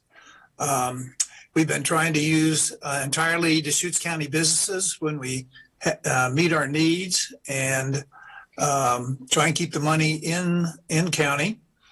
And our overall goal is to try and reduce the chances that the greater sage grouse will need to be listed under the Endangered Species Act. The first slide I put up is just to sort of talk a little bit about how the state of Oregon is approaching the sage grouse issue. They have decided to set aside 20 priority areas for conservation, which are on the map. And we have one of those, they call them packs, just east of Bend out in the Brothers area. And it's kind of that pink one in the upper left. Thank you, Ed. That's it.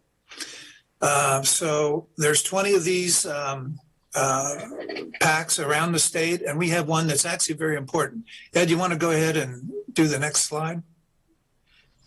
I want to start out by, I'm going to be talking about sagebrush overstory and a grass forb wildflower understory. It's an important part of the ecology of the sage steppe. As you can see on the left, the sagebrush is tall, and it is the overstory. And then underneath that, we usually have grasses and forbs. I don't know why botanists decided to call wildflowers forbs, but they have, so that's the way we do it. Next slide, please. And this is a healthy sage steppe. It's got, excuse me, a lot of good sagebrush, and then the understory of grasses and, in this case, various wildflowers is excellent. Next slide. And this shot shows in the upper left-hand corner, Ed, if you could look at our brother's pack there, if you could circle that, that's our pack. And if it's blue, it's really good habitat, it's good sagebrush, and it's good for grouse. If it's yellow, it's sort of deteriorating somewhat. And if it's pink, these are areas that are kind of over the hill. They've been invaded by exotic annuals, cheatgrass, medusa head. They've burned up from fires. But as you can see, our pack is practically intact, and it has some of the most important sage grouse habitat in Oregon. Next slide, please. And this is an example of what it looks like on a good day. This was taken last spring when the Oregon sunshine was going nuts. So this is really good habitat. That I think is at the last slide. Oh, and this just shows an example. This is out in the pack. That's Pine Mountain in the background. Then you see where there's been a fire. Then you see some sagebrush steppe. And then you can see where there's been some mowing. And this is one of our projects. The current projects we have are on the Hatfield Hyde Ranch, They're on the Oregon Desert Land Trust property, and another private landowner who wishes to remain anonymous. This happens to be on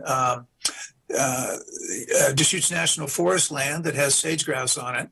And one of our main projects is we want to try and create what we're going to call Forb Islands.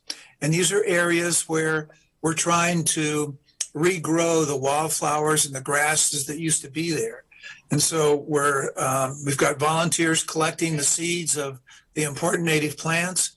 We're sowing them out in these small proof of concept patches to see what's going to grow and what's not going to grow. If we can get them to grow, that's going to also decrease the chance of cheat invasion. And so that's kind of our main project. We also plan to do some sagebrush mowing. We have to be very careful about that on both public and private lands. Your grant has allowed us to work with the U.S. Fish and Wildlife Service, the Deschutes National Forest, the Prineville BLM, the Deschutes County Soil and Water Conservation District, the Oregon Department of Fish and Wildlife, NRCS, the local implementation team for sage grouse in Prineville, and the statewide SageCon group. And it's really been a good chance to work with all those people. We've known Doc and Connie Hatfield for a long time, and they've been great private landowners to work with.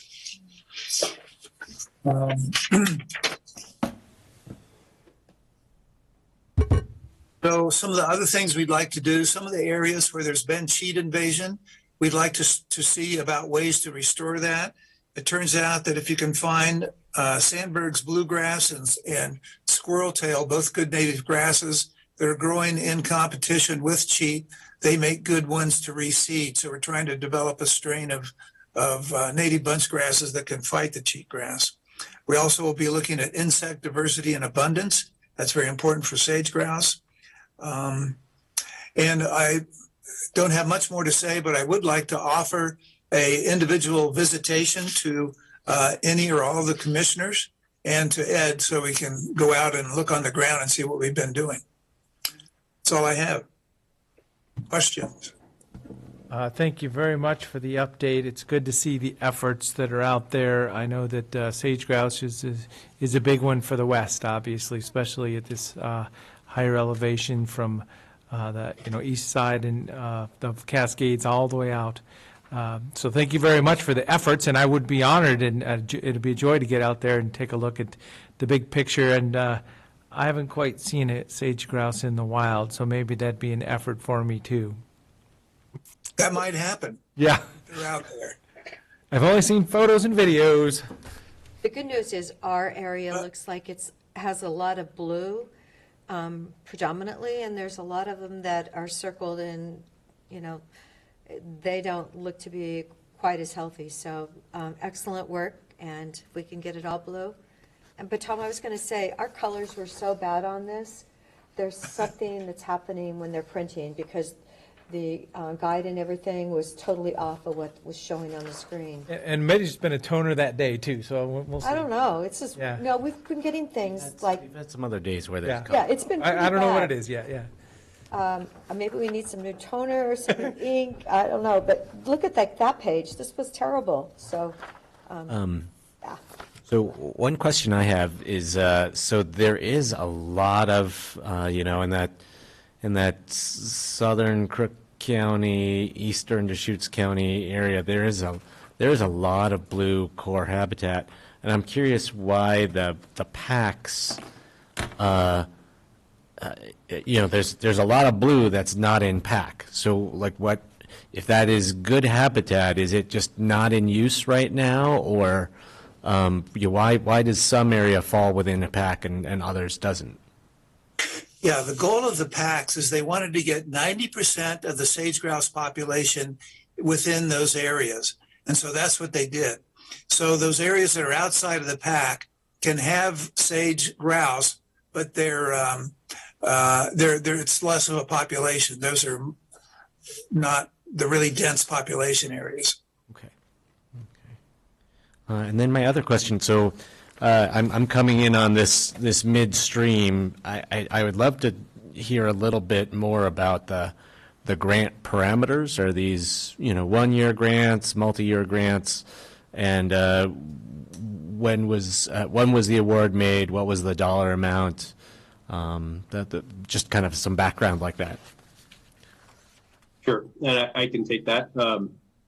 What we've done in the past, the parameters are only those that are found in state statute, and it basically just gives some examples of rangeland improvement projects, but it's pretty loose. It does have to be applied in a grazing district, which is a fair amount of the county, and I could provide a map to you. I don't have one immediately available, but I can provide a map to you.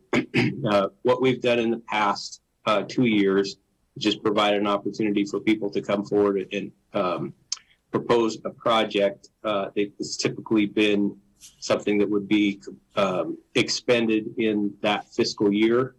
And so this project, as Dr. Garrett described, was a multi-year project, but my understanding were these were funds to get the project started, including some of the mowing, fencing, potentially seeding, those sorts of things. I don't know that we were limited to a certain year's project, but that's the way we put those out over the last couple of years. The amount of this particular award was $15,000. And is that basically how much Taylor Grazing Act dollars we received, or? Well, my understanding is that we receive approximately that much. I'd have to look into the actual transfer amount from the state that goes into the Taylor Grazing Fund, but there were many years that had passed before the last 2 years where we didn't expend any of those funds, and so there's more Taylor Grazing funds available, but that's to space those out approximately of what we're receiving. That's I think we're receiving slightly less than the $15,000 per year, but we had multiple years accumulate without any expenditures. Commissioners, if I can add to that, so the fact that we hadn't spent money before that is in no way Ed's fault. In fact, when I became county administrator, I had no idea what the Taylor Grazing Fund was all about, and right after I became administrator, we had a new finance director who had no experience with it either. So for many years, it sort of grew a little bit, and sort of one of those hidden far corners of the county budget that we kind of scratched our heads at. And so I asked Ed to kind of dive into it several years ago, and Ed came up with this program for grant both appropriately and effectively use that money for these projects this one that we're seeing now, to put it to good use. So I give credit to Ed for kind of standing up the program. We're hopefully building some history, and we can keep it going moving forward.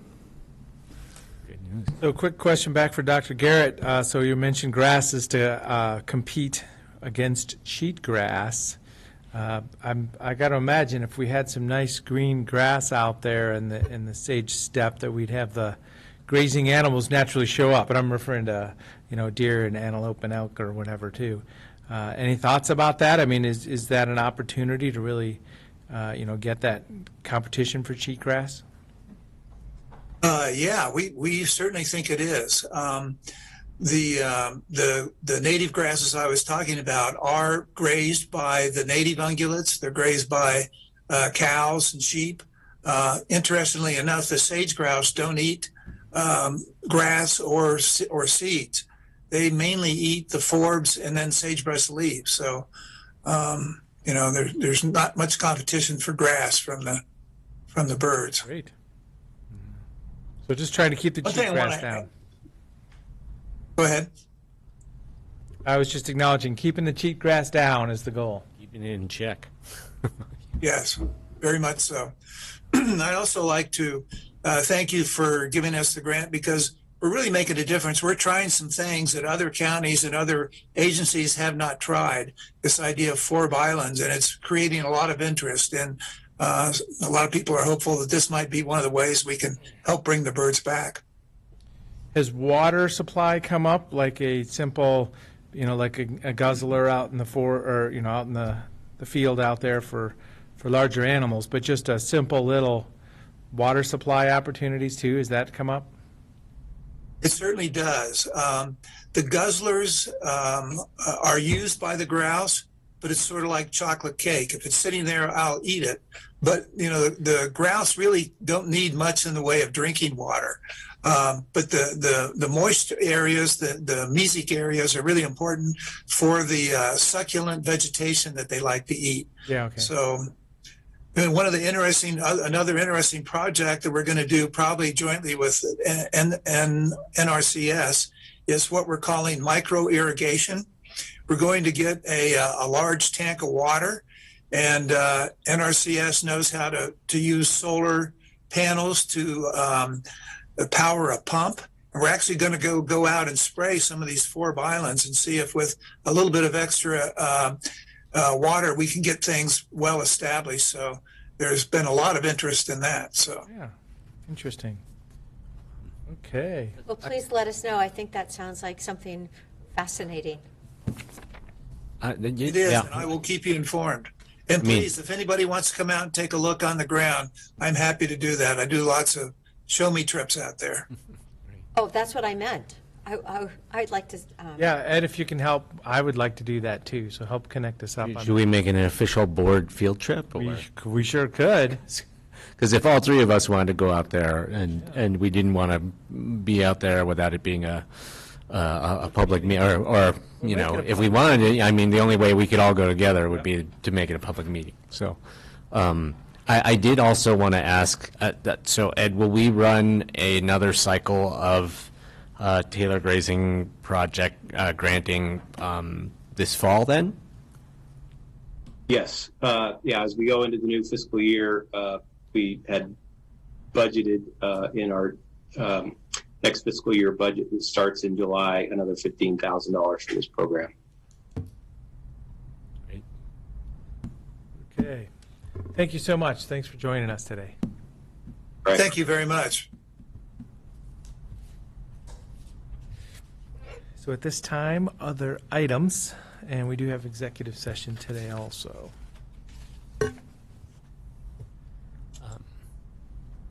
A couple things I had. One, last week I got to testify. Our AOC Andy Smith with the Oregon the County Solutions Program. He invited me to testify for the House Water Committee, just to share a little bit about the role that county commissioners could play in convening collaborative approaches to solving water problems in the state. And so I got to testify with originally there were a whole bunch of other county commissioners lined up, and then they were taken out of commission by various kind of medical issues. Commissioner Perkins had he broke his foot. And Carl Pope had something happen, and but Commissioner Magruder and I still had a chance to testify, and the vice chair and chair of the House Water Committee, Representative Owens and Representative Helms, were really interested in essentially kind of doing some kind of getting out and about around the state to understand better the water needs of Oregon counties, and also to understand kind of how they could work together with county commissioners to make more happen in the state to address some of our water, our significant water challenges. So that was one thing. I also was, I believe that at this point we all got a note or a letter requesting support for a Juneteenth event, which is at this point going to happen on Saturday, so it's quite close. And I don't know if we can, at this point, even still consider, formally consider making a a contribution to an event like that, but I wanted to just mention that I believe, like I said, I had received a letter, and I believe we all have, and to inquire what the process would be to consider something like that. So, I mean, it's a request for discretionary funds. Maybe, you know, it is just a couple commissioners saying, go forth and invest or whatever. I'd like to make connections with that effort, but I mean, I don't understand what we'd be investing in. You know, they're like, hey, help sponsor us, but the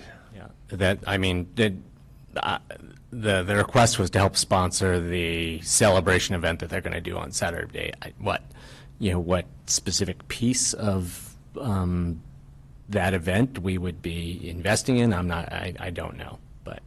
Yeah. So for me personally, I'm not interested in doing that at this time, but I'd like to make the connections with that effort just to understand more about what's going on. So. I did have a conversation with Mr. Merritt. Oh, great. Good. I called him. So yeah, we're making connections. And did you discuss the funding request, or? No, we didn't discuss funding at that time. Would you be supportive of doing something with Commissioner Chang in that, or? You mean funding? Yeah, that's. You know what, I'd have to look at it again. I mean, maybe not this time. It's just like, oh, I know, funding.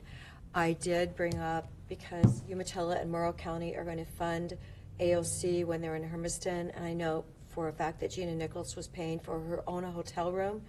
I said, perhaps Deschutes County can help with some funding, because we were the hosts down in Sun River, and you know, they were all putting money into our county that we're, you know, with our room tax revenue that we're going to get back. I was just hoping that we could do some funding there. So that's the. To AOC to help them with the cost. Yeah. Because they had significant cost. Hermiston.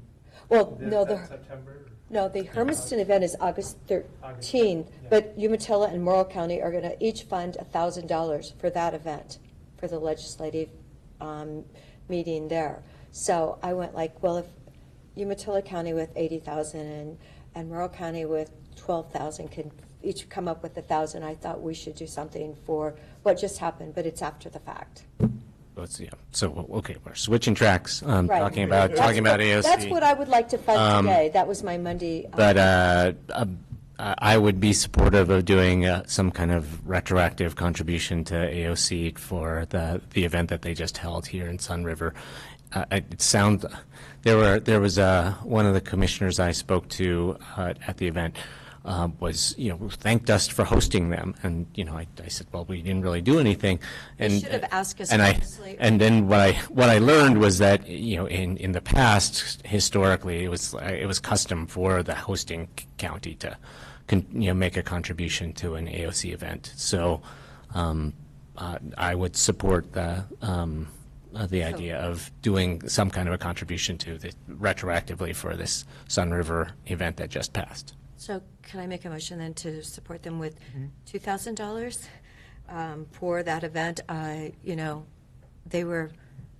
was great. Everyone was so happy to be here, and I heard that they would love to come back here for the year-end celebration. A lot of people that were there would love to come back in November instead of going to Eugene. What if the weather's different in November, though? No, I know, but it could be nice. So would that be from unallocated transient? Yeah. room tax, possibly? Yes, I would think so. Give it more direction. From room tax. Is there a reason you're throwing out that $2,000 number? Because if Umatilla County and my hometown, or my county, Morrow County, can come up with $2,000, I would think that Deschutes County could come up with $2,000. And I know they were paying top dollar room rates, and Gina was paying for her own room. She was not running it through AOC. They're really trying to work through their budget. And of course, that's a story.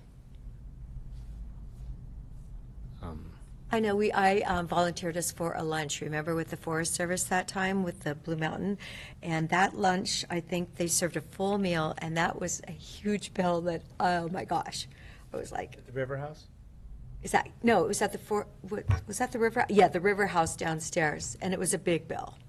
because they ordered this huge meal. So I would think that if we did 2,000, that would be appreciated, and I'm sure they would thank us when they could. And it's really too bad they didn't ask us before. So there was a motion and you supported that? You were asking about something else and she got to. I would love to, I do support making a contribution to AOC. I would love to base it more on kind of, it costs them X to rent the, Great Hall for the, for the event, or, something like that. But I would definitely support some amount of contribution. Do you have any any input on it? Let's get clear. So we're talking about AOC Right. joint meeting, And we were thanked for being the host, but we didn't contribute a dime. and you want to send this to AOC in support of that Mhm. joint meeting Right. coming up.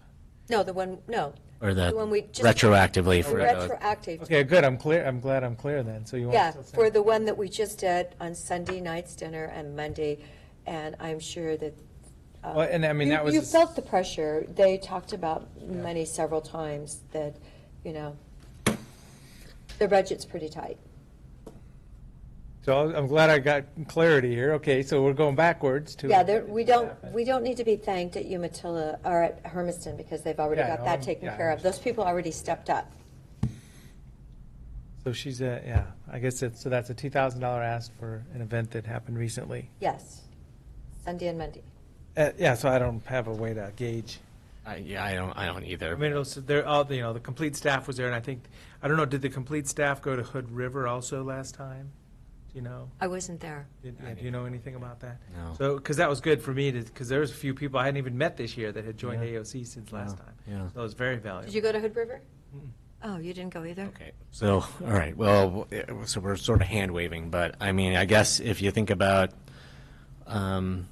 travel costs for staff time, renting, the meeting space Well, they didn't itself, spend last year's travel dollars at all. the meeting space, meals, I guess, thinking about those things, I could support a $2,000 contribution. Okay. Or That was my or motion. somewhere between 1,000 and 2,000, I'd feel comfortable about that. It'll be easier to get it real clear right now, so we're done with it. Well, so $1,000 is going to be fine. So you're probably going to go the other way, but let's just do 1,000. It's a nice number. It's a number, and it'll be done. So I guess we're spending money today. So do you support that?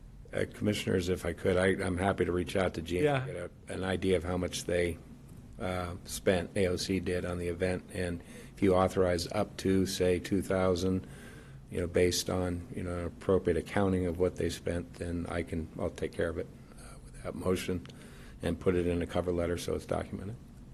That sounds great.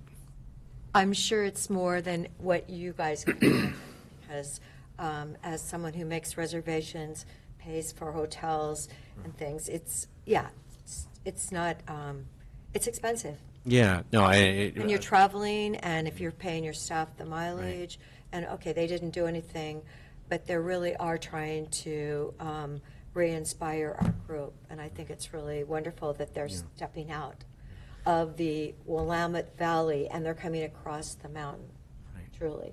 They hadn't done that. I didn't get the commissioner, the old sawhorse who I talked to, I didn't get the impression that historically the hosting county covers everything. But, there is definitely, because I mean, if we wanted to cover the staff time and the staff travel costs and hotel rooms, that would be a lot. But definitely things like the meeting room and food, I mean, that seems like it's an appropriate role for a host. And, there's probably a good chance that those meeting rooms for, an evening and a whole day, plus a dinner and a lunch, are going to add up to. So if they Okay, had well, let's 5 close rooms, this up, that's though, 'cause we got other stuff today, right? $1,560, Yeah. guys. 5 rooms is $1,560. So you mentioned 2,000. How about we call it up to 2,000 to be Right. discussed? And you support that? I support that. Okay, so calling for a vote. Commissioner Dare? Yes. Commissioner Chang? Yes. And Chair votes yes. Thank Yeah, you for let's- reminding me. Well, back to the Juneteenth thing, I am available for communication on that. I do have other commitments. Obviously, there's a big rhubarb festival in my neck of the woods.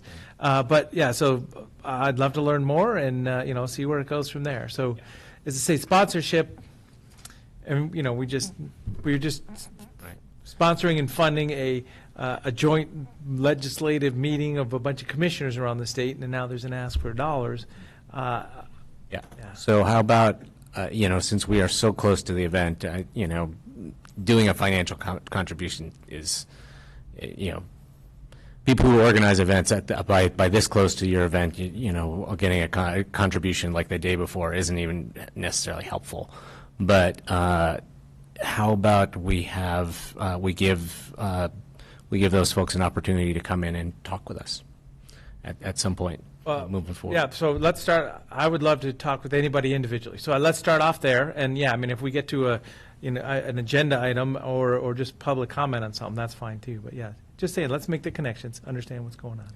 There were 3 men that were actually on a news story. I can't remember which, if it was 21 or Central Oregon. But I did see them all interviewed too on the news. So. Well, I mean, and it's the dad's effort, or I'm sorry, the terminology, but that was. I think there's a number of groups that are working together to sponsor this event. But I mean, just in the bigger context, our state legislature just voted to make Juneteenth a state holiday, or a state recognized day, and the U.S. Senate just voted unanimously to make it a federally recognized day, as because we really don't have a federal holiday that commemorates the end of slavery in the United States, and so it's kind of a big deal, and I think it would be great for us to have a little bit stronger connection with these folks and get a better understanding of what they're doing. If we can't make a sponsorship contribution this year, maybe we could consider it for next year, and also consider doing a proclamation or something like that next year. For sure. Okay, thank you. Anything else on other items? Those are the 2 things I have. Anything else, Commissioner? No, I already mentioned your power can be turned off. And of course, Central Electric was right there. Yeah. I said, and I got my Dr. Courtney, postcard. yeah. And yes, of course, get your generator. So of course, now there'll be a rush on generators if you have wells and you can't get your water. So after the lunch today, the ready lunch, Alan Unger, previous commissioner, was acknowledged by the chamber, the Redmond Chamber, for Citizen of the Year. So that was the last 5 minutes was Eric Sand asked me to come in and just take a photo with him. And so it was like, as I was leaving, he pulled me off to the side and I said, oh, this is going to cut it close, guys. But also I learned that the fairgrounds was offered the Community Service Award. So these are the gold platters or plates that have that named on them. So our county fairgrounds and the staff was acknowledged for Community Service Award. And this was just the photo opportunity so they could publish it. It wasn't an event. They were just trying to get some pictures with people. So it was just a funny moment for me. I said, I'm going to be late. And then on the federal government front, the Waterway Democracy Act, or whatever the terminology is, for making Wild and Scenic River expansions, there was an analysis. I was just notified there was an analysis done by Crook County to kind of name the specific possible reaches and what that would mean for their county. Do we have any analysis on what that is? And I think what we heard at AOC was talked about a little bit. Eastern Oregon Counties was talking about it a little bit. They're doing I think there was a letter recently that said, please give us more information about what you're thinking. So I think there's a kind of a push and pull on this topic. We signed the letter to ask for more information along with. Yeah, so that's as far as I've gotten, asking for more information. I got to see, well, I don't know if it's an official map, but I got to see a map prepared by Oregon Wild for the stream reaches in Deschutes County. And it's a significant number of stream miles. It's mostly, all the designations on major river bodies, the Fall, the Spring, the Deschutes, the Matoli, all that have pretty much been made already. And so they're looking at little pieces of creeks, a chunk of Tumalo Creek, a chunk of Tuckahoe Creek. But based on what I saw, I didn't have any concerns. But that doesn't mean that everyone who is interested in this has gotten to get all the information that they need. So it's a that's conversation. why I supported signing. That's why I supported us signing onto the letter. The request is, would we have anybody that could do some analysis on this? I mean, this is kind of a federal legislation that would possibly affect stream reaches. I'm still learning about it myself. What we could do is we could ask Jacob Egler from Senator Wyden's office. Wyden is the chief, proponent behind this. We could ask Jacob to come and give us a presentation. And when I first talked to him about it, he just gave me a list. He didn't, I didn't get to see a map, but then those Oregon Wild people had developed a map, which was helpful. So, I mean, that would, I would suggest us doing that. And then, if we have hard questions for, the chief sponsor of the bill's office about, what does this mean that you can and can't do, and how does What's the why, too? What's the beginning point? I don't even understand what's going on. It's like, oh, got a great idea. We're going to designate a bunch of stuff, but what's the why? I don't even know what's going on. Honestly, for me, I think wilderness designations and wild and scenic river designations are largely symbolic, because for me, natural resource management is about money. Like you can establish a wilderness, that's great, but if there's no money to manage that land in a different way and take care of the resources, you really haven't, in my mind, you haven't done anything. I mean, that would be a great thing. You can again, I'm not here to argue with you about whether they should do this or not. I'm here to what I'm offering right now is suggestions on how you could ask questions to probably the people who are most knowledgeable about why they're doing this and what it does. Yeah. So as I say, I mean, it sounds like it's I don't know. It's a big effort. It may be influential or impactful. I'd like to. Again, I think it's largely symbolic. One of my questions was, okay, so you're going to designate a chunk of wild and scenic river on this creek. What are you going to do to keep that creek from going dry in the middle of the summer? And a wild and scenic designation does nothing for flow management and flow restoration. So it's kind of. Again, I think it's a largely symbolic act, establishing something as a special place. But if we bring someone in, that's all I guess I'm looking for at this time. Someone else. Jacob is the one. Yeah. Jacob would be a good person to ask. And do you want the list or do you want a map? Well, I'm sorry, does this fit into anything we do, or who would work on something like this to help us as a board understand this effort? Federal. If you want a presentation, I can do that. I mean, I don't know what else beyond that you might be thinking in terms of leaning into it, just other than learning about it. Well, so then, I'd like a presentation on the effect of, if you're a private landowner and this gets designated, what do you have to worry about? Because that's what I hear from people. And is there private land next to wild and scenic, so. So we need. That's why I really think it would be great to just ask someone like Jacob rather than ask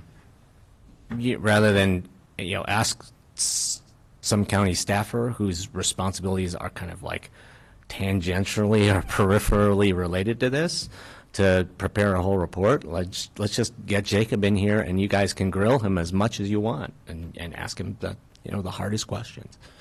And they're the sponsors of the legislation. They should be ready to answer any questions.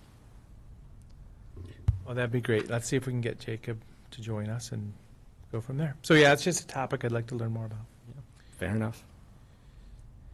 Okay, so that's it for the other items that I had provided that I brought today. Seeing nothing else, I think we're going to go to an executive session at this time. So this will be